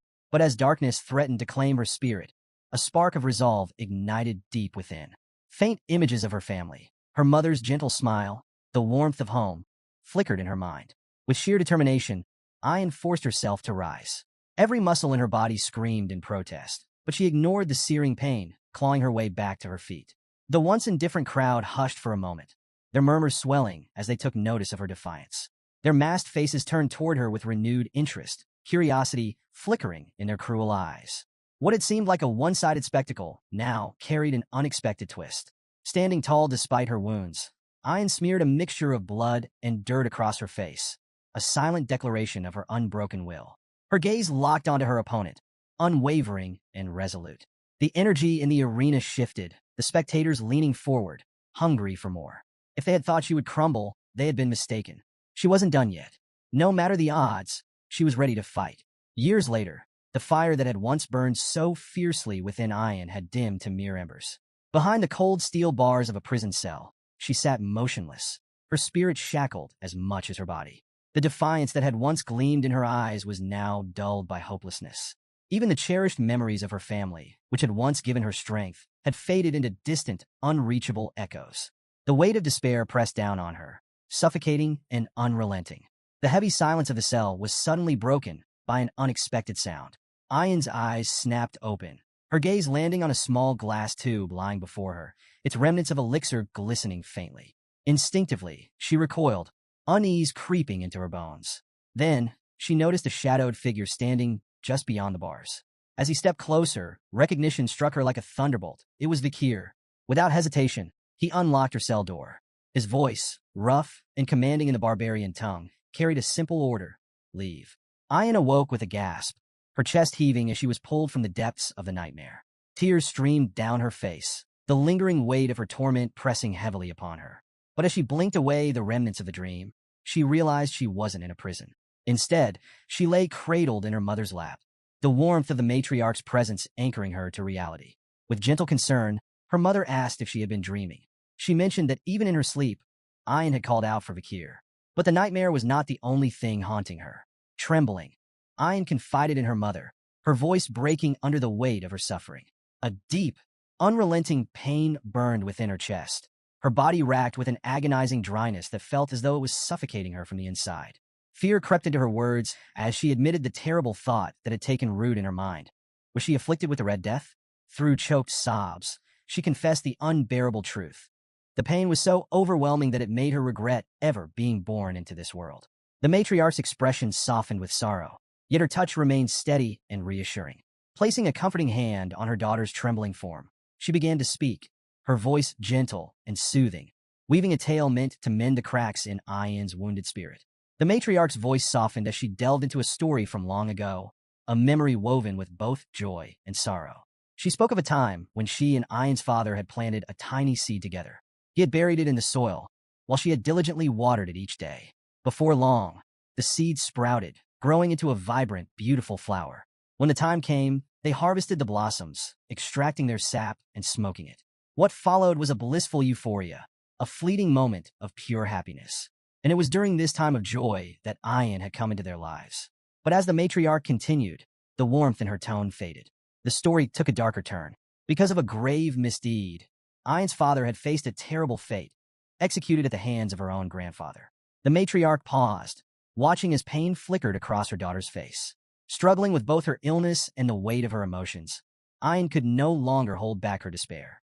The suffocating agony inside her made her question everything. Sensing this, the matriarch smiled gently, reminding her that life was unpredictable, a journey filled with both hardships and triumphs. She urged Ayan to endure, to hold on to hope, and assured her that Vakir would return with a cure. But Ayan, lost in hopelessness, rejected the comforting words. She voiced her doubts, convinced that Vakir would never come back. Just as the words left her lips, a sudden shout echoed from outside, piercing through the heavy atmosphere. The message was clear. Vakir had returned, and he had brought the much-needed medicine.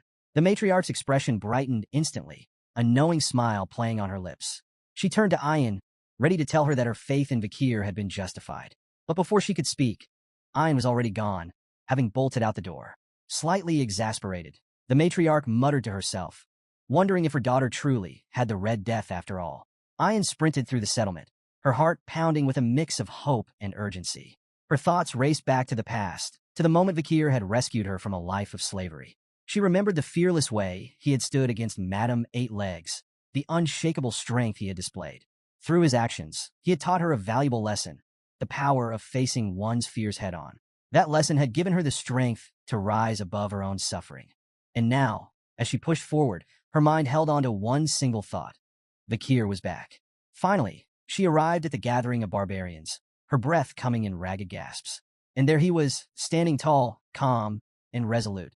Their eyes met, and for the first time in what felt like forever, a wave of relief washed over her. Vakir, noting her presence, raised an eyebrow in mild surprise. He had heard she was suffering from the Red Death, and yet here she was very much on her feet. Before he could say anything more, Ayan acted on instinct. Without hesitation, she ran straight at him and leaped into a forceful hug, sending them both crashing to the ground. Vakir groaned dramatically beneath her weight, pretending to struggle. With an amused smirk, he muttered that if he hadn't reinforced his body with mana, Her first hug might have actually broken his back. Then, with a teasing tone, he questioned how someone supposedly afflicted with the Red Death had the strength to tackle him like that. Still clinging tightly to him, Ayn admitted with a soft smile that the moment she heard he had returned, her body had felt lighter. Vakir studied her, his confusion evident, but as he took in her expression, bright, full of relief, he let out a breath and asked if she was truly all right. Ayn nodded, her joy unmistakable. She admitted that perhaps she was only pretending to feel better, but at this moment, she had never been happier. Then, with a beaming smile, she welcomed him back. Vakir's expression softened, warmth flickering in his eyes. "I'm back," he replied. Inside a dimly lit tent, the atmosphere was thick with tension. Yahello lay on a crude bed, her breath shallow and labored, her condition worsening by the second. Around her, worried barbarians stood in anxious silence, their expressions etched with fear. Vakir knelt beside her, his gaze steady as he reached into his pouch and retrieved a small vial. The Sanus's tear. The moment he uncorked it, a brilliant golden radiance spilled forth, bathing the tent in a warm, ethereal glow. The light cascaded over Yahello, enveloping her in its healing aura. All eyes were locked onto her frail body as, miraculously, the red spots marring her skin began to vanish. Gasps of disbelief filled the space, followed by murmurs of awe. The once hopeless barbarians watched as Yahello's ragged breathing steadied, her complexion regaining its natural color. The Red Death, which had plagued her so mercilessly, was gone. A wave of gratitude surged through the group, their voices rising in praise. To them, Vakir was no longer just a warrior. He was the bringer of salvation. But Vakir had no time for accolades. His focus remained sharp. Turning to Ayn, he asked how many among their tribe had been infected. She responded grimly, Yahello had been one of 30. His expression darkened as he pressed further, inquiring about the state of other tribes. Ayn's answer was even more troubling. Many clans were teetering on the brink of devastation. Vakir quickly did the math. If the disease had spread as widely as suspected, there could be as many as 10,000 infected individuals across the land. Wasting no time, he instructed Ayn to send word to every tribe, telling them to gather their sick. The battle against the Red Death was far from over. Concern flickered in Ayn's eyes. With hesitation, she asked the pressing question, was there truly enough of the cure for all? Vakir's response was calm, unwavering. More than enough, he assured her. But beyond survival, he saw an opportunity. This was their chance to showcase their tribe's strength and capabilities to the rest of the land. His words carried weight, filling the barbarians with awe. Whispers of admiration spread like wildfire. Vakir was proving himself to be nothing short of extraordinary. However, he wasn't done yet. Shifting gears, he brought up another pressing matter, a formidable swamp monster known as Ka. Without much fanfare, he revealed that he had slain the beast during his journey. With his usual practicality, he instructed the barbarians to retrieve its carcass for food. More stunned murmurs rippled through the crowd. One by one, they realized just how far beyond their own abilities Vakir truly was. But there was no time for idolization. Keeping the group focused, Vakir issued the next directive. The tribes were to gather near the river catchment area for the next phase of the plan. Before long, the various barbarian tribes assembled by the riverbank, their leaders and warriors standing in anticipation. All eyes were on Vakir, who stood at the forefront, the Sanus's tear in his grasp. With measured precision, he poured the sacred liquid into the flowing waters. The moment it touched the river, a radiant golden light burst forth, illuminating the water as it surged downstream. The glow spread rapidly, casting a brilliant shimmer across the forest, its reflection dancing like liquid gold. Vakir turned to the gathered leaders, his voice steady as he addressed them. The water had been purified. Now, all the infected had to do was drink. One by one, the afflicted stepped forward, aided by their kin. As they took hesitant sips of the gleaming water, a hush fell over the crowd. Then suddenly laughter, cries of disbelief. "The sickness is gone," someone exclaimed. More voices followed, each filled with astonishment. One after another, the sick found themselves free of the Red Death, their bodies cleansed, their suffering lifted.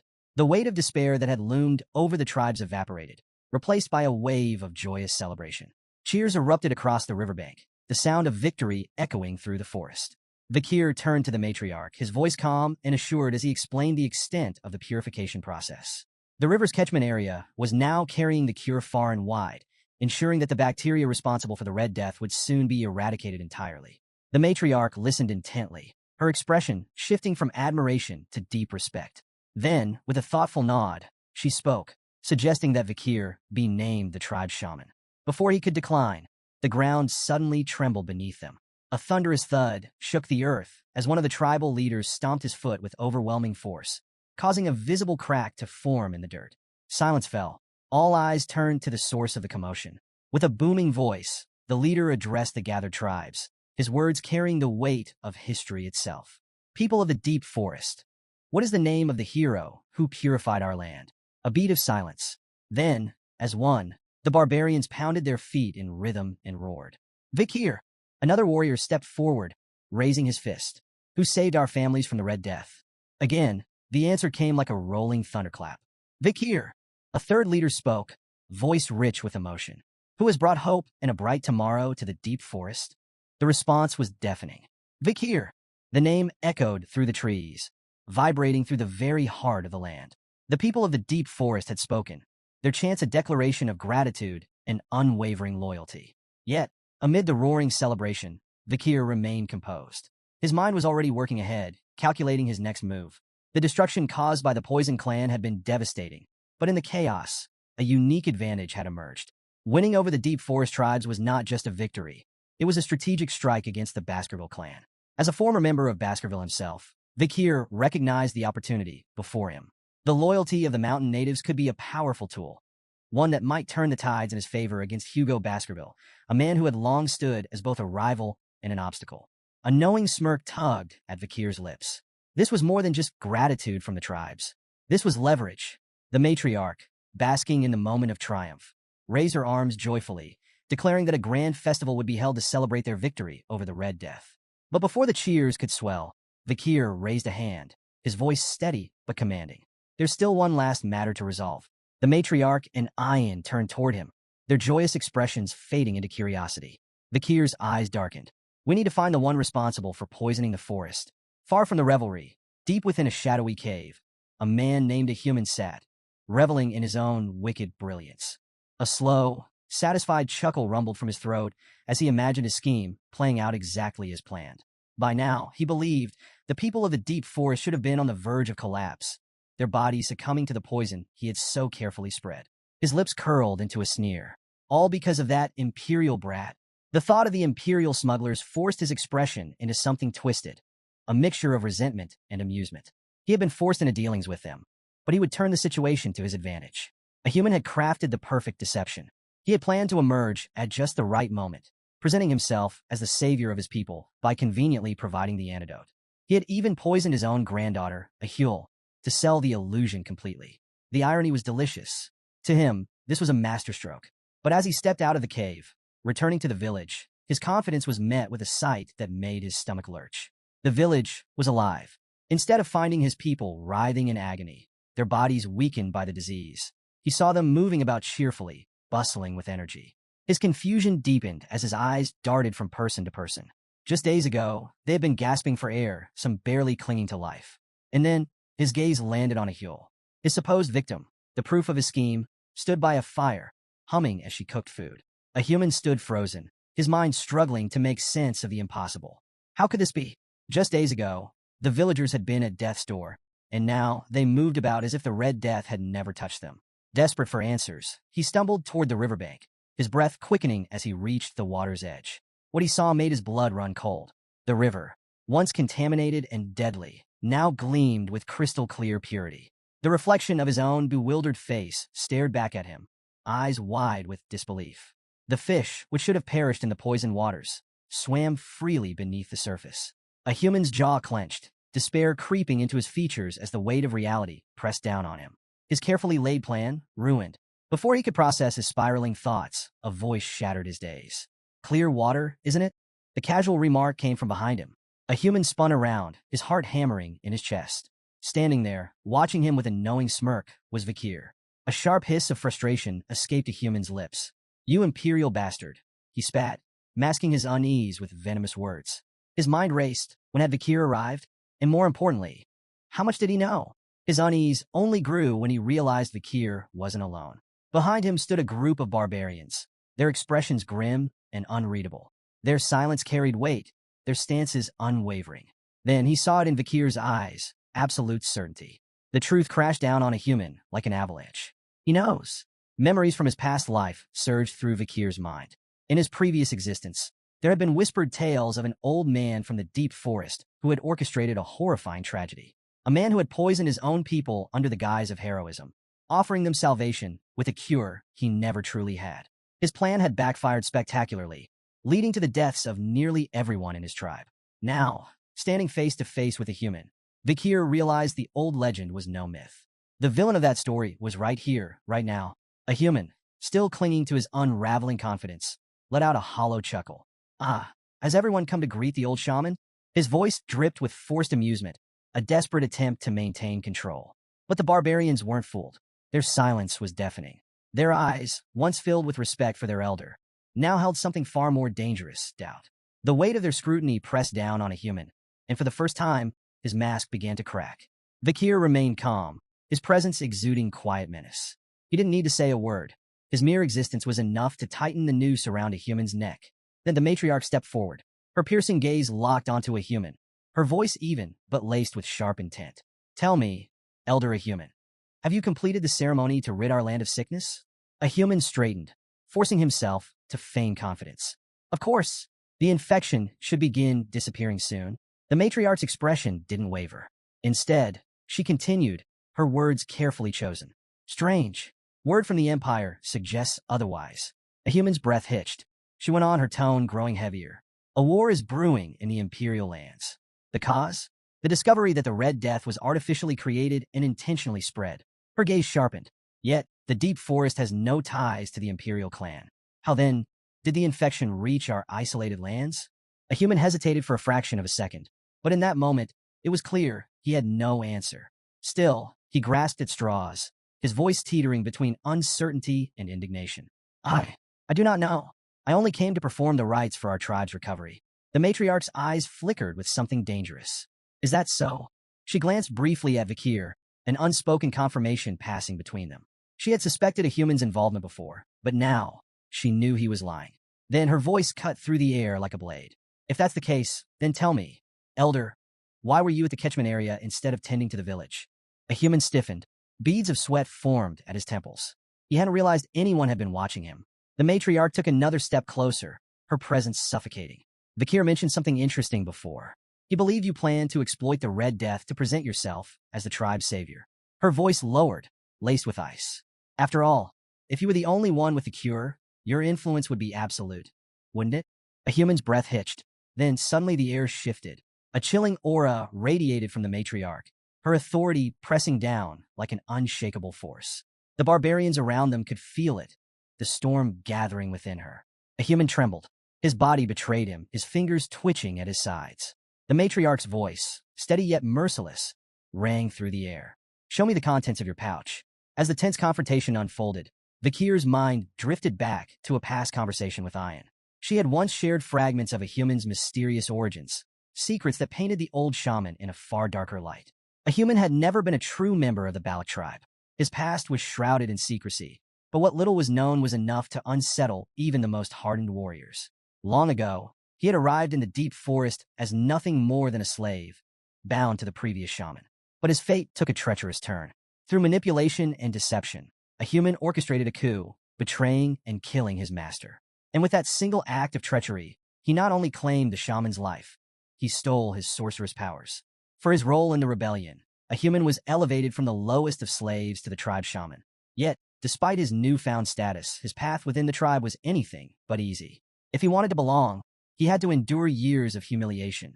He was made to handle the filthiest tasks, from cleaning excrement to serving as live bait for dangerous hunts. Only after enduring years of degradation and proving his worth did he finally secure the tribe's respect in his old age. Now, standing before the trembling shaman, Vikir wondered, had those years of suffering twisted a human into what he was today? Had his desperation for power driven him to defy even the matriarch, scheming to claim control over the entire forest? Vikir's thoughts were interrupted as the matriarch's voice rang out, sharp and commanding. A human. The pouch. Now. The old man hesitated, his hands shaking as he fumbled for an excuse. It's nothing but flour. Something I saved for after the ceremony, he stammered. With great effort, he reached for the pouch, intending to prove his innocence. But his trembling hands betrayed him. The pouch slipped. Time seemed to slow as it tumbled through the air, then splashed into the river. A stunned silence followed. The barbarians watched, wide-eyed, as the pouch dissolved into the water, its contents washing away before anyone could examine them. A human's eyes widened in horror. Panic flashed across his face before he forced himself into a nervous laugh, attempting to wave off the incident. On my old man's tremors. A foolish mistake, he muttered, though the unease in his voice was unmistakable. But it was too late. No one believed it was an accident. The matriarch's gaze hardened as she turned to him. Strange, she mused, her voice cool and deliberate. Why would you throw it into the river? A human's breath hitched. Vakir remained unfazed. Unfortunate, he remarked casually. Without the pouch, we can't verify its contents using conventional means. A human's face twisted with anger. His calm facade crumbled, and in a desperate attempt to shift the blame, he pointed an accusing finger at Vakir. This is a setup, he snarled. You've been scheming against me from the start. Matriarch, I demand you punish this imperial wretch for disrespecting an honorable shaman. The matriarch regarded him with an unreadable expression. Then, after a pause, she spoke, her tone eerily calm. You are right, human. Accusations without proof cannot be acted upon. A human's lips curled into a smug grin. She continued, since you are so certain of your innocence, then I will ensure your honor and pride remain intact.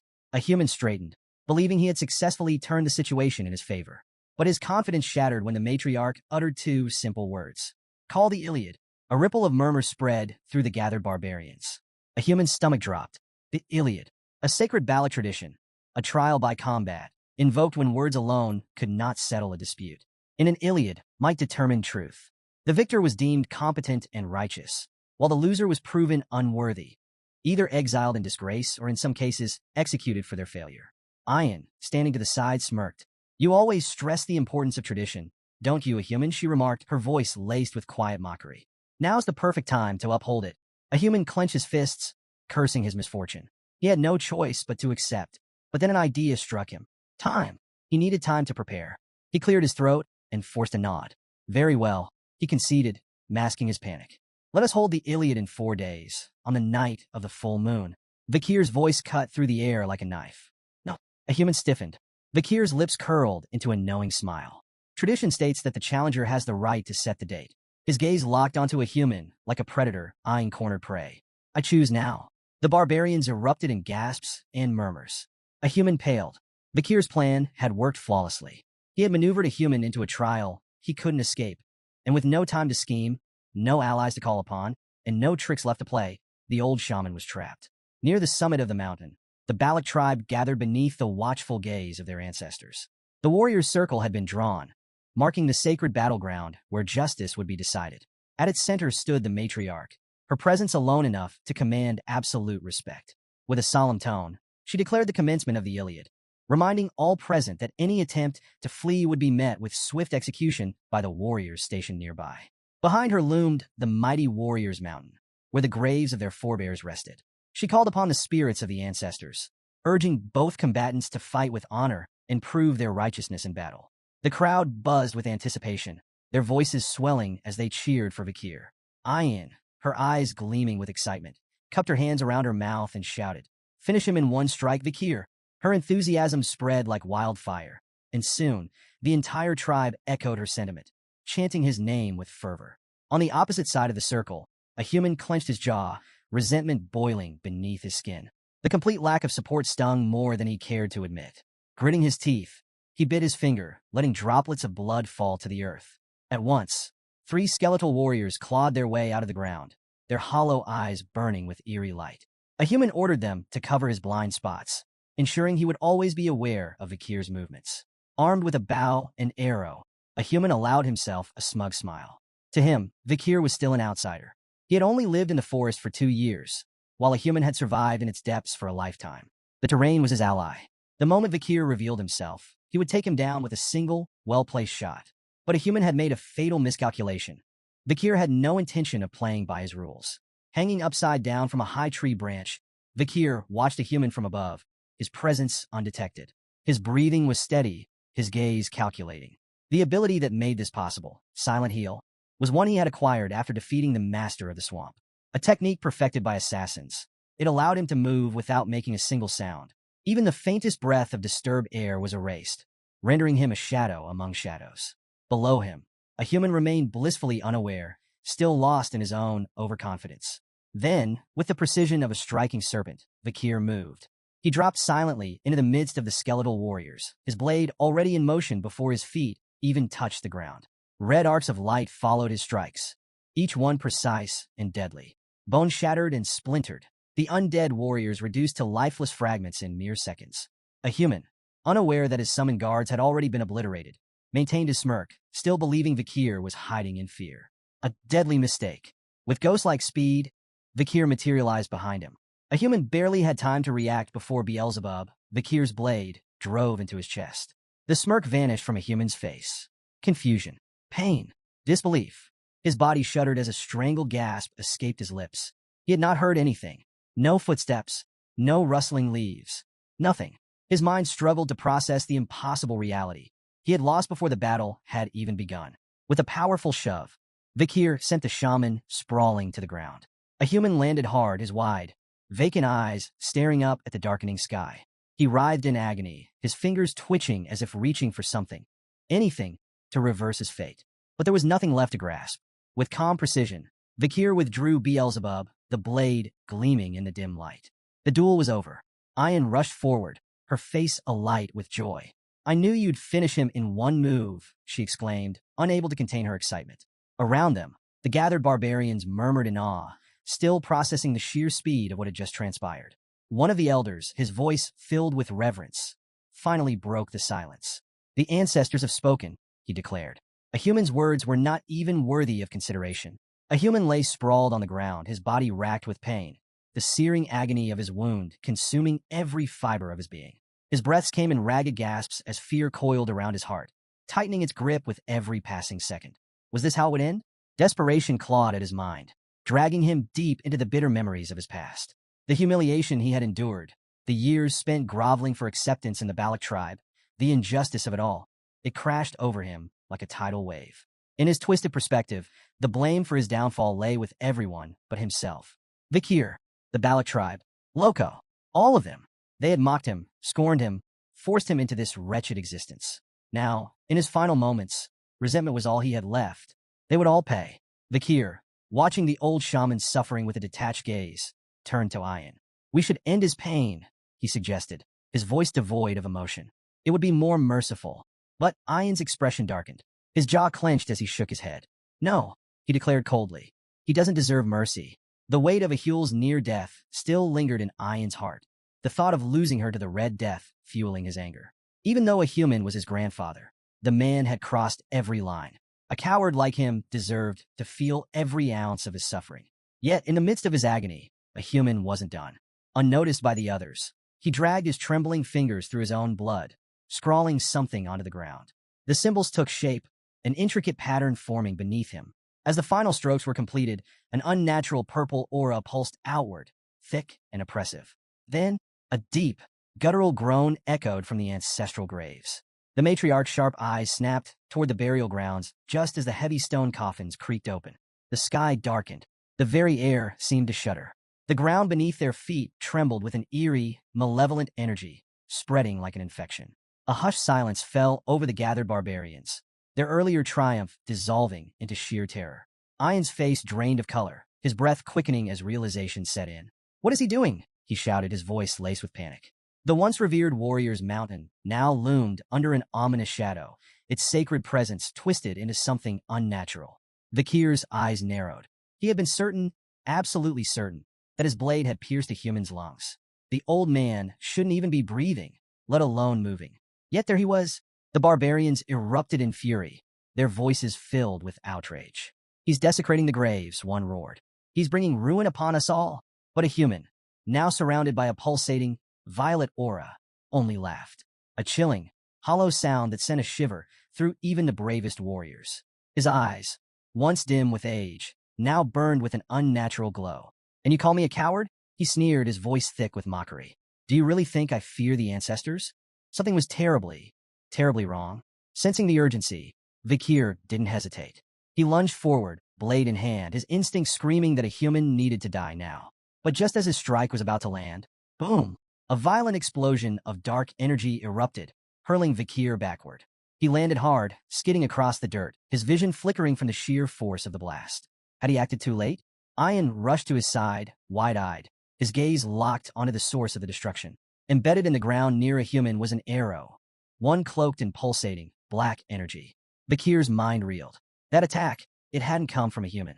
The old shaman, still writhing on the ground, let out a triumphant, rasping chuckle. His gaze drifted toward the mountain summit, his voice laced with malicious glee. You wished for the ancestors' judgment? His lips curled into a sinister grin. Then the time has come.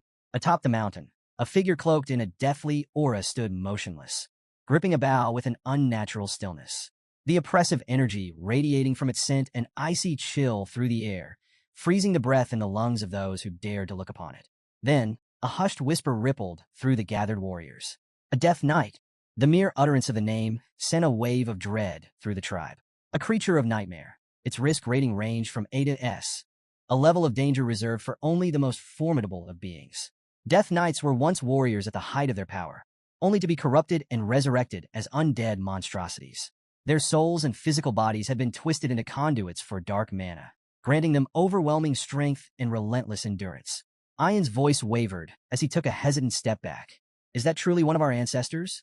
Vakir's gaze darkened as he analyzed the situation. This level of resurrection magic, a human couldn't have done this alone. Had the old shaman defiled the graves of their ancestors? Or had he turned himself into an undead being to seize such power? Before Vakir could reach a conclusion, the air thickened with malice. A human, his body now pulsing with dark energy, raised a trembling hand. With a wicked grin, he unleashed a torrent of skeletons, their hollow eyes gleaming with malevolence as they clawed their way out of the earth. His voice dripped with mockery. Did you really think I lived among you fools without preparing countermeasures? The warriors gritted their teeth, weapons at the ready, but a human wasn't finished. His smirk widened as he gestured toward the graves littering Warriors Mountain. You're all so shocked. Yet this is only the beginning, he sneered. Did you forget? There is not just one grave here. A horrifying rumble rolled through the earth. Then, one by one, more Death Knights emerged. The air grew heavier with each resurrection, the sheer malice emanating from the corrupted ancestors enough to sap the will of even the bravest warriors. What had once been a sacred burial ground was now a battlefield of the undead. As chaos erupted, a human climbed into a grotesque skeletal carriage, the construct pulsing with dark mana as it formed around him. With a deranged laugh, he urged the skeletal beast, pulling it to move. Try your best to survive, he called mockingly. I'll enjoy hearing how you all beg for mercy soon enough. He cracked the reins, and the carriage lurched forward, carrying him away from the carnage. But Ian wouldn't let him escape so easily. How low can you sink? He roared, drawing his bow. With furious precision, he loosed an arrow, its trajectory honed for a direct hit. But just before it could reach a human, shatter, another arrow intercepted it mid-flight, splintering it into useless fragments. Ian's breath caught in his throat as he turned toward the source. Standing unmoving, bow still raised, was the Death Knight. It had protected a human. Before Ian could react, another arrow streaked through the air, this time from the depths of the forest. Crack! The Death Knight's head exploded on impact. Its lifeless body crumpled, collapsing into a pile of unmoving armor. A stunned silence fell over the battlefield. Who had fired that shot? The barbarians, still locked in their fight for survival, snapped their heads toward the forest's edge. But the archer responsible remained hidden, their presence shrouded in mystery. The moment of hesitation passed quickly. The undead army still loomed, and a human had escaped. From the center of the battlefield, the matriarch stood firm, her voice slicing through the chaos. Do not falter, she commanded. These creatures are not our ancestors. They are a human's puppets. Her sharp gaze swept across the warriors. Destroy them. Prioritize your survival. Hesitation will kill you. Her words reignited the warriors' resolve. But even with renewed determination, the battle was far from easy. The undead ancestors were unlike anything the tribe had ever faced. They moved with unnatural speed, wielded weapons with terrifying precision, and felt no pain. Every attack that should have felled a man only served to slow them down. The barbarians fought valiantly, but their losses were mounting. For every undead warrior that fell, two more seemed to take its place. The ground was soon littered with the bodies of fallen comrades, their sacrifice a grim reminder of the enemy's overwhelming power. Amid the chaos of battle, an undead warrior let out a defiant scream, only to have its head obliterated by a perfectly placed arrow. A heartbeat later, two more suffered the same fate, their skulls pierced with lethal precision. Vakir's sharp gaze followed the trajectory of the shots, his mind piecing together the source of such flawless marksmanship. Then, his eyes landed on the matriarch. It's her, the night fox Aquila. Even among the relentless swarm of undead, her movements were effortless. Each arrow she loose struck with pinpoint accuracy, instant kills against enemies powerful enough to rival elite warriors. The Death Knights, feared beings of immense strength, fell like leaves in an autumn wind under her assault. Vikir's eyes narrowed as realization dawned. So this was the woman behind the legends. Aquila, the warrior who had once single-handedly defended the deep forest from the Empire's aggression. The stories of her prowess were not exaggerations. They were a testament to sheer skill. Turning to Ayan, Vikir spoke with certainty. With the matriarch here, the tribe will survive. But survival alone wasn't enough. Their true objective still lay ahead. Ayan, we're going after a human, Vikir ordered. The battle here is only a distraction. He's still out there, scheming. Without hesitation, the two warriors vanished into the forest. Meanwhile, a human moved deeper into the wilderness, his laughter ringing through the trees as he fled. His thoughts churned with bitterness. Fools, all of them. The Balak tribe would rue the day they cast him aside. Along the way, he turned to a skeletal minion trailing behind him. Go, he commanded, voice low and urgent. The creature nodded and disappeared into the shadows, carrying out a mysterious task. A human sneered. The tribe might have Aquila, but even she wouldn't be able to stop what he had planned. She's a genius, he admitted under his breath, his tone laced with both admiration and resentment. The strongest leader in our history. But no matter how brilliant she was, no matter how skilled, she wouldn't be able to handle this trap. Vikir and Ayan moved swiftly, tracking a human through the dense forest. At last they found him. In a hidden clearing, a human sat in the center of an elaborate magic circle, chanting in a low, guttural voice. The air around him pulsed with dark energy. Towering stone pillars, worn with age, surrounded the ritual site, their surfaces etched with ominous markings. Vikir's gaze swept across the scene, his mind racing. This wasn't just some improvised spell. This was ancient. Turning to Ayan, he asked, "Do you know what this place is?" Ayan shook her head, her expression tense. "I don't know the specifics," she admitted. "But whatever he's doing, we can't let it continue." Without hesitation, she drew an arrow, aura flickering around its shaft. "I'll kill him here and now." She let the arrow fly. It streaked toward a human, slicing through the air with deadly speed. But just before it struck, "I'm done." A human's triumphant shout sent a chill down Ayan's spine. The ground beneath them shook. Then, from within the earth, a hand shot up. Snap! With impossible speed, it caught Ayan's arrow between its fingers. Ayan's heart nearly stopped. The air around them darkened. A wave of oppressive energy crashed over the clearing, suffocating and vast. A human staggered to his feet, his face alight with glee. "It worked," he whispered, before turning toward Vikir and Ayan with a wide, deranged grin. "You're too late." Vikir's grip on his sword tightened as a human stepped aside, revealing what had risen from the ritual circle. A lone figure stood amidst the swirling dark mana. Tall, imposing, wrapped in an aura of unfathomable power. A human spread his arms in a grand gesture, his voice dripping with triumph. "Behold!" A heavy silence filled the clearing as he spoke the name. The divine archer, Adonai. Ayan's blood ran cold. She knew that name. It wasn't just a legend, it was history. Adonai, the mythical archer of unparalleled skill. The warrior revered by generations. The protector of the deep forest, whose arrows had once rained death upon the enemies of their people. And now, he stood before them, corrupted, undead, summoned by a human to serve as his puppet.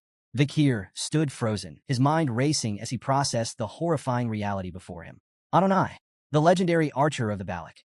Now nothing more than an undead puppet, twisted by a human sorcery. Before he could react further, Adonai moved. Within human speed, the Death Knight notched an arrow and let it fly. The projectile sliced through the air with terrifying precision, its sheer force warping the very space around it. Too fast. Instinct took over. Vikir whipped Beelzebub into position, meeting the arrow in midair. Steel clashed against enchanted wood, and the impact sent a violent tremor through his entire arm. The deflected arrow veered off course. Then, boom! The moment it struck a nearby tree, the entire trunk exploded. Shrapnel and splintered bark rained down like deadly shrapnel. The very earth beneath them shook, the blast carving a smoldering crater into the battlefield. Vikir staggered, his mind reeling. Aura-infused arrows. And not just any aura. This is something else entirely. Then, a sharp cry of pain. Vikir's head snapped toward the sound. Ayan clutched her thigh, her fingers slick with blood. Her face contorted in agony as she gritted her teeth. "It burns," she gasped, her voice laced with panic. Vikir's eyes narrowed as he inspected the wound. The bleeding wasn't normal. The flesh around it was corroding. Poison. Then it clicked. He had heard the stories, legends of Adonai's battle against Madame Eight Legs, a monstrous arachnid feared even among the deep forest warriors. The bow Adonai wielded, it had been crafted from that very creature's remains. And now, its venomous essence still lingered within its arrows. Before Vakir could fully process the revelation, Adonai attacked again. Another barrage rained down. Vakir moved, deflecting each shot with Beelzebub. Every impact sent bone-rattling shockwaves through his arms. The ground beneath them cracked and burned from the force of each explosion. But something was changing. Vakir's movements slowed. His breaths became more labored. His grip on Beelzebub tightened as the blade groaned under the relentless strain. Too strong. Too fast. Ian, watching him struggle, screamed, "Stop protecting me. Run away and save yourself." Vakir didn't even glance at her. His stance remained firm. There is no retreat. A human's laughter rang through the chaos, dripping with venomous glee. "Fools," he sneered. "Your resistance is meaningless." Adonai finished them. The death knight obeyed. With calculated precision, Adonai drew another arrow. This time, the aura around it darkened, twisting into something even deadlier. A single shot, brimming with the power to end everything in its path. Vakir clenched his jaw, his battered body screaming in protest as he prepared for one final deflection. But before the arrow could strike, something changed. A shadow moved. Then snap. In an instant, the deadly projectile stopped. It didn't explode. It didn't shatter. It had been caught by a single hand. A hush fell over the battlefield. Vakir, Ian, a human, even Adonai, stared in stunned silence. Then from the shadows she emerged, the matriarch Aquila. She stood between them and certain death, her grip firm around Adonai's arrow. Then without a word she crushed it. The aura-infused shaft splintered like fragile glass, crumbling into nothing. Her piercing gaze lifted, locking onto Adonai. With calm authority, her voice carried across the battlefield. "This ends now." The deadly energy around them seemed to recoil, as if even the dark forces at play recognized who she was. A human, watching from his skeletal carriage, felt an unnatural chill crawl up his spine. Then, the matriarch's gaze shifted to him. Her expression remained unreadable, but when she spoke again, her voice was laced with an icy finality that sent pure dread coursing through a human's veins. "Let's have a talk." Ian, caught between shock and overwhelming relief, called out to his mother. "Matriarch." His voice trembled as he struggled to process her sudden arrival. Aquila, standing tall amidst the battlefield's chaos, responded with calm certainty. "I sense the disturbance," she said, her tone unwavering. This level of aura couldn't be ignored. Her gaze swept across the destruction, the shattered earth, the smoldering craters left by Adonai's arrows, the warriors still locked in battle against the undead. Yes, she had made the right call. A human, still reeling from her presence, took an unsteady step back. His lips parted in disbelief, his once mighty confidence crumbling beneath the weight of her gaze. "Aquila?" He barely managed to choke out her name, his voice raw with fear. Before Aquila could respond, Ian spoke urgently. "Mother, your hand." That arrow was poisoned. Aquila glanced down at her palm. The flesh around the wound had darkened, the poison visibly spreading. Then, without hesitation, she clenched her fist tightly. A sudden ripple of energy surged through her body, an invisible explosion that made the very air tremble. A split second later, she unfurled her fingers, and the poison dripped away like water, purged completely. Vakir, watching closely, felt a rare flicker of astonishment. She detonated her own aura from within. The technique was incredibly rare. It required such mastery over one's internal energy that even the slightest miscalculation could have left her permanently injured, or worse. Yet, she had done it effortlessly. Vakir remained silent, committing the feat to memory. Aquila turned back to a human, her voice now devoid of warmth. "Answer me."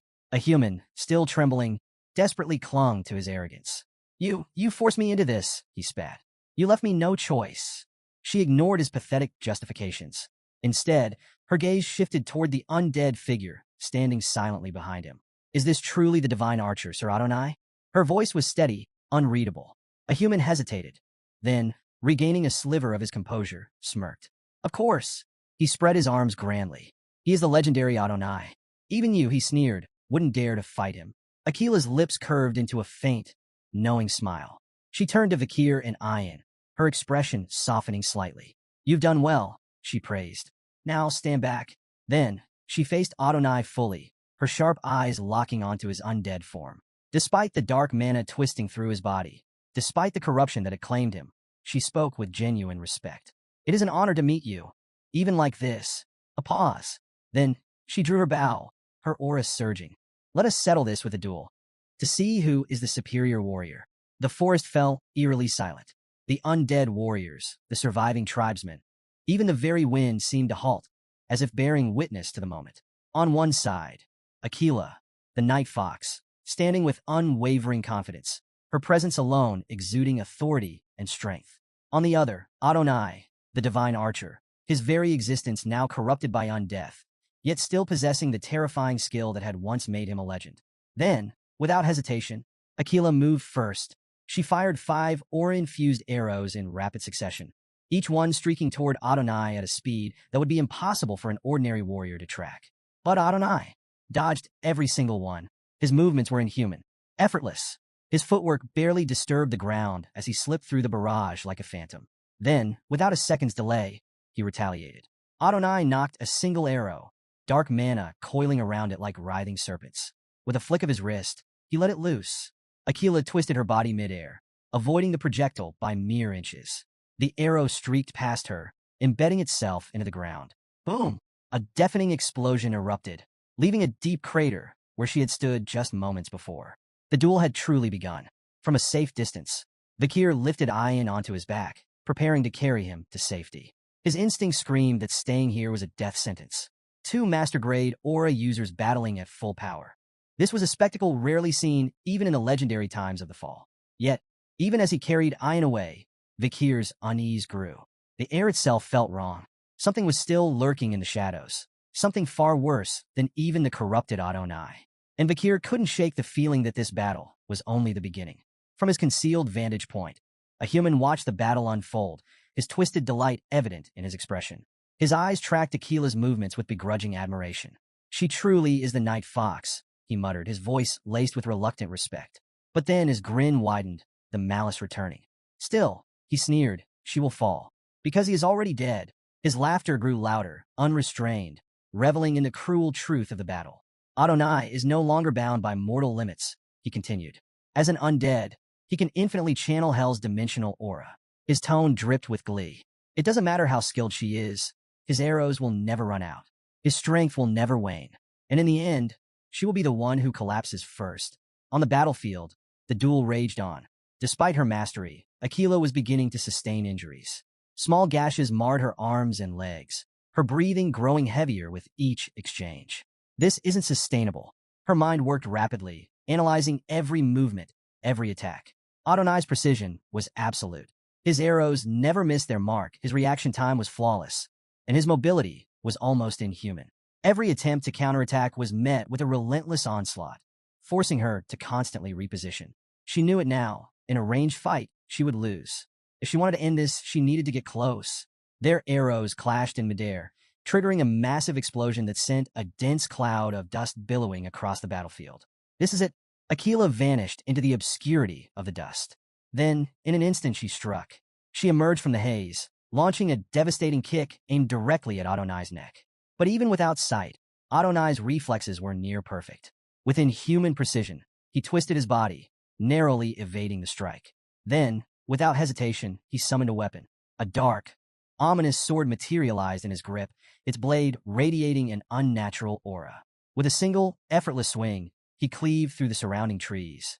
The sheer force of the attack sent massive trunks crashing to the ground, uprooted like mere twigs.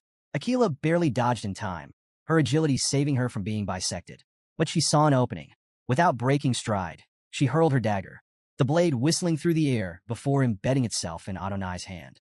The Death Knight's grip faltered. The dark sword tumbled from his grasp, clattering to the ground. Now, capitalizing on his momentary imbalance, Aquila delivered a brutal kick to his knee.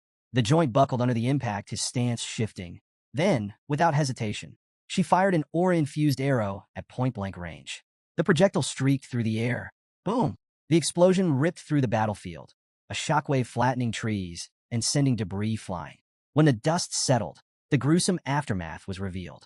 Adonai's upper right half had been completely obliterated. His bow arm was gone. A massive portion of his chest had been torn away, leaving a hollowed-out cavity where flesh and bone had once been. Aquila, steady despite her exhaustion, addressed him with respect. Great ancestor. Her voice was solemn. Is it your undead state that makes you hesitate? Or is it your will, buried somewhere deep inside you, that refuses to strike down your descendant? She exhaled. Regardless, I will free you from this corruption. Then, she knocked another arrow. One final shot, aimed directly at his face. She released it. The arrow sped toward its target, cutting through the air with lethal precision. But just before it could strike, a dark aura-infused arm materialized out of nowhere, catching the arrow in mid-flight. A low, guttural scream erupted from Adonai as the corrupted energy surged through his body. The dark energy began to reconstruct his missing half. His lost limbs regrew, the torn flesh stitched back together by necromantic power. His form, already fearsome, now looked even more monstrous. A human, watching from his hiding place, let out an impressed exhale. Ah, legends truly are different, he muttered. For a brief moment, it seemed as though he respected Adonai's sheer willpower, his ability to resist the necromantic spell. But that admiration quickly turned to frustration. With a scowl, he scoffed, "But what's the point of resisting if you're still my puppet?" His eyes gleamed with malice. Enough of this half-hearted rebellion. Then, with a cruel smirk, he gave the command. Adonai, unleash your full power. Destroy them all. With blinding speed, Vikir closed the distance that Akila's sharp voice cut through the battlefield, her frustration clear. She knew what was happening, but Adonai, now fully engulfed in dark aura, let out a blood-curdling scream. The transformation had completed. The air around him twisted, pulsating with raw, oppressive energy. His once noble presence had vanished, replaced by something sinister, something unnatural. A human, relishing the chaos, chuckled darkly. That thing before you, he mocked. That's no longer Adonai. Then, a new disturbance rippled through the forest. Thunderous booms echoed across the battlefield. The ground trembled as three colossal Irank monsters emerged from the depths of the woods, drawn to the overwhelming energy of the fight. Towering and savage, their massive forms radiated raw destruction, their piercing eyes locked onto the scene before them. But they never got the chance to act. Without hesitation, Adonai moved. In the blink of an eye, 3 arrows left his bow, each infused with immeasurable power. Then, silence. The monsters froze. Their bodies shuddered for a split second. Then, all at once, they collapsed. 3 unstoppable beasts, annihilated before they could even take a step. Akila stood motionless, her breath caught in her throat. She hadn't even seen the arrows. The realization sent a chill through her.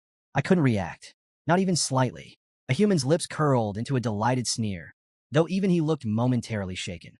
I knew he was strong, he muttered, half to himself. But this? Even I didn't expect him to eliminate them so easily. Then, regaining his composure, he turned back to Akila, malice dripping from his tone. Well then, he grinned. Why don't we see what he can do against you? He raised his hand. Adonai, finish her. Without hesitation, the Death Knight obeyed. A barrage of arrows streaked toward Akila, each one carrying the venomous essence of Madame Eight Legs. The sheer speed and precision of the attack made them impossible to fully dodge. Akila moved, her reflexes still extraordinary. She twisted, ducked, and weaved between the incoming projectiles, her footwork flawless. But something was wrong. A creeping numbness spread through her limbs. Her movements became ever so slightly slower, the poison from the earlier wounds taking hold. She needed to end this quickly. Making a snap decision, Akila spun and fired 2 arrows in rapid succession. The first arrow veered off course, seemingly missing its mark. The second arrow, however, shot straight for Adonai's face. Adonai reacted instantly. With an almost lazily precise motion, he obliterated the second arrow mid-flight, reducing it to useless splinters. Akila's face shifted, her eyes widening in what looked like shock. A human laughed, his voice filled with mockery. That was pathetic, he sneered. Even you misfire sometimes. Then his words died in his throat. Something was wrong. The first arrow, the one that had missed, suddenly reversed course. It curved midair, spinning at an unnatural angle before piercing straight through Adonai's throat from behind. A human's triumphant grin vanished, his expression twisting in disbelief. Akila, now smirking, exhaled steadily. That was no mistake. Her voice carried through the battlefield as she addressed Adonai with measured respect. It may look like the first arrow missed, she explained, but the second one hitting the target is just the setup. She raised her bow slightly. When an opponent blocks the second arrow, the first one, having reached maximum rotation midair, reverses and strikes from behind. Her gaze held firm. It's a technique I developed after studying your legendary duel against the Imperial Knight. Silence hung in the air. A human, still recovering from the shock, scoffed, but there was a flicker of unease in his eyes. Then, Adonai moved. With an eerie calm, the Death Knight reached up and pulled the arrow from his throat. His hand lowered. The wound was already gone. Akila's confidence flickered. The attack had done nothing. A human, now regaining his composure, erupted into laughter. "You fool," he howled. His eyes gleamed with malice as he looked down at her. "It doesn't matter how strong-willed you are, Akila." His voice was filled with cruel amusement. "You've never fought a corpse before." His grin widened. "Sir Adonai is already dead. Nothing as trivial as an arrow to the throat can defeat him." Some distance away, Ayan watched with growing anxiety as explosions echoed through the forest. Each tremor that shook the ominous landscape only deepened her concern for her mother. She wanted to rush to Akila's aid, every instinct screaming at her to act, but she held herself back. She remembered Vikir's firm instructions: stay hidden. She clenched her fists, trusting that he would handle the situation, that he would be the one to stop a human's necromantic madness. Meanwhile, Vikir sprinted through the dense underbrush, his mind rapidly piecing together a human strategy. He's terrified of Akila. It was obvious. A human had never planned to fight her directly. He was hiding behind Adonai, using the undead archer as a shield against her. And now, Vikir had found him. There, crouched behind a tree, was a human, his beady eyes darting nervously toward the battlefield. Coward. Vikir didn't hesitate. He charged forward, aiming to end this with a single decisive strike. But just as he closed the distance, boom! A Death Knight materialized before him, its massive leg already in motion. The devastating kick shattered the ground, sending debris flying like shrapnel. Vikir twisted his body, narrowly evading the blow, and retreated a few steps to assess the new threat. The commotion drew a human's attention. The shaman's face twisted in recognition before splitting into a triumphant sneer. "Vikir," he bellowed, his voice filled with venom. Cursing under his breath, a human glared at the young warrior before regaining his smirk. "I knew you'd interfere." He gestured dramatically toward the Death Knights surrounding him. "That's why I prepared these." A human sneer widened as he gestured toward his undead guards. These warriors were so powerful in life that they were buried in the warrior's grave. "You'll find them more than a match." On cue, the Death Knights surged forward, their movements terrifyingly swift and coordinated. Meanwhile, on the battlefield, Adonai's next arrow found its mark. The projectile struck Akila's waist with unerring precision. She collapsed to her knees, a cry of pain escaping her lips. Her aura flickered, dimming as the venom of Madame Eight Legs spread through her body like wildfire.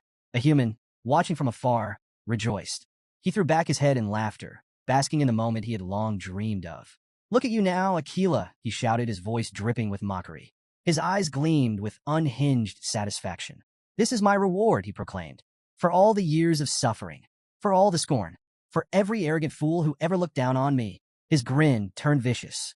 "I'll kill every clan member who ever mocked me." But just as he reveled in his imagined triumph, the air shifted. A killing intent unlike anything before materialized behind him. A human's breath caught in his throat. Then, slash! In an instant, Vikir unleashed the Baskerville clan's sixth technique. His blade moved with deadly precision, a blur of speed and finality. The Death Knights, warriors once powerful enough to be honored in sacred burial, were erased in moments. Their undead bodies dissipated into nothingness, utterly annihilated. A human turned, his sneer vanishing as he saw the carnage. Vikir stood amidst the fading remains of the fallen Death Knights, his expression unreadable. Then he spoke. "Your plan has one flaw, a human." His voice was calm. "Certain. The people of the forest aren't just obstacles." His cold, piercing gaze locked onto a human's trembling form. "They're my support system." A human's mouth fell open. His mind reeled, struggling to process what he had just witnessed. The Death Knights, warriors beyond the strength of high-ranking graduates, had been erased in mere seconds. His lips parted, his voice barely above a whisper. "Is this child stronger than a high-ranked graduate?" For the first time, a human felt fear. Not annoyance, not frustration. Genuine, suffocating fear. Then, Vikir's voice cut through the silence. "Have you truly perceived every desire?" The words sent a chill down a human's spine. They weren't a question. They were a judgment. The sheer weight of them made a human's knees buckle. He can't be human. Desperation surged through him. He needed to escape. Wild-eyed, he turned toward Adonai and screamed, "Kill him, now!" The undead archer obeyed. Adonai drew his bow. A murderous aura enveloped the arrow, its power radiating pure destruction. But before the shot could be loosed, boom! Akila struck. Appearing behind Adonai, she delivered a devastating kick to the Death Knight's back. The force disrupted his aim, sending the arrow streaking just inches past Vikir's head. The shot missed. A human's heart plummeted. Panic consumed him. His mind screamed for a way out, a way to survive. He turned back to Adonai, shrieking once more. Obey me. Finish them. But this time, his words never finished. Slash. The sound was silent, almost too fast to register. A human staggered. His eyes flickered downward, confusion dawning on his face. His hands, they were gone, severed at the wrists. Then, slash. A second strike. His head left his shoulders. His expression, frozen in death, was one of pure disbelief. He hadn't even processed what had happened. A lifetime of scheming, of malice, of ambition. All of it had ended in a single, merciless instant. The Balak tribe faced an uphill battle against the relentless Death Knights, their resolve waning under the overwhelming power of the undead. Amid the chaos, a young girl's bow was shattered by a Death Knight, which then prepared to use it against her. But before it could act, its body disintegrated into ashes, triggering a cascade across the battlefield. The entire legion of Death Knights dissolved into smoldering remains, their menace extinguished. Standing amidst the carnage, Aquila loomed over Adonai's fading form. Her breaths were heavy, her expression solemn. As Adonai crumbled to nothing, she placed a hand on his vanishing shoulder and whispered, "Rest in peace," her words soft but resonating with finality. On the other side of the clearing, a human's bitter laughter echoed, mingling frustration with despair. He cursed his failure to claim the forest, his venomous gaze fixed on Vakir. "You child of the Empire, you've ruined everything," he snarled, his rage unrestrained. Vakir met his tirade with calm indifference, though his thoughts briefly wandered. For all of a human's dark ambition, his mastery over necromancy was unparalleled. Commanding Death Knights and subjugating Adonai had required immense power. Vakir pondered what a human might have achieved had he chosen the path of a true shaman instead of succumbing to corruption. The moment passed as a human, defiant to the end, bellowed a final threat. "This isn't the end. You'll regret driving me out." Yet his declaration was cut short by an arrow that struck his forehead, ending his twisted saga. Vakir turned to see Ahun, bow in hand, his breathing labored. Ahun approached, guilt etched into his features. "If only I had listened earlier," he confessed, his voice heavy with regret. Vakir placed a firm hand on Ahun's shoulder, his tone steady. "It wasn't your fault. You did well." With a human defeated, relief rippled through the group. Zir suggested they return to the village, and the survivors set off, eager to leave the horrors behind. But their relief turned to dismay when they arrived to find the village reduced to ruins. Where life once thrived, only wreckage remained, strewn like forgotten remnants of a shattered past. A stunned silence enveloped the group until Ayan's trembling voice broke it. "What happened here?" she asked, disbelief and dread lacing her words. The matriarch, her face ashen, explained that those who hadn't joined the Iliad had stayed in the village. Ahul stepped forward, her voice quivering as she revealed the culprit, Madame Eight Legs. Ayan froze. "Madam? She came here?" The revelation hit like a thunderclap. Desperately, she rushed to check on her sister, hoping against hope for her safety. Meanwhile, Vakir, standing apart, puzzled over the monster's sudden aggression. Madame Eight Legs had remained dormant until now. Why had she unleashed such destruction during their battle with a human? Ahul pointed toward the ceremonial tent of their grandfather, recounting how smoke had risen from it moments before the rampage. Vakir followed her gaze, investigating the site. Among the charred remains, he identified a burned plant used to attract insects, an intentional act by a human to summon Madame Eight Legs. Even in death, a human's malice had left its mark. Back in the devastated village, the matriarch slammed her fist against a boulder, the impact echoing her fury. Her voice shook with rage as she cursed a human's treachery, her frustration boiling over.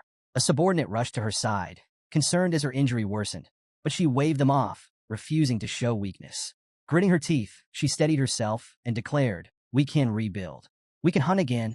Her focus then shifted to the survivors, ordering the uninjured warriors to tend to the fallen and search for those still clinging to life. Not far away, Ayan knelt beside her wounded wolf, Bakira. The loyal beast trembled, its leg rendered useless by Madame's venom. Tears streamed down Ayan's face as she held Bakira close, whispering apologies for leaving him to face such danger alone. Madame Eight Legs was no ordinary monster. To the tribes, she wasn't just a beast, but a force of nature, an unstoppable calamity that inspired pure terror. Revenge wasn't an option. Survival was the only goal. Yet, while despair settled over the village, Vakir's sharp mind was already working through a plan. Later that night, beneath the cover of darkness, Vakir entered matriarch Aquila's tent. She turned to face him, her expression wary yet composed. "What brings you here, Vakir?" she asked. Unfazed, Vakir met her gaze. I need to know more about Madam Eight Legs. Akila's eyes narrowed. And why this sudden interest? Without a word, Vakir produced a worn document and laid it before her. I found this in the Loco tribe's village, he explained. It's a record detailing Madam Eight Legs, her venom, witness reports from battles against other monsters, even the location of her lair. Akila's brow furrowed as she scanned the document. Vakir continued, his tone unwavering. But even after reading it, I still don't understand. Why do the forest tribes fear her so deeply? Why hasn't anyone united to take her down? The matriarch exhaled, her voice tinged with the weight of generations.